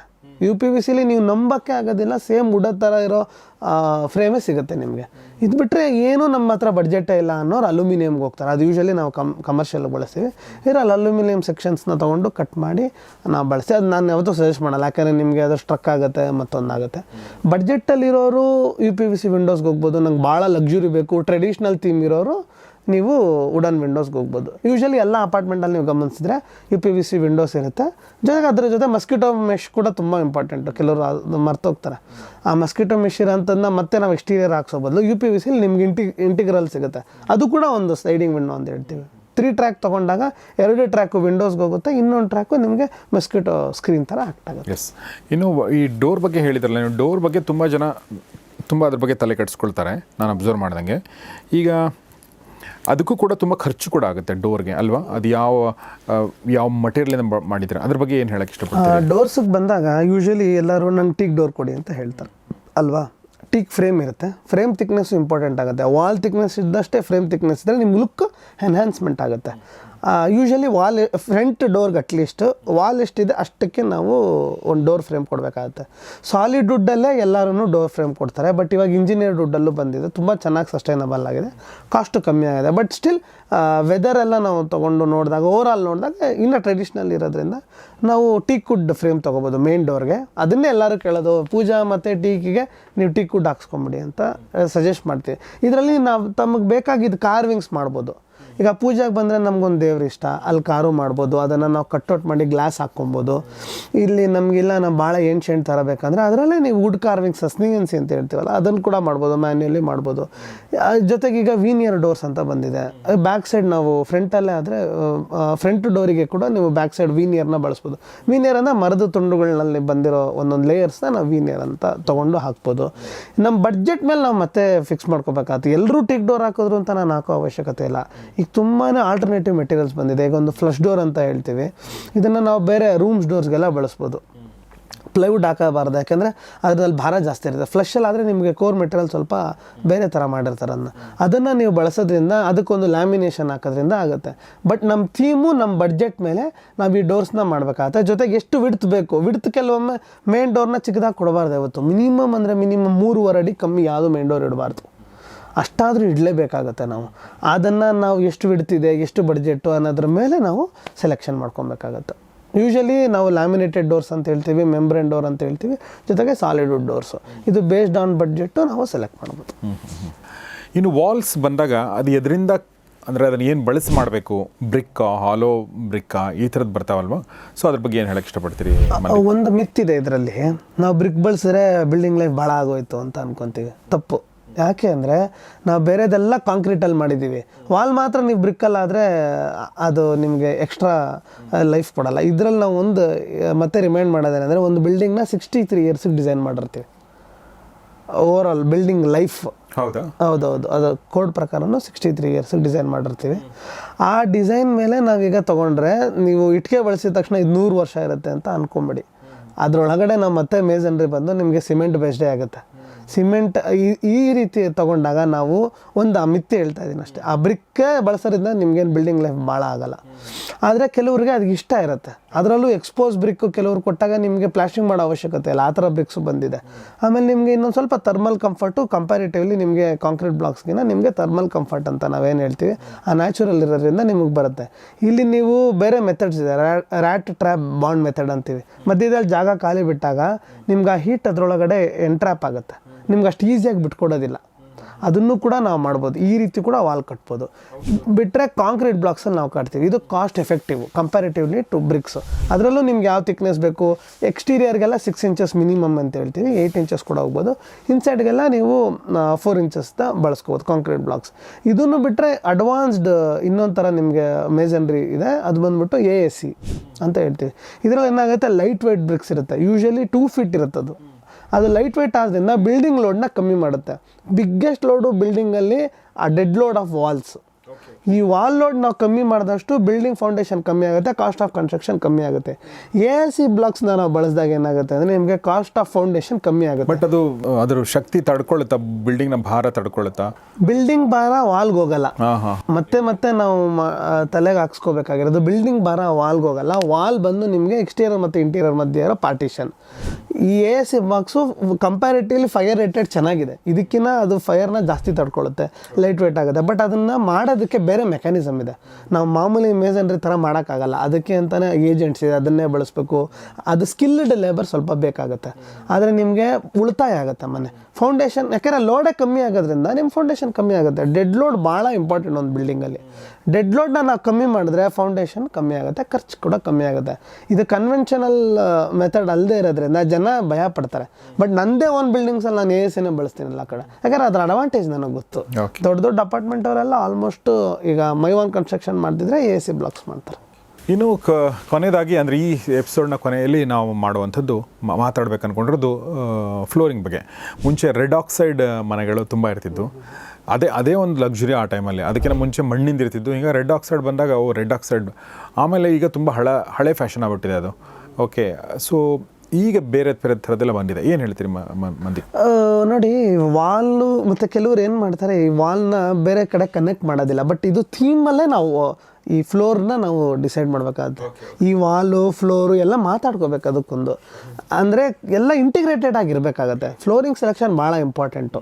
ಇದರಲ್ಲಿ ಈಗ ಬಂದಾಗ ಯೂಶಲಿ ಟಿಪಿಕಲಿ ಇವಾಗ ನಾವು 3 ಥರ ಫ್ಲೋರಿಂಗ್ ಮಾಡ್ತೇವೆ. ಒಂದು ಮಾರ್ಬಲ್ ಫ್ಲೋರಿಂಗು, ಇನ್ನೊಂದು ಗ್ರನೈಟ್ ಫ್ಲೋರಿಂಗು, ಇನ್ನೊಂದು ನಿಮಗೆ ವೆಟ್ರಿಫೈಡ್ ಟೈಲ್ಸ್ ಅಂತ ಹೇಳ್ತೀವಿ. ಮೊದಲು ಸೆರಾಮಿಕ್ ಟೈಲ್ಸ್ ಇತ್ತು, ಅದನ್ನು ಯೂಶಲಿ ಕ್ಲಾಡಿಂಗಿಗೆ ಬಳಸ್ತೀವಿ. ಕ್ಲಾಡಿಂಗ್ ಅಂದರೆ ವಾಲ್ಗೆ ಹಾಕೋದನ್ನು ಬಳಸ್ತೀವಿ, ಅಥವಾ ಡ್ಯಾಡೋ ಅಂತ ಹೇಳ್ತೀವಿ. ಅದನ್ನ ಫ್ಲೋರಿಂಗಿಗೆ ಬಂದಾಗ ನಾವು ವೆಟ್ರಿಫೈಡ್ ಟೈಲ್ಸ್ ಹೇಳ್ತೀವಿ, ಯಾಕಂದರೆ ಅದು ಸ್ಟ್ರೆಂತ್ ಕಂಪ್ಯಾರಿಟಿವ್ಲಿ ಸೆರಾಮಿಕ್ ಚೆನ್ನಾಗಿರುತ್ತೆ. ಈಗ ಕಾಸ್ಟಿಂಗ್ ವೈಸ್ ನಾನು ಸುಮ್ಮನೆ ಕಂಪೇರ್ ಮಾಡ್ತಾ ಹೋದರೆ ನಿಮಗೆ ವೆಟ್ರಿಫೈಡ್ ಟೈಲ್ಸ್ ಬಂದು ಒಂದು 60 ರೂಪೀಸಿಂದ ನಿಮಗೆ ಆವ್ರೇಜ್ ಚೆನ್ನಾಗಿರೋದು ಸಿಗುತ್ತೆ. ಅದೇ ಗ್ರನೈಟ್ ಬಂದು ನಿಮ್ಗೆ 100 ರೂಪಾಯಿ ಇಡಬೇಕಾಗುತ್ತೆ. ಮಾರ್ಬಲ್ ಬಂದು ನಿಮಗೆ 300-400 ರೂಪಾಯಿವರೆಗೂ per square feet. Per square feet ನಾನು ಹೇಳ್ತಾ ಇರೋದು. ಈಗ ಮಾರ್ಬಲಲ್ಲಿ ಮೇಂಟೆನೆನ್ಸು ಇರುತ್ತೆ. ಗ್ರನೈಟ್ ಮಾರ್ಬಲ್ನ ನೀವು ಪಾಲಿಶ್ ಅಂದರೆ ಮೇನ್ ಮಾರ್ಬಲ್ನ ಪಾಲಿಶ್ ಮಾಡ್ಬೋದು. ಗ್ರನೈಟಲ್ಲಿ ಸ್ಟೆಪ್ಸ್ನ ನಾವು ಗ್ರನೈಟ್ನೇ ಮಾಡ್ತೀವಿ. ಯಾಕೆ ಹೇಳಿ, ನಿಮಗೆ ಶಾಂಫರಿಂಗ್ ಅಂತ ಹೇಳ್ತೀವಲ್ಲ ಎಡ್ಜಸ್ಸು, ಟೈಲಲ್ಲಿ ನೀವು ಆ ಥರ ನೀವು ಶಾಂಫರ್ ಮಾಡೋಕ್ಕಾಗಲ್ಲ. ಅದಕ್ಕೆ ಸ್ಟೆಪ್ಸಲ್ಲಿ ಯೂಶಲಿ ನಾವು ಗ್ರನೈಟ್ನೇ ಕೊಡ್ತೀವಿ. ಜೊತೆಗೆ ಅದರಲ್ಲಿ ಲಪೋತ್ರ ಫಿನಿಷನನ್ನು ಕೊಡ್ತು ಅನ್ನೋದಾದರೆ ಅದು ಆ್ಯಂಟಿ ಸ್ಕಿಡ್ ಥರ ಆಗುತ್ತೆ, ನಿಮಗೆ ಈಸಿಯಾಗಿ ಸ್ಕಿಡ್ ಆಗಲ್ಲ. ನಾವು ಕಾರಿಡಾರ್ಸ್ಗೆಲ್ಲ ಲಪೋತ್ರ ಫಿನಿಶ್ ಇರೋ ಗ್ರನೈಟ್ನ ಹಾಕ್ಕೊಡ್ತೀವಿ. ಸ್ವಲ್ಪ ಹಿಂಗೆ ಉಬ್ಬು ತಗ್ಗು ಇರುತ್ತೆ, ಸ್ವಲ್ಪ ನಿಮಗೆ ಗ್ರಿಪ್ ಸಿಗುತ್ತೆ. ಇಲ್ಲ ಅಂದರೆ ನಿಮಗೆ ಸ್ಮೂತಾಗಿದ್ದಾಗ ಕೆಲವೊಮ್ಮೆ ಬೀಳೋ ಚಾನ್ಸಸ್ ಇರುತ್ತೆ, ಅದನ್ನು ಆ ರೀತಿ ಅಂತ ಹೇಳ್ತೀವಿ. ಟೈಲ್ಸ್ ಕೂಡ ಇವಾಗ ಯಾವ ರೀತಿ ಬಂದಿದೆ ಅಂದರೆ ಮಿಮಿಕ್ ಮಾಡುತ್ತೆ ಮಾರ್ಬಲ್ನೇ. ನಮ್ಮ ಹತ್ರ ಬಡ್ಜೆಟ್ ಇಲ್ಲ ಅಂದ್ರೂ ಸೇಮ್ ಟೈಲ್ಸ್ ಇವಾಗ 8x4, 6x4 ಅಷ್ಟು ದೊಡ್ಡ ಟೈಲ್ಸ್ ಸಿಗುತ್ತೆ, ಒಂದು ಸಿಂಗಲ್ ಟೈಲ್ಸ್. ಜೊತೆಗೆ ಎಲ್ಲ ಅಂದರೆ ನಿಮಗೆ ಕನೆಕ್ಷನ್ ಇರುತ್ತೆ. ಒಂದು ವಿ ಥರ ಆಗಿರ್ಬೋದು, 4 ಟೈಲ್ ಜೋಡಿಸಿದ್ರೆ ನಿಮ್ಗೆ ಅದು ಡೈಮಂಡ್ ಶೇಪ್ ಬರುತ್ತೆ. ಆ ರೀತಿಯೆಲ್ಲ ಈಗ ಭಾಳ ಚೆನ್ನಾಗಿ ಬಂದಿದೆ. ಅದ್ರಲ್ಲಿ ಡಬಲ್ ಚಾರ್ಜ್ ಇದೆ, ಸಿಂಗಲ್ ಚಾರ್ಜ್ ಇದೆ. ಇದೆಲ್ಲ ನಾವು ಬಡ್ಜೆಟಲ್ಲಿ ನೋಡ್ಕೊಬೇಕು. ನಮ್ಮ ಹತ್ರ ದುಡ್ಡಿದೆ ಅಂದ್ಬಿಟ್ಟು 400 ರೂಪಾಯಿ ಮಾರ್ಬಲ್ಗೆ ಹಾಕಬಾರ್ದು. 100-120 ರೂಪಾಯಲ್ಲೇ ಒಳ್ಳೆ ಟೈಲ್ಸ್ ಸಿಕ್ಕಿದ್ರೆ ಹಾಕ್ಕೊಂಡು ಈ ಮಿಕ್ಕಿರೋ ದುಡ್ಡನ್ನ ಬೇರೆ ಕೂಡ ನಾವು ಬಳಸ್ಕೋಬೋದು. ನಾನು ಹೇಳಿದ್ನಲ್ಲ, ಸ್ಮಾರ್ಟ್ ಆಟೋಮೇಷನ್ ಆಗಿರ್ಬೋದು, ಬೇರೆ ಡೆಕೋರ್ಗೆ ಆಗ್ಬೋದು ಬಳಸ್ಬೋದು. ಫ್ಲೋರಿಂಗ್ ಸೆಲೆಕ್ಷನ್ನು ಬೇಸ್ಡ್ ಆನ್ ಬಡ್ಜೆಟ್ ಭಾಳ ಇಂಪಾರ್ಟೆಂಟು. ಜೊತೆಗೆ ಕೆಲವ್ರಿಗೆ ಗ್ಲಾಸಿ ಇಷ್ಟ, ಕೆಲವ್ರಿಗೆ ಮ್ಯಾಟ್ ಇಷ್ಟ, ಯಾವ ರೀತಿ ಫಿನಿಶಿಂಗ್ ಇದೆ ಅನ್ನೋದು ಕೂಡ ಇಂಪಾರ್ಟೆಂಟ್ ಆಗುತ್ತೆ. ಇವಾಗ ನಾವು ಫ್ಲೇಮ್ ಮಾಡಿಸ್ತೀವಿ ಅದನ್ನು ಈಗ ಗ್ರನೈಟ್ನೆಲ್ಲ, ಯಾಕೆ ಇದಕ್ಕೆ ಪಾರ್ಕಿಂಗಿಗೆ, ಯಾಕೆಂದರೆ ಟೈರ್ಸ್ಗೂ ಕೂಡ ಗ್ರಿಪ್ ಇರಬೇಕು, ಆ್ಯಂಟಿ ಸ್ಕಿಡ್ಡೇ ಇರಬೇಕು. ಬಾತ್ರೂಮ್ ಫ್ಲೋರಿಂಗ್ ಆಗಲಿ ಪಾರ್ಕಿಂಗ್ ಆಗಲಿ ಆವಾಗ ಸ್ಕಿಡ್ ಆಗೋದಿಲ್ಲ. ಇದು ತುಂಬ ಇಂಪಾರ್ಟೆಂಟು. ಈ ರೀತಿಯೆಲ್ಲ ನಾವು ನೋಡಿಕೊಂಡು ಫ್ಲೋರಿಂಗ್ ಮಾಡಬೇಕಾಗುತ್ತೆ. ಇನ್ನೊಂದು ಟಿಪ್ ಇಲ್ಲಿ ಬಂದು, ದಯವಿಟ್ಟು ನಿಮ್ಮ ಫ್ಲೋರಿಂಗ್ನ ಮನೆ ಕಟ್ಟಕ್ಕೆ ಮುಂಚೆ ಡಿಸೈಡ್ ಮಾಡಿ, ರಫ್ ಆಗಾದರೂ. ಯಾಕೆಂದರೆ ನಿಮ್ಗೆ ಐಡಿಯಾನೇ ಇರೋದಿಲ್ಲ 60 ರೂಪಾಯಿ ಫ್ಲೋರಿಂಗೂ 100 ರೂಪಾಯಿ ಫ್ಲೋರಿಂಗು ಏನು ವ್ಯತ್ಯಾಸ. ಬಡ್ಜೆಟಲ್ಲಿ ನೀವು 60 ರೂಪಾಯಿನ ತೊಗೊಂಬಿಟ್ಟು ಅಲ್ಲಿ ಹೋದಾಗ 100 ರೂಪಾಯಿದೇ ಬೇಕು, 300 ರೂಪಾಯಿದೇ ಬೇಕು ಅಂದರೆ ಎಲ್ಲೋ ಹೋಗುತ್ತೆ ಬಡ್ಜೆಟ್ಟು. ಈ ಶೋರೂಮ್ಸ್ನ ನೀವು ನೋಡಿ ಹೋದಾಗ ನಿಮ್ಗೆ ಆ ಬಡ್ಜೆಟ್ನ ನಾವು ಅಲೋಕೇಟ್ ಮಾಡ್ಬೋದಾಗುತ್ತೆ. ಮನೆ ಒಳಗಡೆ ವಿಚಾರಗಳ ಬಗ್ಗೆ ಸಾಕಷ್ಟು ವಿಚಾರಗಳನ್ನ ಮಾತಾಡಿದ್ವಿ ಮಂದೀಪ್ ಅವ್ರ ಜೊತೆಗೆ. ಸೊ ಮಂದೀಪ್ ಅವ್ರ ಜೊತೆ ಮಾತಾಡ್ತಾ ಇದ್ದರೆ ಈಗ ನಾವು ಇನ್ನೊಂದು ಮನೆ ಕಟ್ಟಿಸ್ಬೇಕು ಅಂತ ಅನ್ನಿಸ್ತಾ ಇದೆ ನನಗೆ. ಅಷ್ಟೊಂದು ನಾಲೆಜಬಲ್ ವ್ಯಕ್ತಿ. ಸೊ ನಿಮಗೇನಾದರೂ ಪ್ರಶ್ನೆಗಳಿದ್ದರೆ ದಯವಿಟ್ಟು ಕಮೆಂಟ್ ಬಾಕ್ಸಲ್ಲಿ ತಿಳಿಸಿ. ಆ ಪ್ರಶ್ನೆಗಳಿಗೂ ಉತ್ತರ ಕೊಡುವಂಥ ಪ್ರಯತ್ನವನ್ನು ನಾವು ಮುಂದಿನ ಸಂಚಿಕೆಗಳಲ್ಲಿ ಮಾಡ್ತೀವಿ. ಮತ್ತು ಅವ್ರನ್ನ ಸಂಪರ್ಕಿಸಬೇಕಂದ್ರೆ ಅವ್ರ ನಂಬರ್ ನಾನು ಹಾಕಿದ್ದೀನಿ. ಬೆಂಗಳೂರಲ್ಲಿ ಅಥವಾ ಸುತ್ತಮುತ್ತ ಮನೆ ಕಟ್ಟುವ ಆಸೆ ಇದ್ದವರು, ಪ್ಲ್ಯಾನ್ ಮಾಡಬೇಕಂದವರು ಅವ್ರು ಸಂಪರ್ಕಿಸ್ಬೋದು. ಅದ್ರ ಜೊತೆಗೆ ಬೇರೆ ಯಾವುದಕ್ಕೆ ಸಂಪರ್ಕಿಸ್ಬೋದು ನಿಮ್ಮನ್ನು? ಬರೀ ಮನೆ ಕಟ್ಟೆ ಅಷ್ಟೇನಾ ಅಥವಾ ಬೇರೆ ಸರ್ವಿಸ್ ಏನು ಕೊಡ್ತೀರಾ? ಇವಾಗ ನಾವು ನಾನು ನೋಡ್ತಾ ಇರೋದು ಸರ್, ಎಷ್ಟೋ ಜನಕ್ಕೆ ಮನೆ ಕಟ್ಟಬೇಕು, ಹೆಂಗೆ ಕಟ್ಟಬೇಕು ಅನ್ನೋದಿಲ್ಲ. ಯಾವುದೇ ರೀತಿ ಅಡ್ವೈಸ್ ಆದರೂ ಕೂಡ ನಮ್ಮ ಜೊತೆ ನಮ್ಮ ಆಫೀಸಿಗೆ ಬರ್ಬೋದು, ಕನ್ಸಲ್ಟ್ ಮಾಡ್ಬೋದು. ನಾವು ಒಂದು ಟೈಮ್ ಫಿಕ್ಸ್ ಮಾಡಿ ಕೊಡ್ತಾರೆ ನಮ್ಮ ಹುಡುಗರು. ಅದನ್ನು ಇಟ್ಕೊಂಡು ಬಂದು ನಮ್ಮನ್ನ ಕನ್ಸಲ್ಟೇಷನ್ ಕೂಡ ಮಾಡ್ಬೋದು. ನಮ್ಮ ಹತ್ರ ಬಂದಿದ್ದ ತಕ್ಷಣ ನೀವು ಮನೆ ತಗೊಂಡ್ರೆ ಮಾತ್ರ ಅಂತ ನಾನು ಯಾರಿಗೂ ಹೇಳಲ್ಲ. ಯಾಕೆಂದರೆ ಎಷ್ಟೋ ಜನಕ್ಕೆ ವಿಚಾರಗಳೇ ಗೊತ್ತಿರಲ್ಲ. ನಾವು ಫಸ್ಟು ಟ್ರೈ ಮಾಡೋದು ಅವ್ರು ಕಂಪ್ಲೀಟ್ಲಿ ಟ್ರಾನ್ಸ್ಪರೆಂಟಾಗಿ ವಿಚಾರಧಾರೆ ಹರಿಸೋದಕ್ಕೆ ಟ್ರೈ ಮಾಡ್ತೀವಿ. ಇದಾದ ನಂತರ ಅವರು ಟರ್ನ್ ಕಿ ಪ್ರೋಸೆಸ್ಗೆ ಬಂದರೆ ಎಂಡ್ ಟು ಎಂಡ್ ಕೂಡ ಅವರು ನಮಗೆ ಪ್ರಾಜೆಕ್ಟ್ ಕೊಡ್ಬೋದು. ಇಲ್ಲ ನಾನು ಆ ರೀತಿ ಮಾಡೋಕ್ಕಾಗಲ್ಲ, ಬರೀ ಪ್ಲ್ಯಾನಿಂಗ್ ಮಾತ್ರ ಮಾಡಿಕೊಡಿ ಅನ್ನೋದ್ರೆ ನಮ್ಮದು ಆರ್ಕಿಟೆಕ್ಚರ್ ಸರ್ವಿಸಸ್ ಅಂಡರ್ ಬರುತ್ತೆ. ಅಲ್ಲಿ ನಾವು ನಿಮಗೆ ಸ್ಟ್ರಕ್ಚರ್ಸು, ಆರ್ಕಿಟೆಕ್ಚರು, ಡಿಸೈನಿಂಗು, ಡ್ರಾಯಿಂಗ್ಸು ಎಲ್ಲ ಕೊಡ್ತೀವಿ. ನೀವೇ ಮಾಡ್ಕೋಬೇಕಾಗಿ ಬರುತ್ತೆ. ಕಂಪ್ಲೀಟ್ ಟರ್ನ್ ಕಿ ಕೊಟ್ಟಾಗ ನಾವು A to Z ನೋಡ್ಕೊತೀವಿ. ಇದನ್ನೂ ಬಿಟ್ಟು ನನ್ನದೇ ಮೆಟೀರಿಯಲ್ಸ್ ಇದೆ ಅನ್ನೋದಾದರೆ ಅದಕ್ಕೂ ನಾವು ಪ್ರಾಜೆಕ್ಟ್ ಮ್ಯಾನೇಜ್ಮೆಂಟ್ ಕನ್ಸಲ್ಟೆನ್ಸಿ ಅಂತ ತೊಗೋತೀವಿ. ನಿಮ್ಮದೇ ಮೆಟೀರಿಯಲ್ನ ನೀವು ಉಪಯೋಗಿಸ್ಕೋಬೋದು. ನಮ್ಮದೊಂದು ಫಿಕ್ಸ್ಡ್ ಚಾರ್ಜಸ್ ಇರುತ್ತೆ. Approximately 15% of the whole project budget ಮೇಲೆ ತೊಗೊತೀವಿ. ಇಲ್ಲಿ ನಾವು ನಿಮ್ಮದೇ ಮೆಟೀರಿಯಲ್ಸ್ನ ಬಳಸಿ ಕೋಆರ್ಡಿನೇಷನ್ ಮಾಡಿ ನಾವು ಕಟ್ಕೊಡ್ತೀವಿ. ಅಲ್ಲಿ ನಿಮಗೆ ಕಂಪ್ಲೀಟ್ ಹೋಲ್ಡು ಕೂಡ ಇರುತ್ತೆ. ಯಾವುದಕ್ಕೆ ಎಷ್ಟು ಖರ್ಚು ಮಾಡಬೇಕು ಏನು ಅಂತ ನಿಮ್ಮದೇ ಆಗುತ್ತೆ. ಬಟ್ ಬಡ್ಜೆಟ್ ನಾವು ಎಲ್ಲದಕ್ಕೂ ನಾವು ಬಡ್ಜೆಟ್ ಹಾಕ್ಕೊಡ್ತೀವಿ. ನೀವು ಯಾವುದೇ ಸರ್ವಿಸ್ ತೊಗೊಳ್ಳಿ, ನಾನು ಫಸ್ಟ್ ಹಾಕೋದು ಅಪ್ರೂವಲಿಂದ ಎಂಡಿಂಗ್ವರೆಗೂ ಏನು ಬಡ್ಜೆಟ್ ಬೇಕು ಅನ್ನೋದನ್ನು ನಿಮಗೆ ಫಸ್ಟ್ ನಾವು ಪ್ರಿಪೇರ್ ಮಾಡ್ಕೊಡ್ತೀವಿ. ಒಬ್ಬ ಕಾಮನ್ ಮ್ಯಾನ್ ಪರ್ಸ್ಪೆಕ್ಟಿವ್ ನಾನು ಪ್ರಶ್ನೆ ಕೇಳಿದ್ದೀನಿ. ಒಬ್ಬ ಎಕ್ಸ್ಪರ್ಟ್ ಪರ್ಸ್ಪೆಕ್ಟಿವಿಂದ ಅವರು ಸಾಕಷ್ಟು ವಿಚಾರಗಳನ್ನ ಹೇಳಿದ್ದಾರೆ. ಅಕಸ್ಮಾತ್ ನೋಡಿಲ್ಲ ಅಂದರೆ ದಯವಿಟ್ಟು ಆ ವಿಡಿಯೋಗಳನ್ನ ನೋಡಿ, ಆಮೇಲೆ ಈ ವಿಡಿಯೋ ನೋಡಿ. ಅದರ ಲಿಂಕ್ಗಳನ್ನು ಪುನೀತ್ ಅವರು ಡಿಸ್ಕ್ರಿಪ್ಷನಲ್ಲಿ ಹಾಕಿರ್ತಾರೆ. ಇವತ್ತು ನಾನು ಫ್ಯೂಚರ್ ಆಫ್ ಕನ್ಸ್ಟ್ರಕ್ಷನ್ ಬಗ್ಗೆ ಮಾತಾಡೋಕ್ಕೆ ಇಷ್ಟಪಡ್ತೀನಿ. ಪ್ರೆಸೆಂಟ್ ಮತ್ತು ಫ್ಯೂಚರ್ ಎರಡೂ ಕೂಡ. ಪ್ರೆಸೆಂಟ್ ಅಂದರೆ ಹೊಸದಾಗಿ ಏನು ಎಂಟ್ರಿ ಕೊಟ್ಟಿದೆ ಅನ್ನೋದ್ರ ಬಗ್ಗೆ ಮಾತಾಡೋಕ್ಕೆ ಇಷ್ಟಪಡ್ತೀನಿ. ಈಗ ಫಾರ್ ಎಕ್ಸಾಂಪಲ್ ಒಂದು ನನಗಾಗಿರುವಂಥದ್ದು ಅನುಭವನ ಹೇಳ್ತೀನಿ. ನಿಮಗೆ ನಾವು ಮನೆ ಫ್ಲ್ಯಾಟೇ ತೊಗೊಂಡಿದ್ದು, ಬಟ್ ನಮಗೆ ಮುಂಚೆ ಅನಿಸಿರಲಿಲ್ಲ ಅದು ಎಷ್ಟು ಹೆಂಗೆ ಕಾಣುತ್ತೆ ಅನ್ನೋದು ಗೊತ್ತಾಗ್ತಿರಲಿಲ್ಲ. ಆಮೇಲೆ ನಾವು ನೋಡಿದ್ರೆ ಗೊತ್ತಾಯಿತು, ಬೆಡ್ರೂಮ್ ನಾವು ಅಂದ್ಕೊಂಡಿದ್ದಕ್ಕಿಂತ ಚಿಕ್ಕದಿದೆ. ವಾರ್ಡ್ರೋಬ್ಸ್ ಮತ್ತು ಕಾಟ್ ಮಧ್ಯೆ ಡಿಸ್ಟೆನ್ಸ್ ತುಂಬ ಕಡಿಮೆ ಇದೆ. ಓಡಾಡೋಕ್ಕೆ ಕಷ್ಟ ಆಗುತ್ತಲ್ಲ. ಇದು ಮುಂಚೆನೇ ನಮ್ಗೆ ಅಂದರೆ ನಾವು ಕನ್ಸ್ಟ್ರಕ್ಷನ್ ಮಾಡುವಾಗ ಮುಂಚೆನೇ ನಮಗೆ ಕೆಲವೊಂದು ಸಲ ಗೊತ್ತಾಗಲ್ಲ ಇದು ಎಷ್ಟು ಬರುತ್ತೆ ಅಂಥೇಳಿ. ಇದು ಚಿಕ್ಕದಾಗುತ್ತಾ ದೊಡ್ಡದಾಗುತ್ತಾ ಅಂಥೇಳಿ. ಬೆಡ್ರೂಮ್ ಉದ್ದ ಆಯಿತು ಅನಿಸುತ್ತೆ, ಅದ್ರ ಬದಲಾಗಿ ಸ್ವಲ್ಪ ವಿಡ್ತ್ ಜಾಸ್ತಿ ಇರಬೇಕು ಅನಿಸುತ್ತೆ. ಈ ಥರದ್ದೆಲ್ಲ ಇದನ್ನೆಲ್ಲ ಹೆಂಗೆ ಅವಾಯ್ಡ್ ಮಾಡ್ಕೋಬೋದು ಈ ಸಮಸ್ಯೆಗಳು ಆಗದಿರೋ ಹಾಗೆ? ಒಂದು ನೋಡಿ, ಪ್ರೀ ವಿಜುವಲೈಸೇಷನ್ ಅಂತ ಒಂದು ಟರ್ಮ್ ಇದೆ. ನೀವು ಕಟ್ಟೋದಕ್ಕೆ ಮುಂಚೆನೇ ಅದನ್ನು ನಾವು ಕಂಪ್ಲೀಟ್ಲಿ ವಿಜುವಲೈಸ್ ಮಾಡಬೇಕಾಗಿ ಬರುತ್ತೆ. ಇದಕ್ಕೆ ನಾವು ಅಡ್ವಾನ್ಸ್ ಸಾಫ್ಟ್ವೇರ್ಗಳನ್ನ ಬಳಸಬೇಕಾಗತ್ತೆ. ಒಂದು ಬಂದು 3D ವಿಜುವಲೈಸೇಷನ್ ಅಂತ ಯೂಶಲಿ ಕೇಳಿರ್ತೀವಿ. 3D ವ್ಯೂ ಕೊಡಿ ಅಂತ ಕಾಮನ್ ಟರ್ಮ್ಸಲ್ಲಿ ಹೇಳಿರ್ತೀವಿ. ಇಲ್ಲಿ 2 ಥರ ಇದೆ. ಒಂದು ನಿಮಗೆ ಪಿಕ್ಚರ್ ಫಾರ್ಮೆಟಲ್ಲಿ ನಿಮ್ಗೊಂದು ಕಳಿಸ್ತೀವಿ, ಅದು. ಇನ್ನೊಂದು ಪೆನರೋಮಿಕ್ ವ್ಯೂ ಅಂತ ಹೇಳ್ತೀವಿ. ಅಂದರೆ VR 360 ಅಂತ ಹೇಳ್ಬೋದು. ಇದನ್ನ ವರ್ಚುವಲ್ ರಿಯಾಲಿಟಿ 360 ಡಿಗ್ರಿ ಇರುತ್ತೆ ಇಮೇಜ್. ನೀವು ಫೇಸ್ಬುಕ್ಕಲ್ಲಿ ಕೆಲವೊಂದು ಇಮೇಜ್ಗಳನ್ನ ನೋಡೋದಾದರೆ ನಿಮ್ಮ ಫೋನ್ ಟಿಲ್ಟ್ ಮಾಡಿದ್ರೆ ಆ ಇಮೇಜ್ ಕೂಡ ಟಿಲ್ಟ್ ಆಗ್ತಾ ಇರುತ್ತೆ. ಕೆಲವೊಮ್ಮೆ ಗಮನಿಸಿದ್ರೆ ಹಿಂಗೆ ಪ್ರೆಸ್ ಮಾಡಿದ್ರೆ ಲೆಫ್ಟ್ ಹೋಗುತ್ತೆ, ರೈಟ್ ಹೋಗುತ್ತೆ. ಅದು ಸ್ಟ್ಯಾಟಿಕ್ ಆಗಿರೋದಿಲ್ಲ. ಅದು ಇದನ್ನು ನಿಮ್ಮ ಮನೆ ಒಳಗಡೆ ಮಾಡಬಹುದು. ಹೆಂಗೆ ಮಾಡ್ತೀವಿ ಅಂದರೆ, ಇದನ್ನು ನಾವೆಲ್ಲ ಸಿಮ್ಯುಲೇಷನ್ ಮಾಡ್ತೀವಿ. ಇವಾಗ ನೀವು ಮನೆ ಕಟ್ಟಿದ ನಂತರ ಹೆಂಗಿರುತ್ತೆ ಅದೇ ಸ್ಕೇಲ್ಗೆ ಫಸ್ಟು ನಾವು ಇದನ್ನು ಮಾಡ್ಲಿಂಗ್ ಮಾಡ್ಕೋತೀವಿ. ಅದಕ್ಕೆ ಸ್ಕೆಚಪ್ ಅಂತಿದೆ, ಭಾಳ ಮಾಡ್ಲಿಂಗ್ ಸಾಫ್ಟ್ವೇರ್ಸ್ ಇದ್ದಾವೆ. ಈಗ ಪ್ಲ್ಯಾನ್ ಆದ ನಂತರ ಅದನ್ನು ನಾವು ವರ್ಚುವಲಿ ಬಿಲ್ಡ್ ಮಾಡ್ತೀವಿ. ಓಕೆನಾ? ಇದನ್ನು ವರ್ಚುವಲ್ ಟ್ವಿನ್ ಅಂತ ಕೂಡ ನಾವು ಕರಿಬೋದು. ಫ್ಯೂಚರಲ್ಲಿ ಹಂಗೆ ಕರಿತೀವಿ. ಇದನ್ನು ಕಂಪಲ್ಸರಿ ಆಗುತ್ತೆ ಇದು ಆಲ್ಮೋಸ್ಟು. ಈಗ ಏನು ಮಾಡ್ತಾ ಇದ್ದೀವಿ ಅಂದರೆ, ನಿಮ್ಮ ಪ್ಲ್ಯಾನ್ ರೆಡಿ ಆದಮೇಲೆ ನಾವು ವರ್ಚುವಲ್ ಟ್ವಿನ್ಸ್ನ ಕ್ರಿಯೇಟ್ ಮಾಡೋಕ್ಕೋಸ್ಕರ 3D ಮಾಡಲಿಂಗ್ ಮಾಡಿ ಈ 2D ಇರೋದನ್ನು ವಾಲ್ಸ್ನ ಮೇಲಕ್ಕೆ ತೆಗೆದು ಕಿಟಕಿಗಳನ್ನ ಜೋಡಿಸಿ ಅಲ್ಲಿ ನಾವು ಕಂಪ್ಲೀಟ್ಲಿ ಡಿಸೈನಿಂಗ್ ಆಸ್ಪೆಕ್ಟ್ನ ನಾವು ಥಿಂಕ್ ಮಾಡ್ತೀವಿ. ಈಗ ಆಲ್ರೆಡಿ ಪ್ಲ್ಯಾನಲ್ಲೇ ನಮ್ಮ ಎಲ್ಲ ಪ್ಲ್ಯಾನ್ಸಲ್ಲೂ ವಾರ್ಡ್ರೋಬೆಲ್ಲಿರುತ್ತೆ, ಬೆಡ್ಡಲ್ಲಿರುತ್ತೆ, ಅದ್ರ ಮಧ್ಯೆ ಜಾಗ ಇದೆಯಾ ಇಲ್ವಾ. ಒಂದು ಸಣ್ಣ ಎಕ್ಸಾಂಪಲ್ ಬಂದು ಮಾಸ್ಟರ್ ಬೆಡ್ರೂಮಿಗೆ ಹೋದರೆ ಕೆಲವೊಮ್ಮೆ ಒಂದೇ ಕಡೆ ಎಕ್ಸಿಟ್ ಇರುತ್ತೆ. ಅಂದರೆ ಒಬ್ಬ ಮನುಷ್ಯ ಇಳಿದೋದ ನಂತರ ಇನ್ನೊಬ್ರು ಇಳಿಬೇಕಾ ಅಂತ ಪರಿಸ್ಥಿತಿ ಬರುತ್ತೆ. ಹಂಗಿರಬಾರ್ದು. ಯಾವುದೇ ಕಾರಣಕ್ಕೂ ಈ ಬೆಡ್ಡನ್ನ ತಗೊಂಡು ವಾಲ್ ಪಕ್ಕ ಇಡಬಾರ್ದು. ಸ್ವಲ್ಪ ಏನಾದರೂ ಗ್ಯಾಪ್ ಇರಬೇಕು. ಅದಕ್ಕೆ ಸೈಡ್ ಟೇಬಲ್ ಕೊಟ್ಟಿರ್ತೀವಿ. ನಿಮ್ದು ಅಕ್ಸೆಸರೀಸ್ ಆಗ್ಬೋದು, ಮತ್ತೊಂದು ಆಗ್ಬೋದು, ಅಲ್ಲಿ ಇಟ್ಟು ಆ ಗ್ಯಾಪ್ ನಂತರ ಬೆಡ್ ಹಾಕಿ ಮತ್ತೆ ಇನ್ನೊಂದು ಸೈಡ್ ಟೇಬಲ್ ಬರುತ್ತೆ. ಅದಾದಮೇಲೆ ವಾರ್ಡ್ರೋಬ್ ಬೇಕು. ಇದೆಲ್ಲವೂ ಸ್ಪೇಸ್ ಪ್ಲ್ಯಾನಿಂಗ್ ಅಂತ ಹೇಳ್ತೀವಿ. ಇದನ್ನು ನಾವು ಕಸ್ಟಮರ್ಗೆ ಅರ್ಥ ಮಾಡಿಸಿದ ನಂತರ 3D ವಿಜುವಲೈಸೇಷನ್ ಏನು 3D ಮಾಡ್ತಾಯಿದ್ವಿ ಅದರಲ್ಲಿ ಹಾಕಿದಾಗ ನಿಮಗೊಂದು ಗೇರ್ ಕೊಡ್ತೀವಿ ನಾವು. ಈಗ ಅದರಲ್ಲಿ ಭಾಳ ಥರ ಇದೆ. ಒಂದು ಬಂದು ನಿಮಗೆ ವೆಬ್ ಲಿಂಕ್ ಕಳಿಸಿದಾಗ ನಿಮಗೆ ನೀವು ಅದನ್ನು ಸ್ಕ್ರಾಲ್ ಮಾಡ್ಬೋದು, ಮೇಲೆ ಕೆಳಗಡೆ ಎಲ್ಲ ಮಾಡ್ಬೋದು. ಇನ್ನೊಂದು ನಿಮ್ಗೆ ಇನ್ನೂ ಅರ್ಥ ಆಗ್ತಾ ಇಲ್ಲ ಅಂತ ಹೇಳಿ ನಮ್ಮ ಆಫೀಸಿಗೆ ಬಂದರೆ ಈ ಮಾಡೆಲ್ನ ನಾವು ನಮ್ಮ ಹತ್ರ ಗೇರ್ಸಿದ್ದಾವೆ. ಅದರಲ್ಲಿ ಒಂದು ಬಂದು ಒಕೊಲಸ್ದೊಂದು ಗ್ಯಾಡ್ಜೆಟ್ ಇದೆ. ಅದನ್ನು ನೀವು ವೇರ್ ಮಾಡಿದ್ರೆ, ನಾನು ವೀಡಿಯೋಸ್ ಕೂಡ ಅದನ್ನು ತೋರಿಸ್ಕೊಡ್ತೀನಿ, ನಿಮಗೂ ಒಂದು ಡೆಮೋ ಕೊಡ್ತೀನಿ ನಾನು. ಅದನ್ನು ವೇರ್ ಮಾಡಿ ನೀವು ಹೆಡ್ ಟರ್ನ್ ಮಾಡಿದಾಗ ಯಾವ ರೀತಿ ಕಾಣುತ್ತೆ ಅಂತ ಇವತ್ತಿಗೆ ಗೊತ್ತಾಗುತ್ತೆ. ನೀವು ಅದರಲ್ಲಿ ನಡೆದಾಡಿದ್ರೆ ಸ್ಪೇಸ್ ಜಾಗ ಕಮ್ಮಿ ಆಯಿತಾ ಜಾಸ್ತಿ ಆಯಿತಾ ಅಂತ ನಿಮ್ಗೆ ಗೊತ್ತಾಗುತ್ತೆ. ಇದು ನನಗೆ ಸಾಕಾಗ್ತಾ ಇಲ್ಲ, ಮೇ ಬಿ ಇನ್ನೊಂದು ಸ್ವಲ್ಪ ಸ್ಪೇಸ್ ಪ್ಲ್ಯಾನಿಂಗ್ ನಾನು ಸ್ವಲ್ಪ ದೊಡ್ಡದಾಗಬೇಕು, ನಾನು ಇಷ್ಟು ಗ್ಯಾಪ್ ಕಮ್ಮಿ ಇದೆ ಅಂತ ನಾನು ಅಂದ್ಕೊಂಡಿರಲಿಲ್ಲ. ನೀವೇನು ಇದು ಫಿಸಿಕಲ್ ವರ್ಲ್ಡ್ ಅಲ್ವಾ, ಇದು ಅದು ವರ್ಚುವಲ್ ವರ್ಲ್ಡ್. ಅಲ್ಲಿ ಏನು ಫಿಸಿಕಲ್ ಇದೆ ಅದನ್ನೇ ನಾವು ಮಿಮಿಕ್ ಮಾಡಿರ್ತೀವಿ. ಆವಾಗ ನಿಮಗೆ ಪ್ರೀ ವಿಜುವಲೈಸೇಷನ್ ಆಗಿರೋದ್ರಿಂದ ನಿಮಗೆ ಡೀಪಾಗಿ ಅರ್ಥ ಆಗುತ್ತೆ. ನನ್ನ ಬೆಡ್ ನೀವು ಕುತ್ಕೊಂಡ್ರೆ ನೀವು ಆ ಬೆಡ್ ಕೂಡ ನಿಮ್ಗೆ ಹೈಟಿಗೆ ಬರುತ್ತೆ. ನೀವು ಯಾವ ರೀತಿ ನಿಮ್ಮನ್ನ ಇದ್ರಲ್ಲಿ ಪೊಸಿಷನ್ ಮಾಡ್ಕೊಂಡಿರ್ತಾರೆ ಅದರಲ್ಲೆಲ್ಲ ಚೇಂಜ್ ಆಗ್ತಾ ಇರುತ್ತೆ. ಇದನ್ನು ಬಳಸಿದಾಗ ನಿಮಗೆ ಕಂಪ್ಲೀಟ್ಲಿ ಅರ್ಥ ಆಗುತ್ತೆ ಎಷ್ಟು ಗ್ಯಾಪ್ ಇದೆ, ಏನು ನನಗಿದು ಸಾಕಾಗುತ್ತಾ ಇಲ್ವಾ. ಒಂದೊಂದು ಕನ್ಸಿಡರ್ ಆಗುತ್ತೆ. ನಾವೀಗ ವಾರ್ಡ್ರೋಬ್ 2 ಫೀಟ್ ಕೊಟ್ಟಿದ್ದೀವಿ, ಈಗ ನಮ್ಮದು ಓಪನಬಲ್ಲ. ಸ್ಲೈಡಿಂಗಿಗೆ ಕಮ್ಮಿ ಜಾಗ ಇದ್ರೂ ನಡೆಯುತ್ತೆ, ಯಾಕೆಂದರೆ ನಾವು ಡೋರ್ನ ಓಪನ್ ಮಾಡ್ತಿಲ್ಲ, ಶಟರ್ನ. ಅದೇ ಓಪನಬಲ್ಲ ಅಂದರೆ ಶಟರ್ ಓಪನ್ ಮಾಡಿದ ನಂತರ ಗ್ಯಾಪ್ ಇರಬೇಕು ಕರೆಕ್ಟ್ ಓಪನ್ ಮಾಡೋಕ್ಕೆ. ನಾವು ಬೆಡ್ ಮೇಲೆ ನಿಂತ್ಕೊಂಡು ಓಪನ್ ಮಾಡೋಕ್ಕಾಗಲ್ಲ ಅಲ್ವಾ. ಆಮೇಲೆ ನಮ್ಮದು ಇವಾಗ ಸ್ಪೇಸ್ ಸೇವಿಂಗ್ ಕಾನ್ಸೆಪ್ಟ್ಗಳು ಭಾಳ ಇದೆ.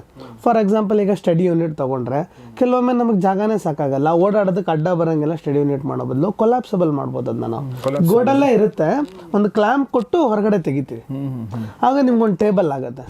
ಒಂದು ಇಮೇಜ್ ಕೂಡ ಅಟ್ಯಾಚ್ ಮಾಡ್ತೀವಿ, ಅದನ್ನು ನೀವು ನೋಡಿದ್ರೆ ಗೊತ್ತಾಗುತ್ತೆ. ಅಲ್ಲಿ ನಿಮಗೆ ಬೇಡ ಅಂದಿದ್ದಾಗ ಅದನ್ನು ಗೋಡೆಗೆ ತಳ್ಳಿಬಿಡ್ಬೋದು.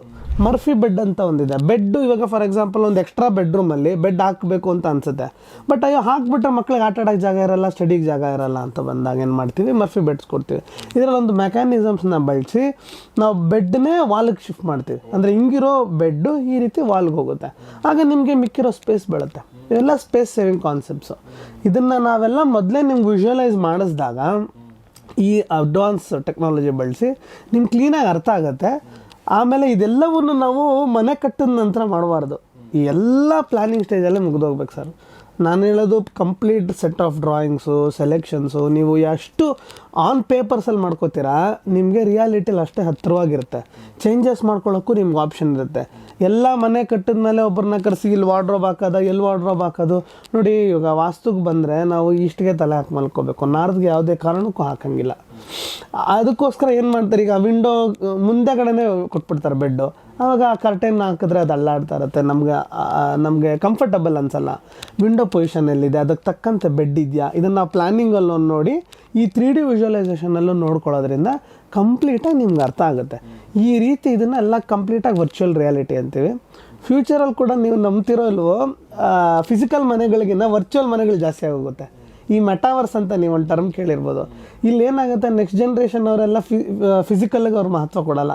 ನನ್ನ ಕನಸಿನ ಮನೆ ನಾನು ಫಿಸಿಕಲಲ್ಲಿ ಕಟ್ಟೋಕ್ಕಾಗಲ್ಲ. ಈಗ ನನ್ನ ಮನೆ ಮಧ್ಯೆ ನೀರು ಹೋಗೋಕ್ಕಾಗಲ್ಲ, ನನಗೇನೋ ಬೆಟ್ಟದ ಮಧ್ಯೆ ಬರಬೇಕು, ನನಗೆ ಜಂಗಲ್ ಥರ ಇರಬೇಕು ಮನೆ ಅನ್ನೋದು ನಾವು ಫಿಸಿಕಲ್ ಅಂದರೆ ಈ ವರ್ಚುವಲ್ ರಿಯಾಲಿಟಿ ನಾವು ಕ್ರಿಯೇಟ್ ಮಾಡಿ ಕೊಡ್ಬೋದು. ನೀವು ಅದನ್ನು ಹಾಕ್ಕೊಂಡ್ರೆ ಅದೇ ಇಮ್ಯಾಜಿನೇಷನಲ್ಲೇ ಇರ್ತೀರ.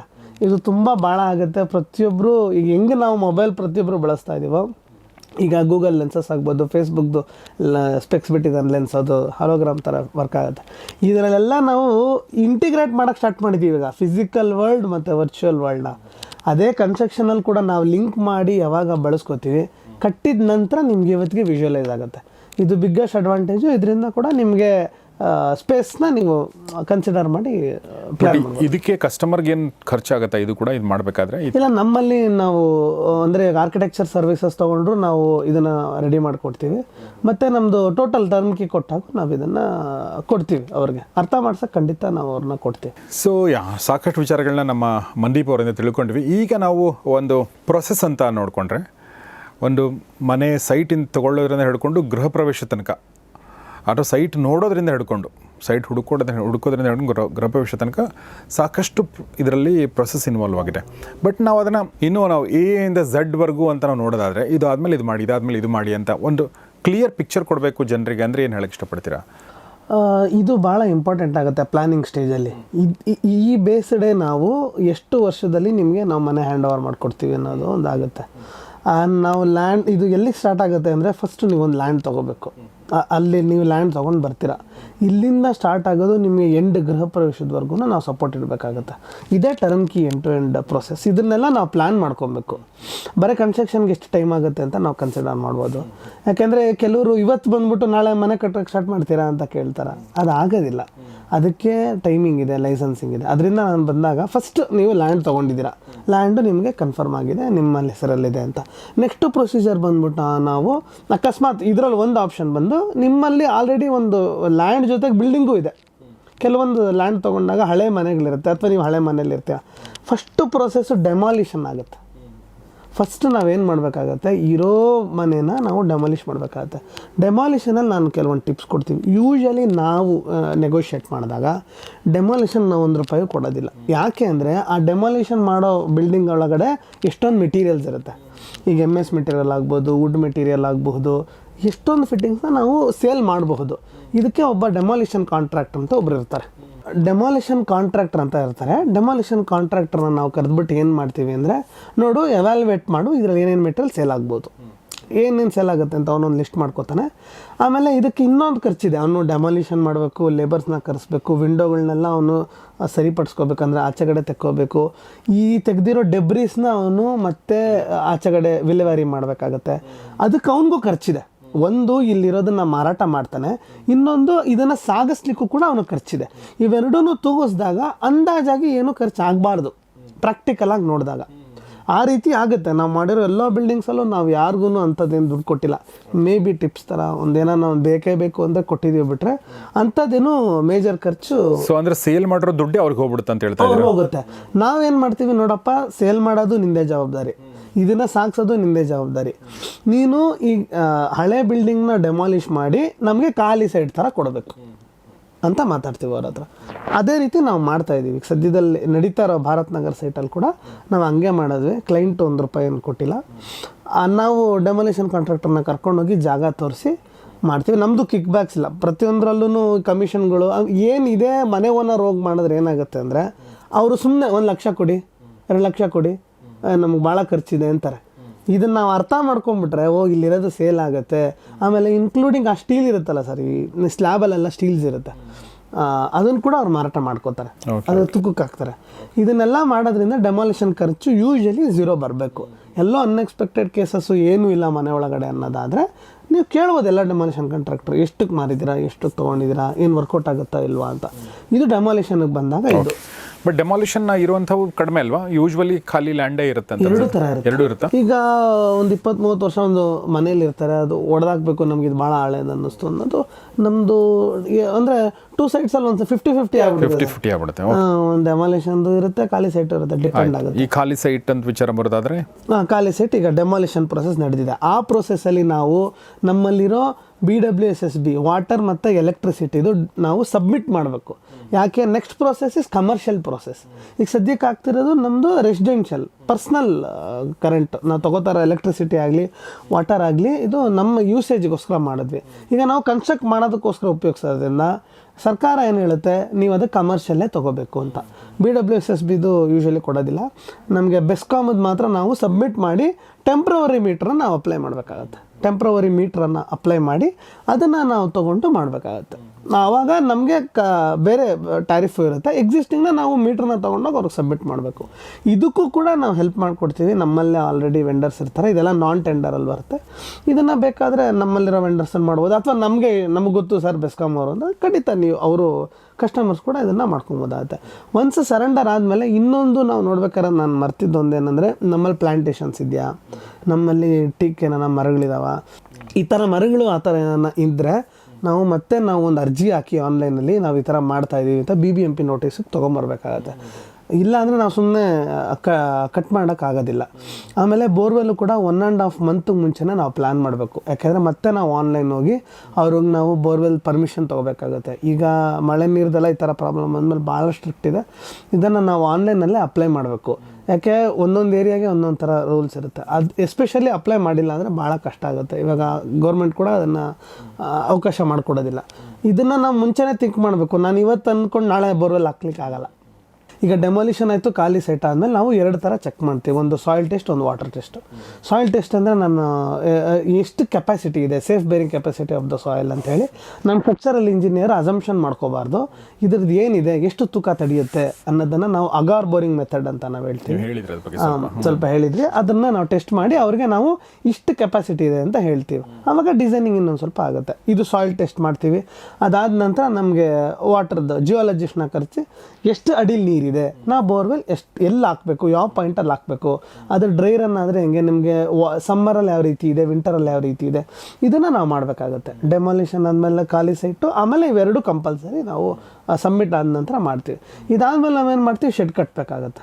ಈಗ ಅಂದರೆ ಈಗ ಖಾಲಿ ಸೈಟ್ ಇದೆ, ನಾವು ಏನಾದರೂ ಕನ್ಸ್ಟ್ರಕ್ಷನ್ ಮಾಡ್ಬೇಕಂದ್ರೆ ನಮ್ಮ ಲೇಬರ್ಸ್ ಎಲ್ಲ ಅಲ್ಲಿ ಉಳ್ಕೋಬೇಕಲ್ವ, ಅದಕ್ಕೆ ನಾವು ಶೆಡ್ ಕಟ್ತೀವಿ. ಈ ಶೆಡ್ ಒಳಗಡೆನೇ ಎಲೆಕ್ಟ್ರಿಕ್ ಮೀಟ್ರ್ ಇರಬೇಕು. ಈಗ ನಾವೇನು ಟೆಂಪ್ರವರಿ ಅಪ್ಲೈ ಮಾಡ್ತೀವಲ್ಲ ಅದು ಅದರೊಳಗಡೆನೇ ಬರಬೇಕು. ಈ ಟೈಮಲ್ಲಿ ನಾವು ಪ್ಲ್ಯಾನಿಂಗು ಕೂಡ ಅಪ್ಲೈ ಮಾಡಬೇಕಾಗಿ ಬರುತ್ತೆ. ಡೆಮಾಲಿಷನ್ ಮುಂಚೆನೇ ಪ್ಲ್ಯಾನ್ ಎಲ್ಲ ಮಾಡಿ ಅಪ್ರೂವ್ ಮಾಡಿದ್ರೆ ಖಂಡಿತ ಒಳ್ಳೆಯದೇ. ಆವಾಗ ನಾವು ಪ್ಲ್ಯಾನಿಂಗಿಗೆ ಅಪ್ರೂವ್ ಮಾಡಿದಾಗ BBMP ಅವ್ರಿಗೆ ನಾವು ತೋರಿಸ್ಬೇಕು, ಇದರಲ್ಲಿ ನಿಮಗೆ ಎಷ್ಟು ಸೆಟ್ ಬ್ಯಾಕ್ ಇರುತ್ತೆ, ಏನು ಫ್ಲೋರ್ ಏರಿಯಾ ರೇಷಿಯೋ ಹೆಂಗೆ ಮೇಂಟೈನ್ ಮಾಡಿದ್ದೀರಾ, ರೋಡ್ ಬಿಡ್ತ ಮೇಲೆ ನಮ್ಮ ಬಿಲ್ಡಿಂಗ್ ಹೈಟ್ ಪರ್ಮಿಷನ್ ಸಿಗುತ್ತೆ. ಆಮೇಲೆ ನಮಗೆ ಕವರೇಜ್ ಇರುತ್ತೆ 75% ಅಷ್ಟೇ ಮ್ಯಾಕ್ಸಿಮಮ್. 60-40 ಇದೆ. 2400 ಬಂದು ನಿಮ್ಮದು ಸೈಟ್ ಏರಿಯಾ. ನೀವು 2400 ಯುಟಿಲೈಸ್ ಮಾಡೋಕ್ಕಾಗೋದಿಲ್ಲ, ನೀವು ಅದರಲ್ಲಿ ಸೆಟ್ ಬ್ಯಾಕ್ಸ್ನೇ ಬಿಡಬೇಕಾಗುತ್ತೆ. ಆ ರೀತಿ ನಾವು ಸೆಟ್ ಬ್ಯಾಕ್ ಎಷ್ಟು ಬಿಡಬೇಕು, ಆ BBMP ಬೈಲಾಸ್ ಪ್ರಕಾರನೇ ನಾವು ಪ್ರತಿಯೊಂದನ್ನು ಡಿಸೈನ್ ಮಾಡಬೇಕಾಗಿ ಬರುತ್ತೆ.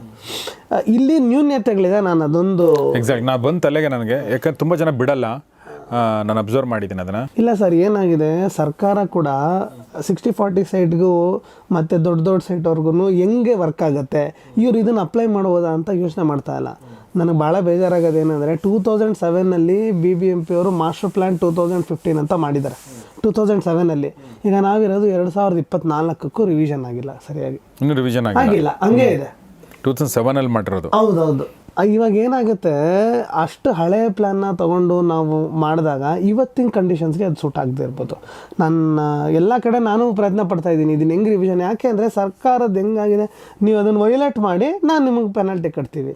ಈಗ ಮೊನ್ನೆ ಕೂಡ ಬಿಲ್ಡಿಂಗ್ ಎಲ್ಲ ಬಿದ್ದಾಗ ಎಲ್ಲರೂ ಹೇಳ್ತಾರೆ ಬಿಟ್ಬಿಡ್ಬೇಕು ಹಾಗೆ ಹೀಗೆ ಅಂತೆಲ್ಲ ಹೇಳ್ತಾರೆ. ಬಟ್ ಎಷ್ಟು ಕಷ್ಟ ಇದೆ ಅಂದರೆ ಪ್ರಾಕ್ಟಿಕಲಿ 2030 30-40 60-40 ತುಂಬ ಕಷ್ಟ ಇದೆ. BBMP ಲೈಸೆನ್ಸ್ ಪ್ರಕಾರ ಅಂದರೆ ಆ ಸೆಟ್ ಬ್ಯಾಕ್ಸ್ನ ಬಿಟ್ಟು ಮಾಡೋದಾದರೆ ಒಂದು ಸ್ಕ್ವೇರ್ ಫೀಟ್ ನಿಮಗೆ 15-20 ಸಾವಿರ ಅಂದಾಗ ಯಾರು ಬಿಡೋದಕ್ಕೆ ಒಪ್ತಾರೆ ಹೇಳಿ? ಕರೆಕ್ಟ್. ಅಷ್ಟು ಖರ್ಚು ಮಾಡಿ ಅದನ್ನು ಮಾಡಿ, ಇದನ್ನೆಲ್ಲ ಗೌರ್ಮೆಂಟು ಜನರ ರೀತಿಯೇ ಕುತ್ಕೊಂಡು ಮಾತಾಡಿ ಎಲ್ಲ ಸಿವಿಲ್ ಇಂಜಿನಿಯರ್ಸ್ ಜೊತೆ ಅಸೋಸಿಯೇಷನಲ್ಲಿ ಬಂದು ರಿವಿಷನ್ ಮಾಡಿದಾಗ ಯಾರಿಗಿಷ್ಟ ಹೇಳಿ, ನಾವು ವೈಲೇಟ್ ಮಾಡಿ ಯಾವುದೋ ಒಂದು ತೊಂದರೆ ಹೋಗಿ ಪ್ರತಿದಿನ ಅವ್ರಿಗೆ ಭಯ ಕಾಡ್ತಾ ಇರುತ್ತೆ, ಎಲ್ಲಿ ಬಂದು ಹೊಡೆದಾಕ್ಬಿಡ್ತಾರೋ ಏನೋ ಅಂತ. ಇದನ್ನು ನಾವು ಮಿಟಿಗೇಟ್ ಮಾಡಬೇಕು. ಇಲ್ಲೊಂದು ಸ್ವಲ್ಪ ಲೂಪ್ ಹೋಲ್ಸ್ ಇದೆ, ಅದನ್ನು ಖಂಡಿತ ಗೊತ್ತಿಲ್ಲ ಹೆಂಗೆ ಸಾಲ್ವ್ ಆಗುತ್ತೋ. ಇದೊಂದು ಕರೆಕ್ಷನ್ ಇದೆ. ಈ ರೀತಿ ನಾವು BBMPಗೋಸ್ಕರನೂ ನಾವು ಪ್ಲ್ಯಾನ್ ಅಪ್ರೂವ್ ಮಾಡಬೇಕಾಗುತ್ತೆ. ಅಲ್ಲಿ ಫಿಕ್ಸ್ಡ್ ಚಾರ್ಜಸ್ ಫ್ರಮ್ BBMP ಇರುತ್ತೆ. ನಿಮ್ಮ ನಂಬರ್ ಆಫ್ ಕಿಚನ್ ಏನು, ನಿಮ್ಮ ಏರಿಯಾ ಏನು, ಯುಟಿಲೈಸೇಷನ್ ಏನು, ಕಮರ್ಷಿಯಲ ರೆಸಿಡೆನ್ಷಿಯಲ, ಇದಕ್ಕೊಂದು ಫಿಕ್ಸ್ಡ್ ಚಾರ್ಜಸ್ಸು ನೀವು ಆನ್ಲೈನ್ ಮುಖಾಂತರ ಅಥವಾ DD ಮುಖಾಂತರ ಕಟ್ಬೋದು. ಇದನ್ನು ಕಟ್ಟೋದಕ್ಕಾಗುತ್ತೆ. ಜೊತೆಗೆ ಇದನ್ನು ಡ್ರಾಯಿಂಗ್ ಮಾಡ್ಕೊಡೋರು ಕೂಡ ನೀವೊಂದು ಸ್ವಲ್ಪ ವ್ಯಯ ಮಾಡಬೇಕಾಗತ್ತೆ. ಇದು ನೆಕ್ಸ್ಟ್ ಪ್ರೊಸೆಸ್ ಬಂದು ಪ್ಲ್ಯಾನಿಂಗ್ ಅಪ್ರೂವಲ್ ಆಯಿತು. ನಮಗೆ ಪ್ಲ್ಯಾನ್ ಅಪ್ರೂವಲ್ ಆದಮೇಲೆ ನೆಕ್ಸ್ಟು ನಾವೇನು ಮಾಡ್ತೀವಿ, ಪ್ಲ್ಯಾನಿಂಗ್ ಅಪ್ರೂವಲ್ಗೆ ಮುಂಚೆ ಕಾನ್ಸೆಪ್ಟ್ ಪ್ಲ್ಯಾನ್ ಕೂಡ ನಾವು ವರ್ಕೌಟ್ ಮಾಡ್ತೀವಿ. ಯಾಕೆಂದರೆ ನಿಮ್ಮ ಮನೆಗೆ ಏನು ಬೇಕು, ಏನು ಎತ್ತ ನೀವು ಬಂದಿರ್ತೀರಲ್ಲ, ಆವಾಗ ನಾವು ಫಸ್ಟು ಫ್ಲೋರ್ ಪ್ಲ್ಯಾನ್ನ ಫಿಕ್ಸ್ ಮಾಡ್ಕೊತೀವಿ. ನಿಮ್ಮದು ಇಬ್ಬರು ಇದ್ದಾರ ಫ್ಯಾಮಿಲಿ, ನಾನು ಹೇಳಿದ್ನಲ್ಲ, ಫ್ಯೂಚರ್ ನಿಮ್ದು ಏನಿದೆ, ಪ್ರೆಸೆಂಟ್ ಏನಿದೆ, ನೀವು ಯಾವ ರೀತಿ ಕಟ್ಕೋಬೇಕು, ಔಟ್ಸೈಡ್ ಸ್ಟೆಪ್ಸ್ ಇದೆಯಾ, ಇನ್ಸೈಡ್ ಸ್ಟೆಪ್ಸ್ ಇದೆಯಾ, ಟೋಟಲ್ ನಿಮ್ಮ ಹತ್ರ 2D ಪ್ಲ್ಯಾನ್ ರೆಡಿ ಇರಬೇಕು, ಫ್ಯೂಚರ್ಗಾಗಲಿ ಪ್ರೆಸೆಂಟ್ ಆಗಲಿ. ಅದ್ರ ಬೇಸ್ಡು BBMP ಪ್ಲ್ಯಾನ್ನ ನಾವು ಮಾಡಿಕೊಂಡು ಸೆಟ್ ಬ್ಯಾಕ್ಸ್ ಇದೆಯಾ ಇಲ್ವಾ ಆ ಥರದನ್ನೆಲ್ಲ ನಾವು ರೆಡಿ ಮಾಡಿ BBMPಗೋಸ್ಕರ ಕಳಿಸ್ಬೇಕಾಗತ್ತೆ. ಇದೆಲ್ಲ ಪ್ಲ್ಯಾನಿಂಗ್ ಆದ ನಂತರ ನಮ್ಮದು ಕನ್ಸ್ಟ್ರಕ್ಷನ್ ಪ್ರೊಸೆಸ್ ಪ್ರಾಪರಾಗಿ ಆನ್ ಪೇಪರ್ ಸ್ಟಾರ್ಟ್ ಆಗುತ್ತೆ. ಇಲ್ಲಿ ಎಲ್ಲರೂ ಗೊತ್ತಿರೋ ರೀತಿ ನಾವು ಸ್ಟ್ರಕ್ಚರಲ್ ಇಂಜಿನಿಯರ್ಗೆ ನಾವು ಕೊಟ್ಟಿದ್ದ ತಕ್ಷಣ ಸ್ಟ್ರಕ್ಚರಲ್ ಡ್ರಾಯಿಂಗ್ಸ್ ಬರುತ್ತೆ. ಸ್ಟ್ರಕ್ಚರಲ್ ಡ್ರಾಯಿಂಗ್ಸ್ ಬಂದಿದ ನಂತರ ನಾವು ಎಕ್ಸ್ಕವೇಷನ್ ಸ್ಟಾರ್ಟ್ ಮಾಡ್ತೀವಿ. ಇಲ್ಲಿ ಕೆಲವೊಂದು ಜಗಳ ನಾನು ಯೂಶ್ವಲಿ ಅಬ್ಸರ್ವ್ ಮಾಡಿದ್ದೀನಿ. ಸಾಯಿಲ್ನ ಯೂಶ್ವಲಿ ಏನು ಮಾಡ್ತೀವಿ, ಎಕ್ಸ್ಕವೇಟ್ ಮಾಡಿರೋ ಸಾಯಿಲ್ನ ನಾವು ಆಚೆ ಹಾಕಬೇಕಾಗತ್ತೆ, ಅಕ್ಕಪಕ್ಕ ಜಾಗ ಇಲ್ಲ ಅನ್ನೋದಾದರೆ. ಇಲ್ಲಿ ಕಾಸ್ಟ್ ಕನ್ಸಿಡ್ರೇಷನ್ ನಾವು ಮಾಡಿರೋದಿಲ್ಲ ಕೆಲವೊಮ್ಮೆ, ಕ್ಲೈಂಟು ನಮ್ಗೆ ಹೇಳಿರಲ್ಲ ಸೈಟ್ ಹೆಂಗಿದೆ ಅಂತ. ನಾನು ನೋಡಿ ಹಂಗೇನೋ ಆಯಿತು ಅಂದರೆ ತುಂಬಾ ಖರ್ಚಾಗುತ್ತೆ. ಒಂದು ಟಿಪ್ಪರ್ ಲೋಡ್ ನೀವು ಆಚೆ ಕಡೆ ಕಳಿಸ್ಬೇಕು ಅಂದರೆ ಕನಿಷ್ಠ ಪಕ್ಷ 2,000-3,000 ರೂಪಾಯಿ ಖರ್ಚು. ಒಂದು ಮಣ್ಣು ಬರಬೇಕು ಅಂದರೂ ನಿಮ್ಗೊಂದು 2,000 ಖರ್ಚು. ಮಣ್ಣು ಆಚೆ ಹೋಗಬೇಕು, ಮಣ್ಣು ಬರಬೇಕು ಅಂದರೆ ಎಲ್ಲದಕ್ಕೂ ಖರ್ಚಿದೆ. ನಾವು ಇದನ್ನು ಫಸ್ಟೇ ನೋಡಬೇಕು, ನಮ್ದು ಅಕ್ಕಪಕ್ಕ ಜಾಗ ಇದೆಯಾ, ನಾವು ಮಣ್ಣು ಆಚೆ ಕಳಿಸ್ತೀವ, ನಾವು ಎಷ್ಟು ಡೀಪಾಗಿ ಹೋಗ್ತೀವಿ, ಕಾಸ್ಟಿಂಗಲ್ಲಿ ಇದು ಇನ್ಕ್ಲೂಡ್ ಇದೆಯಾ ಇಲ್ವಾ ನೀವು ಕೇಳಿ ಪಡಿಬೇಕು. ಇದೆಯಾ ಇಲ್ವಾ, ಸುಮ್ಮನೆ ಕಂಡೀಷನ್ ಸಪ್ಲೈ ಅಂತ ನಾವು ಹಾಕ್ಬಿಟ್ಟು ಕೊನೆಯಲ್ಲಿ ಇದೇ ನಮ್ಗೆ 1 ಲಕ್ಷ 2 ಲಕ್ಷದವರೆಗೂ ಖರ್ಚಾಗುತ್ತೆ. ಅದನ್ನು ಯಾರು ಕನ್ಸಿಡರ್ ಮಾಡೋದೇ ಇಲ್ಲ. ಯೂಶಲಿ ಇದು ಕಾನ್ಫ್ಲಿಕ್ಟ್ ಬರುತ್ತೆ ಬಿಟ್ವೀನ್ ಅ ಬಿಲ್ಡರ್ ಮತ್ತು ಓನರ್ ಮಧ್ಯೆ, ಇದು ಭಾಳ ಕಾನ್ಫ್ಲಿಕ್ಟ್ ಬರುತ್ತೆ. ಇಲ್ಲಿ ಎಕ್ಸ್ಕವೇಷನ್ ಮಾಡ್ತೀವಿ. ಎಕ್ಸ್ಕವೇಷನ್ ಮಾಡಿದ ನಂತರ ನಮ್ಮದು ಮಾಮೂಲಿ ಪ್ರೊಸೆಸ್, ಫುಟ್ಟಿಂಗ್ ಆಗಲಿ ಪ್ಲಿಂತ್ ಆಗಲಿ, ಆಮೇಲೆ ಸ್ಲ್ಯಾಬ್ ರೈಸ್ ಆಗುತ್ತೆ. ಸ್ಲ್ಯಾಬ್ ರೈಸ್ ಆದಮೇಲೆ ನಾವು ವಾಲ್ ಕಟ್ಟಕ್ಕೆ ಸ್ಟಾರ್ಟ್ ಮಾಡ್ತೀವಿ. ಕೆಲವೊಮ್ಮೆ ವಾಲ್ ಕಟ್ಟಿನೂ ಸ್ಲ್ಯಾಬ್ ಕಟ್ತಾರೆ ಯೂಶಲಿ. ಅದಾದಮೇಲಿಂದ ಪ್ಲಾಸ್ಟಿಂಗು, ಫಿನಿಷಸ್ಸು ಇದೆಲ್ಲ ಕಂಪ್ಲೀಟ್ ಆದಮೇಲೆ ಒಂದು ಕನ್ಸ್ಟ್ರಕ್ಷನ್ ಎಲ್ಲ ಒಂದು ಹಂತಕ್ಕೆ ಬಂದು ನಮ್ಮದು ಕೋರ್ ಬಿಲ್ಡಿಂಗ್ ಆಗೋಯ್ತು ಅಂತ ಅಂದ್ಕೊಳ್ಳೋಣ. ನೆಕ್ಸ್ಟ್ ಬರೋದೇ ನಮಗೆ ಈ ಎಲೆಕ್ಟ್ರಿಕಲ್ಲು, ಪ್ಲಂಬಿಂಗು, ಅದನ್ನೆಲ್ಲ ನಾವು ಮಾಡ್ಕೋತೀವಿ. ಡೋರ್ಸು, ಎಲೆಕ್ಟ್ರಿಕಲ್ಲು, ಪ್ಲಂಬಿಂಗು ಇದೆಲ್ಲ ಆಗಿದ ನಂತರ ನೆಕ್ಸ್ಟ್ ಇದೊಂದು ಪ್ರೋಸೆಸ್ ಆದಮೇಲೆ ಈ ಕನ್ಸ್ಟ್ರಕ್ಷನ್ ಏನಿದೆ ಮುಗಿಯುತ್ತೆ. ಇವಾಗ ಇಂಟೀರಿಯರ್ಸು ನಾವು ಸ್ಟಾರ್ಟ್ ಮಾಡ್ಕೊತೀವಿ. ನೆಕ್ಸ್ಟ್ ಈ ಕನ್ಸ್ಟ್ರಕ್ಷನ್ ಆಯಿತು, ನೆಕ್ಸ್ಟ್ ಪಾರ್ಟ್ ಬಂದು ಇಂಟೀರಿಯರ್ಗೆ ಬಂದಾಗ ಮೊದಲಿಂದು ನಾವು ಏನು 3D ವಿಜುವಲೈಸೇಷನ್ ಜನರಿಗೆ ತೋರಿಸಿರ್ತೀವಿ ಅದು, ಮತ್ತು ಇದಕ್ಕೆ ಅಂತ ಪ್ರತಿಯೊಂದು ಡ್ರಾಯಿಂಗ್ ಬೇಕಾಗುತ್ತೆ, ಯಾವ ವಾಲ್ ಯಾವ ರೀತಿ ಬರುತ್ತೆ ಏನು ಅಂತ. ಆ ಇಂಟೀರಿಯರಲ್ಲಿ ನಾವು 2 ಥರ, ಒಂದು ಫಿಕ್ಸ್ಡ್ ಫರ್ನಿಚರ್ಸು, ಅಂದರೆ ಇವಾಗ ವಾರ್ಡ್ರೋಬ್ ಆಗ್ಬೋದು, ಕಿಚನ್ ಆಗ್ಬೋದು ಇದೆಲ್ಲ. ಇನ್ನೊಂದು ಲೂಸ್ ಫರ್ನಿಚರ್ಸು, ಅಂದರೆ ಇವಾಗ ನಮ್ಮದು ಸೋಫಾ ಬೇಕು, ಕಾಟ್ ಬೇಕು, ಕೆಲವೊಂದು ಏನೋ ಒಂದು, ಈಗ ಆ ಮನೇಲಿ ನಮ್ಮದೊಂದು ಇದಿತ್ತು, ನನಗೊಂದೇನೋ ಆ ಸೋಫಾ ಒಂದು ಅಟ್ಯಾಚ್ಮೆಂಟ್ ಇದೆ, ನಾನು ಇಲ್ಲಿಗೆ ತೊಗೊಂಬಂದು ಹಾಕ್ತೀನಿ. ತೊಗೊಂಬಂದು ಹಾಕಿದ ತಕ್ಷಣ ನಾವು ರೀಫರ್ಬಿಷ್ ಮಾಡಬೇಕಾ, ಈ ಮನೆಗೆ ಹೊಂದುತ್ತಾ ಅನ್ನೋದು ಇಂಪಾರ್ಟೆಂಟೇ. ನನಗೆ ಇಷ್ಟ ಇದೆ ಅಂದ್ಬಿಟ್ಟು ನಾವು ಇಲ್ಲೇನೋ ಬಲವಂತವಾಗಿ ಮಾಡೋಕ್ಕಾಗಲ್ಲ. ನಮ್ಮದು ಥೀಮ್ ಇಟ್ಕೋಬೇಕು, ನಮ್ಮದು ನ್ಯೂಟ್ರಲ್ಸಾ. ಈಗ ಒಂದು ಕಿಡ್ಸ್ ಬೆಡ್ರೂಮಿಗೆ ಬಂದರೆ ಪಿಂಕ್ ಕಲರ್ ಯೂಶಲಿ ಚಿಕ್ಕ ಮಕ್ಕಳು ಇಷ್ಟಪಡ್ಬೋದು, ಇಲ್ಲ ಒಂದು ಅಡಲ್ಟ್ ಏಜಿಗೆ ಬಂದಾಗ ಒಂದು ಬ್ಲೂ ಇಷ್ಟಪಡ್ಬೋದು. ಆ ಥೀಮಿಗೆ ಮ್ಯಾಚ್ ಆಗುತ್ತಾ, ಮ್ಯಾಚ್ ಆಗಲ್ವ. ಇದು ಫರ್ನಿಚರು ಮ್ಯಾಚ್ ಆಗಬೇಕು, ವಾಲು ಮ್ಯಾಚ್ ಆಗಬೇಕು, ಫ್ಲೋರಿಂಗು ಅದಕ್ಕೆ ತಕ್ಕಂತೆ ಇರಬೇಕು. ಈ ಲೂಸ್ ಫರ್ನಿಚರ್ಸ್ ಹೇಳ್ತಾಳಲ್ಲ, ಬೆಡ್ಡು, ಕಾಟು ಕೂಡ ಮ್ಯಾಚ್ ಆಗಬೇಕು. ಇದಕ್ಕೆಲ್ಲ ನಾವು ಬಡ್ಜೆಟ್ ಮಾಡ್ಕೋಬೇಕು. ಅದಕ್ಕೆ ಕರ್ಟೈನ್ಸ್ ಕೂಡ ಇಂಪಾರ್ಟೆಂಟು, ಕರ್ಟೈನ್ನ ನಾವು ಮರ್ತು ಬಿಡೋಂಗಿಲ್ಲ. ಆಮೇಲೆ ಲೈಟಿಂಗ್ ಇಂಪಾರ್ಟೆಂಟು, ಆರ್ಟಿಫ್ಯಾಕ್ಟ್ಸ್ ಕೂಡ ಭಾಳ ಇಂಪಾರ್ಟೆಂಟು. ಖಾಲಿ ಜಾಗ ಅದು ಬಿಡಬಾರ್ದು. ಒಂದು ವಾಲಲ್ಲಿ ಒಂದು ಫೋಟೋ ಫ್ರೇಮ್ ಹಾಕ್ಬೋದು, ಮೆಟಲ್ ಆರ್ಟ್ ಹಾಕ್ಬೋದು, ಒಂದು ಚಿಕ್ಕ ಚಿಕ್ಕ ಗಿಡಗಳನ್ನ ನಾವು ಇಡ್ಬೋದು. ಇದಕ್ಕೂ ನಾವು ಮೊದಲೇ ನಾನು ಅಪ್ರಾಕ್ಸಿಮೇಟ್ಲಿ 10% ಅಂತ ಹೇಳಿದ್ದೀನಲ್ಲ, ಮಿನಿಮಮ್ 10% ಆಫ್ ದ ಹೋಲ್ ಪ್ರಾಜೆಕ್ಟಲ್ಲಿ ಇದಕ್ಕೆ ನಾವು ಸೈಡ್ಗೆ ಇಡಬೇಕಾಗತ್ತೆ.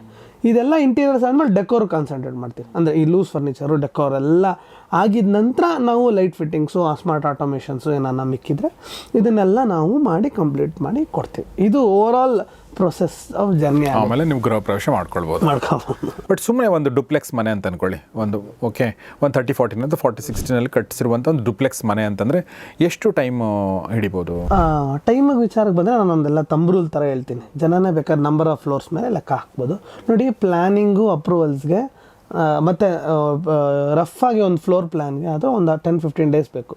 ರಫಾಗಿ ನಮ್ಮದು ಮನೆ ಈ ಥರ ಇದೆ, ಯಾವ ರೀತಿ ಬರ್ಬೋದು, ನಂಬರ್ ಆಫ್ ಫ್ಲೋರ್ಸ್ ಏನೋ ಅದು 10-15 ಡೇಸು ಬರೀ ಪ್ಲ್ಯಾನಿಂಗಿಗೆ ಸ್ವಲ್ಪ ಟೈಮ್ ಹಿಡಿಯುತ್ತೆ. ಅದಾಗಿ ಓಕೆ ಎಲ್ಲ ಅಗ್ರಿಮೆಂಟ್ ಎಲ್ಲ ಆಯಿತು ಅಂದಾಗ ಒಂದು 20 ಡೇಸ್ ಒಳಗೆ ನಾವೆಲ್ಲ ಮುಗಿಸ್ಕೊಂಡ್ರೆ ಅಪ್ರೂವಲ್ಸ್ಗೆ ನಾವು ಮಿನಿಮಮ್ 1.5 ತಿಂಗಳು ಇಟ್ಕೋಬೇಕು. ಅಂದರೆ ಸರ್ಕಾರಕ್ಕೆ ಹೋಗಿ ನಾವು ಹೇಳಿ ನಾವು ಈ ಥರ ಪರ್ಮಿಷನ್ ತೊಗೊಂಡು ಎಲ್ಲ ಮಾಡೋದಕ್ಕೆ ನಮ್ಗೆ 1.5 ತಿಂಗಳಾಗುತ್ತೆ. ಅಲ್ಲಿಗೆ ಆಲ್ರೆಡಿ ನಾವು ಈಗ ಒಂದು ಅಂದಾಜಾಗಿ 2 ತಿಂಗಳು ಕಳೆದುಬಿಟ್ಟಿದ್ದೀವಿ. 2 ತಿಂಗಳು ಬರೀ ಈ ಪ್ರೀ ಪ್ರೊಡಕ್ಷನ್ ಅಂತ ನಿಮ್ಮ ಭಾಷೆಯಲ್ಲಿ ಹೇಳ್ತೀವಲ್ಲ, ಆ ರೀತಿ ನಮ್ಮದು ಪ್ರೀ ಕನ್ಸ್ಟ್ರಕ್ಷನ್ ಸ್ಟೇಜಲ್ಲಿ ಆಗುತ್ತೆ. ಅದಾಗಿ ಕಟ್ಟಿದ ನಂತರ ಫೌಂಡೇಶನಿಂದ ಪ್ಲಿಂತ್ಗೆ ಆಮೇಲೆ ಕ್ಯೂರಿಂಗ್ ಕೂಡ ಭಾಳ ಇಂಪಾರ್ಟೆಂಟ್ ಸರ್. ಈ ಪಾಯಿಂಟ್ ನಾನು ಹೇಳಿರಲಿಲ್ಲ. IS ಸ್ಟ್ಯಾಂಡರ್ಡ್ ಸ್ಕೋರ್ ಪ್ರಕಾರ ನಾವು ಕ್ಯೂರಿಂಗ್ ಬಿಡಬೇಕಾಗತ್ತೆ. ಅದು ಸಿಮೆಂಟ್ ಮೇಲೂ ಡಿಪೆಂಡ್ ಆಗುತ್ತೆ. OPC ಆಗ್ತಾಯಿದ್ದೀವ, PPC ಆಗ್ತಾಯಿದ್ದೀವ, ಆ ಸಿಮೆಂಟಿಗೆ ಎಷ್ಟು ನೀರು ಬೇಕು ಅದೆಲ್ಲ ಡಿಪೆಂಡ್ ಮೇಲೆ ನಾವು ಮಾಡಿಕೊಂಡು ಪ್ರಾಪರ್ ಕ್ಯೂರಿಂಗ್ ಮಾಡಬೇಕು. ಕ್ಯೂರಿಂಗ್ ಮಾಡಿಲ್ಲ ಅಂದರೆ ಸ್ಟ್ರೆಂತ್ನಿಂಗೇ ಆಗೋಲ್ಲ ನಿಮ್ಮ ಕಾಂಕ್ರೀಟು. ನಾವು ಹರಿಬಿರಿ ಮಾಡೋಕ್ಕೆ ಹೋಗ್ತು ಅಂತ ಅಂದ್ಕೊಂಡ್ರೆ ಪ್ರಾಪರಾಗಿ ನಮ್ಗೆ ಕಂಪ್ಲೀಟ್ ಆಗಲ್ಲ. ಇವತ್ತು ಮುಗಿದೋಗುತ್ತೆ, ನಾಳೆ ನಿಮ್ಮ ಕ್ರ್ಯಾಕ್ಸ್ ಡೆವಲಪ್ ಆಗುತ್ತೆ. ಕ್ಯೂರಿಂಗ್ ಅಂದರೆ ನೀರು ಹಾಕೋದಕ್ಕೆ ಅದಕ್ಕೆ ಟೈಮ್ ಕೊಡಬೇಕು. ಅಂದರೆ ಈಗ ಸ್ಲ್ಯಾಬ್ ಆದಮೇಲೆ ಮಿನಿಮಮ್ 15 ಡೇಸ್ ಅಂತಿದೆ. ಆಮೇಲೆ ನಿಮ್ಗೆ ಯಾವಾಗ ನೀವು ಶಟ್ರಿಂಗ್ ಮತ್ತು ಸೆಂಟ್ರಿಂಗ್ ಅಂತ ಹೇಳ್ತೀವಲ್ಲ ಅದನ್ನೆಲ್ಲ ಯಾವಾಗ ಬಿಚ್ಚಬೇಕು, ಅದೆಲ್ಲವಕ್ಕೂ ಅದರದ್ದೇ ಆದ ಟೈಮಿಂಗ್ ಇದೆ. ಪ್ಲಾಸ್ಟಿಂಗ್ ಮಾಡೋದ್ಮೇಲೆ ಹಿಂಗಿದೆ. ಹರಿಬರಿ ಮಾಡಬಾರ್ದು, ಅದನ್ನು ಹೇಳೋದು. ಟೈಮು ನಾವು ವೇಸ್ಟ್ ಮಾಡಬಾರ್ದು. ಹರಿಬಡಿಯಲ್ಲಿ ಕೂಡ ಮನೆ ಕಟ್ಟಬಾರ್ದು. ನಾನು 3 ತಿಂಗಳ ಮನೆ ಕಟ್ಬಿಟ್ಟೆ ಅನ್ನೋದು ಪ್ರೈಡ್ ಅಲ್ಲ, ಅದು ಭಾಳದೇ ಇಲ್ಲ. ಅದಕ್ಕೋಸ್ಕರ ಮಿನಿಮಮ್ 2 ಮಂತ್ಸ್ ಬೇಕು ಫೌಂಡೇಶನ್ ಹಾಕಿ ಪ್ಲಿಂತ್ ಹಾಕೋದಕ್ಕೆ. 2 ಮಂತ್ಸ್ ಫೌಂಡೇಶನ್ಗೆ ಹೋಗುತ್ತೆ, ಮತ್ತು ಎವ್ರಿ ಸ್ಲ್ಯಾಬ್ಗೆ 1.5 ಮಂತ್ ಬೇಕು. ಯಾಕೆಂದರೆ ನಾವು ಕ್ಯಾಶ್ ಮಾಡೋದಕ್ಕೆ ಟೈಮ್ ಬೇಕು, ಎಲೆಕ್ಟ್ರಿಫಿಕೇಷನ್ ಆಗುತ್ತೆ, ಮತ್ತು ಅದಾದಮೇಲೆ ಕ್ಯೂರಿಂಗ್ ಬರುತ್ತೆ, ಸೆಂಟ್ರಿಂಗ್ ಬರುತ್ತೆ, ಬಾರ್ ಬೆಂಡಿಂಗ್ ಬರುತ್ತೆ. ಒಂದೊಂದು ಫ್ಲೋರ್ಗೂ ನಾವು 1.5 ತಿಂಗಳು ತೊಗೊಂಡು ಸ್ಲ್ಯಾಬ್ ಹಾಕ್ತೀವಿ. ಅಲ್ಲಿಗೆ ಫಾರ್ ಎಕ್ಸಾಂಪಲ್ ಅದಾದಮೇಲೆ ಫಿನಿಷಿಂಗಿಗೆ ಇನ್ನೊಂದು 2 to 3 ಮಂತ್ಸ್ ಬರುತ್ತೆ. ಈಗ ಒಂದು ಎಕ್ಸಾಂಪಲ್ ಮುಖಾಂತರ ಇದನ್ನು ನಾವು ಕೊಡೋಣ.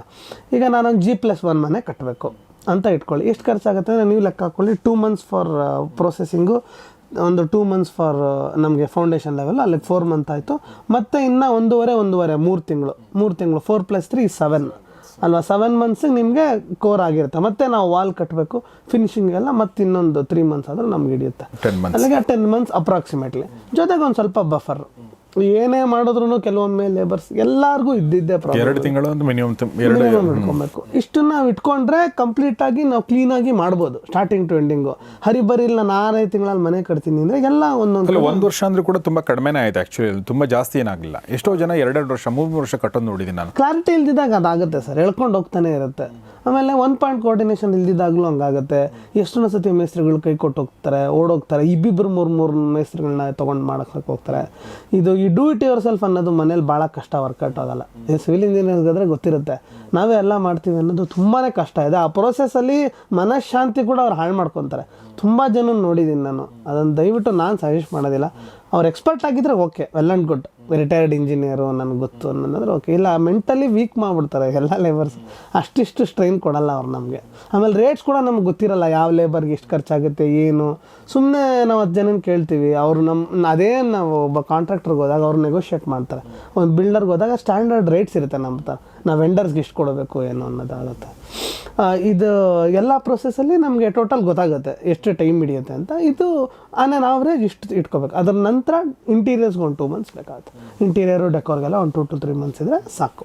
ಇಷ್ಟು ಅಂದರೆ ನಾವು 12+3 ಅಂತ ಇಟ್ಕೊಂಡ್ರೆ 15 ಮಂತ್ಸಲ್ಲಿ ನಿಮ್ಮದು ಇವತ್ತು ನೀವು ಡಿಸೈಡ್ ಮಾಡಿದ್ರು ಮನೆ ಕಟ್ತೀನಿ ಅಂತ 15 ತಿಂಗಳಲ್ಲಿ ನಿಮಗೆ practically. So that is the process. ಒಂದು ಮನೆ ಕಟ್ಟಿ ನೋಡು ಅಂತ ಯಾಕೆ ಜನ ಹೇಳ್ತಾರೆ ಅಂದರೆ ಅದ್ರ ಅಷ್ಟು ಕಷ್ಟ ಇದೆ ಅಂಥೇಳಿ. ಬಟ್ ಮಂದೀಪ್ ಥರ ಪ್ರೊಫೆಷ್ನಲ್ಸ್ ಜೊತೆಲಿದ್ದರೆ ಆ ಕಷ್ಟ 90% ಕಡಿಮೆ ಆಗುತ್ತೆ. ಇನ್ನೊಂದು 10% ಏನೋ ಒಂದು ಬಂದೇ ಬರುತ್ತೆ, ಚಿಕ್ಕಾಪಟ್ಟ ಸಮಸ್ಯೆಗಳು ಬಂದೇ ಬರುತ್ತೆ. ಎಲ್ಲದಕ್ಕೂ ನೀವು ಓಪನ್ ಮೈಂಡೆಡ್ ಆಗಿ ಇಟ್ಕೊಂಡು ಅದನ್ನು ಸಾಲ್ವ್ ಮಾಡ್ಕೋಬೇಕು. ಬಿಟ್ಟರೆ ನೀವು, ಯಾಕೆಂದರೆ ಮನೆ ಅನ್ನೋದು ಲೈಫ್ ಟೈಮ್ ಅಚೀವ್ಮೆಂಟ್ ಅದು ಒಂಥರ. ಹೀಗಾಗಿ ನಿಮಗದು ಅಷ್ಟು ಕಷ್ಟ ಬರದೇ ಇದ್ದರೆ ನಿಮಗೆ ಅದು ಕಟ್ಟಿಸಿದೆ ಅನಿಸಲ್ಲ. ಸೊ ಹಂಗೆ ಒಂದು ಸಣ್ಣ ಪುಟ್ಟದ್ದು ಏನೋ ಒಂದಷ್ಟು ತೊಂದರೆಗಳು ಬರ್ತವೆ. ಬಟ್ ಅದ್ರ ಹೊರತಾಗಿ ಇದು ಒಂದು ಪ್ರೊಸೆಸ್ಸು. ಇನ್ನು ಫೈನಲ್ ಆಗಿ ನಾನು ಕೇಳಬೇಕು ಅಂದ್ಕೊಂಡಿರೋದು, ಸೊ ಮಿತ್ಸ್ ಬಗ್ಗೆ, ಅಂದರೆ ಜನ ಏನು ತಪ್ಪು ತಿಳ್ಕೊಂಡು ಬಂದಿರ್ತಾರೆ ನಿಮ್ಮ ಹತ್ರ.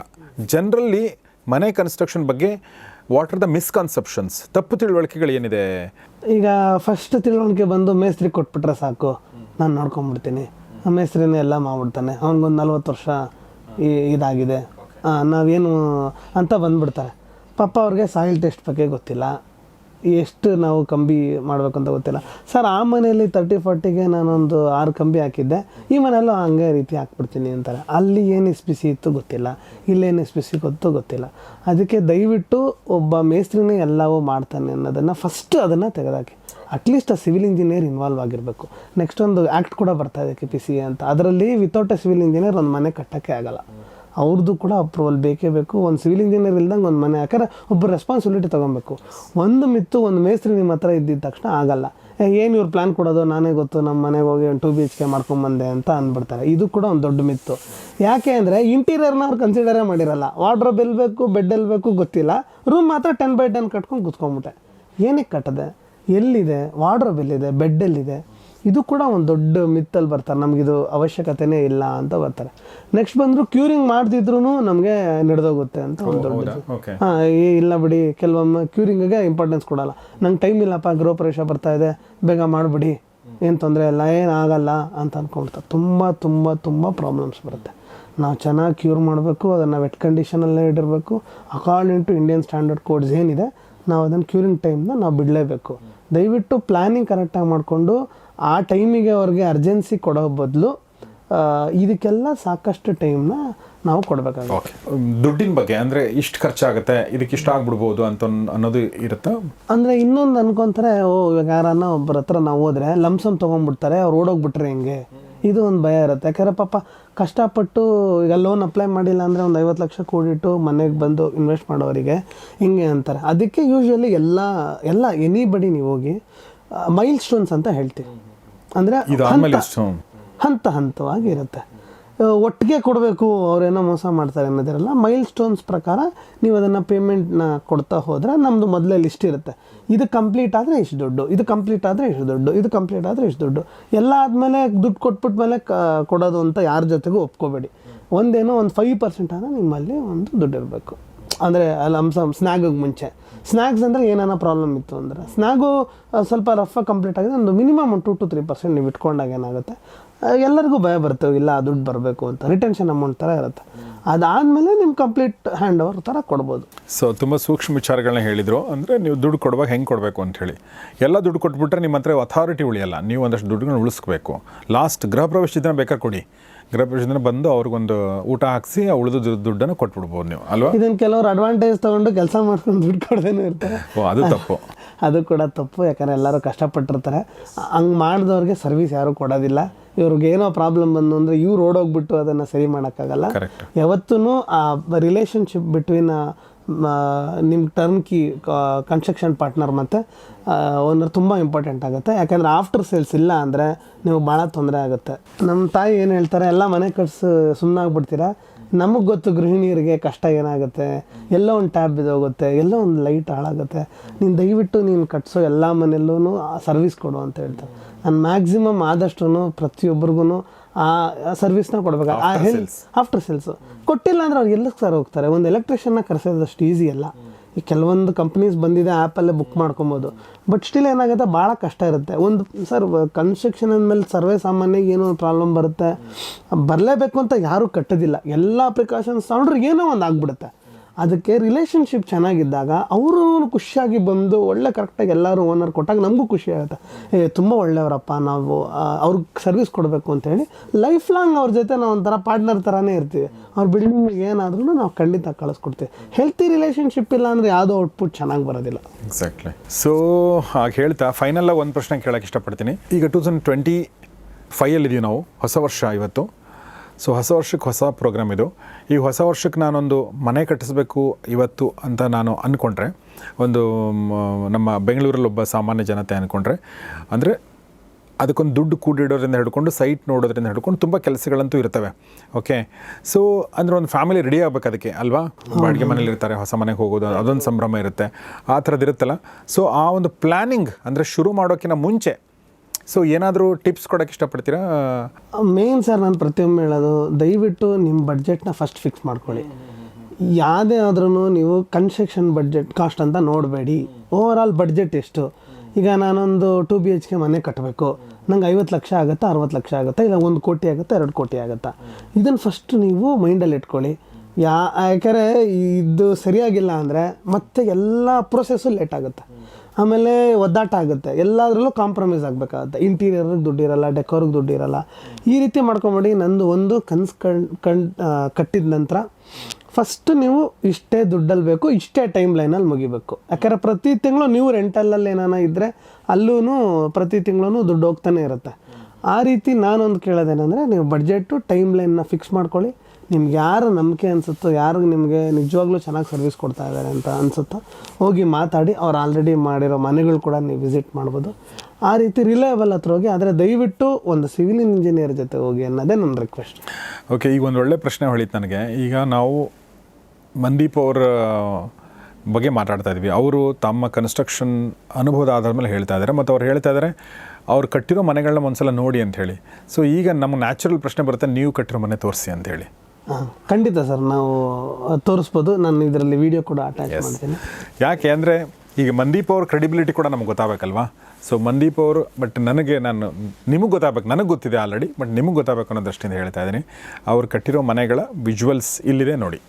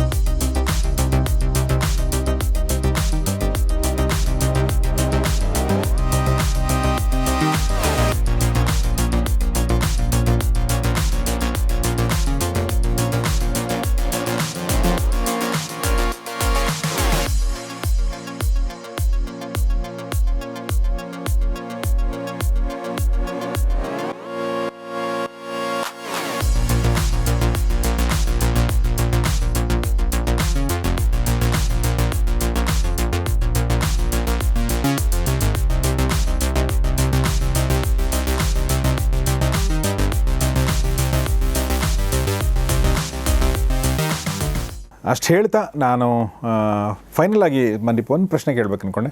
ನಮ್ಮ ಸೀನಿಯರ್ ಸಿಟಿಸನ್ ಫ್ರೆಂಡ್ಲಿ ಮನೆ ಮಾಡೋದು ಒಂದು ಅಂದರೆ ಈಗ ನಮ್ಮ ತಂದೆಗೆ 75 ವರ್ಷ 78 ವರ್ಷ, ತಾಯಿಗೆ 70 ವರ್ಷ ವಯಸ್ಸಾಗಿದೆ ಅವ್ರಿಗೆ, ಅದನ್ನು ಕೂಡ ನಾವು ದೃಷ್ಟಿಯಲ್ಲಿ ಇಟ್ಕೊಂಡು ಮನೆ ಮಾಡುವಾಗ ಏನಾದರೂ ಪ್ಲ್ಯಾನ್ ಮಾಡ್ಕೋಬೇಕಾ? ನೋಡಿ, ಒಂದು ಲಿಫ್ಟ್ ಏನಾಗುತ್ತೆ, ಕನ್ಸ್ಟೆಂಟ್ ಮಾಡೋಕ್ಕೆ ಹೋಗಿ ನಾವು ಲಿಫ್ಟ್ಸಲ್ಲಿ ಚಿಕ್ಕ ಓಪನಿಂಗ್ ಕೊಡ್ತೀವಿ, ಅದರೊಳಗೆ ವೀಲ್ ಚೇರೇ ಹೋಗೋದಿಲ್ಲ. ಎಷ್ಟೊಂದು ಅಪಾರ್ಟ್ಮೆಂಟಲ್ಲಿ ನೀವು ಗಮನಿಸಿದ್ರೆ ಅವ್ರಿಗೆಲ್ಲೋ ಇರ್ತಾರೆ 3ನೇ ಫ್ಲೋರ್ 4ನೇ ಫ್ಲೋರ್, ಇಲ್ಲಿ ವೀಲ್ ಚೇರೇ ಹೋಗಲ್ಲ.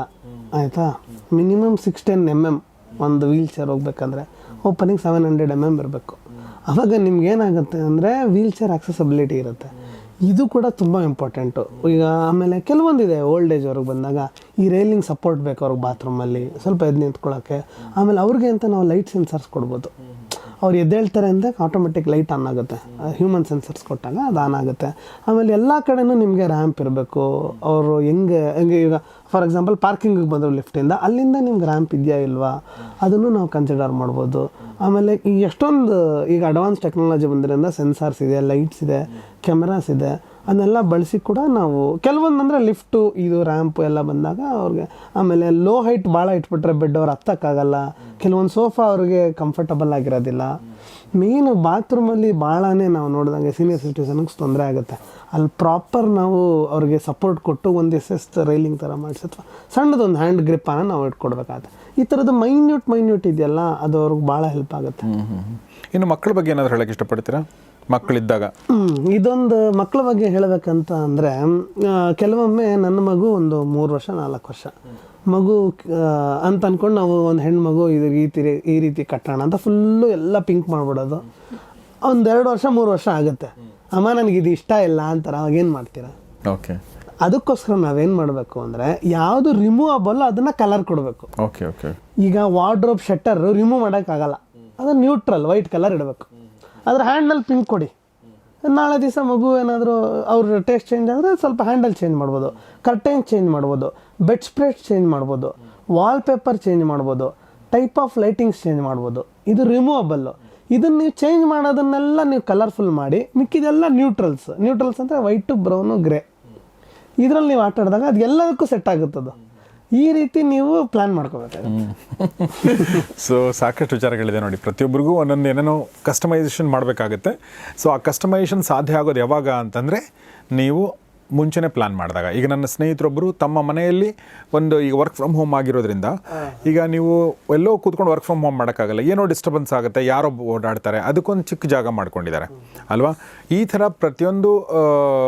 ಆಮೇಲೆ ಈಗ ಮನೇಲಿ ಒಬ್ಬರೇ ಇರ್ತಾರೆ, ಸೊ ನೀವು ಒಂದು ಸ್ಮಾರ್ಟ್ ಕ್ಯಾಮ್ರಾ ಹಾಕಿಬಿಟ್ರೆ ಅಜ್ಜಿಗೋ ಅಜ್ಜಂಗೋ ಓಪನ್ ಮಾಡಬೇಕೋ ಬೇಡವೋ ಗೊತ್ತಾಗುತ್ತೆ. ಇಲ್ಲ ಅಲ್ಲಿ ಇಟ್ಟು ಹೋಗ್ಬಿಡಿ ಅಂತ ಹೇಳ್ಬೋದು, ಅಲ್ಲಿಂದನೇ ಮಾತಾಡ್ಬೋದು. ಸೊ ಹೀಗೆ ಸಾಕಷ್ಟು ಇದು ಒಂಥರ ಪ್ರಿವಿಲೇಜಸ್ ಕೂಡ ಹೌದು, ಇದು ಒಂಥರ ಸೇಫ್ಟಿ ಕನ್ಸರ್ನ್ ಕೂಡ ಹೌದು. ಈಗ ಬೆಂಗಳೂರಲ್ಲಿ ಗೊತ್ತಿಲ್ಲ ಜನ ಯಾವ ಥರ ಇರ್ತಾರೆ ಅಂತ ಹೇಳಿ ಅಲ್ವಾ.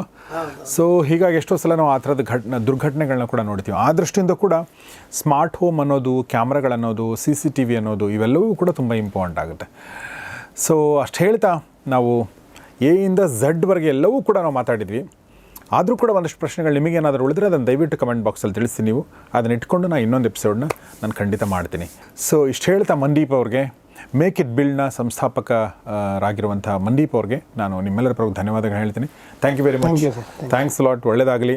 You are very young and very enterprising. ಚಿಕ್ಕ ವಯಸ್ಸಲ್ಲಿ ಸಾಕಷ್ಟು ಕೆಲಸಗಳನ್ನ ಮಾಡಿದ್ದೀರಾ ಮತ್ತು ಇನ್ನೂ ಸಾಕಷ್ಟು ಕೆಲಸಗಳನ್ನ ಮಾಡುವಂಥ ಉತ್ಸಾಹ ಇದೆ ಮನ್ದೀಪ್ ಅವ್ರಿಗೆ, ಮತ್ತು ಒಳ್ಳೆ ಕೆಲಸಗಳು ಮಾಡಬೇಕನ್ನೋ ಉತ್ಸಾಹ ಇದೆ. ಸೊ ಹೀಗಾಗಿ I wish you all the best sir.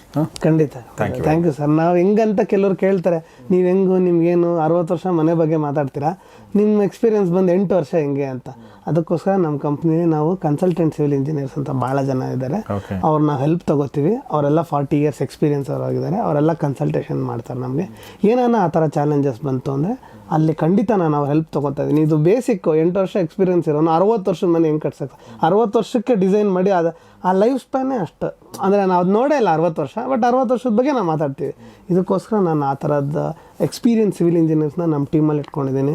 Fortunately ನಂಗೆ ಅಂಥವ್ರು ಭಾಳ ಸಿಕ್ಕಿದ್ದಾರೆ. ಸ್ಟ್ರಕ್ಚರಲ್ ಆಗ್ಬೋದು, ಎಸ್ಥೆಟಿಕ್ಸ್ ಆಗ್ಬೋದು, ಈ ಥರದ್ರಲ್ಲೆಲ್ಲನೂ ನನಗೆ ಅವರು ಭಾಳ, ಅಂದರೆ ಏನೋ ಒಂದು ಆನ್ ಸೈಟ್ ಪ್ರಾಬ್ಲಮ್ಸ್ ಇರ್ಬೋದು, ಇದನ್ನೆಲ್ಲ ಮಾಡ್ತೀವಿ. ಆಮೇಲೆ ಕನ್ಸ್ಟ್ರಕ್ಷನ್ ಅನ್ನೋದು ಕಂಟಿನ್ಯೂಸ್ ಕಲಿಕೆ.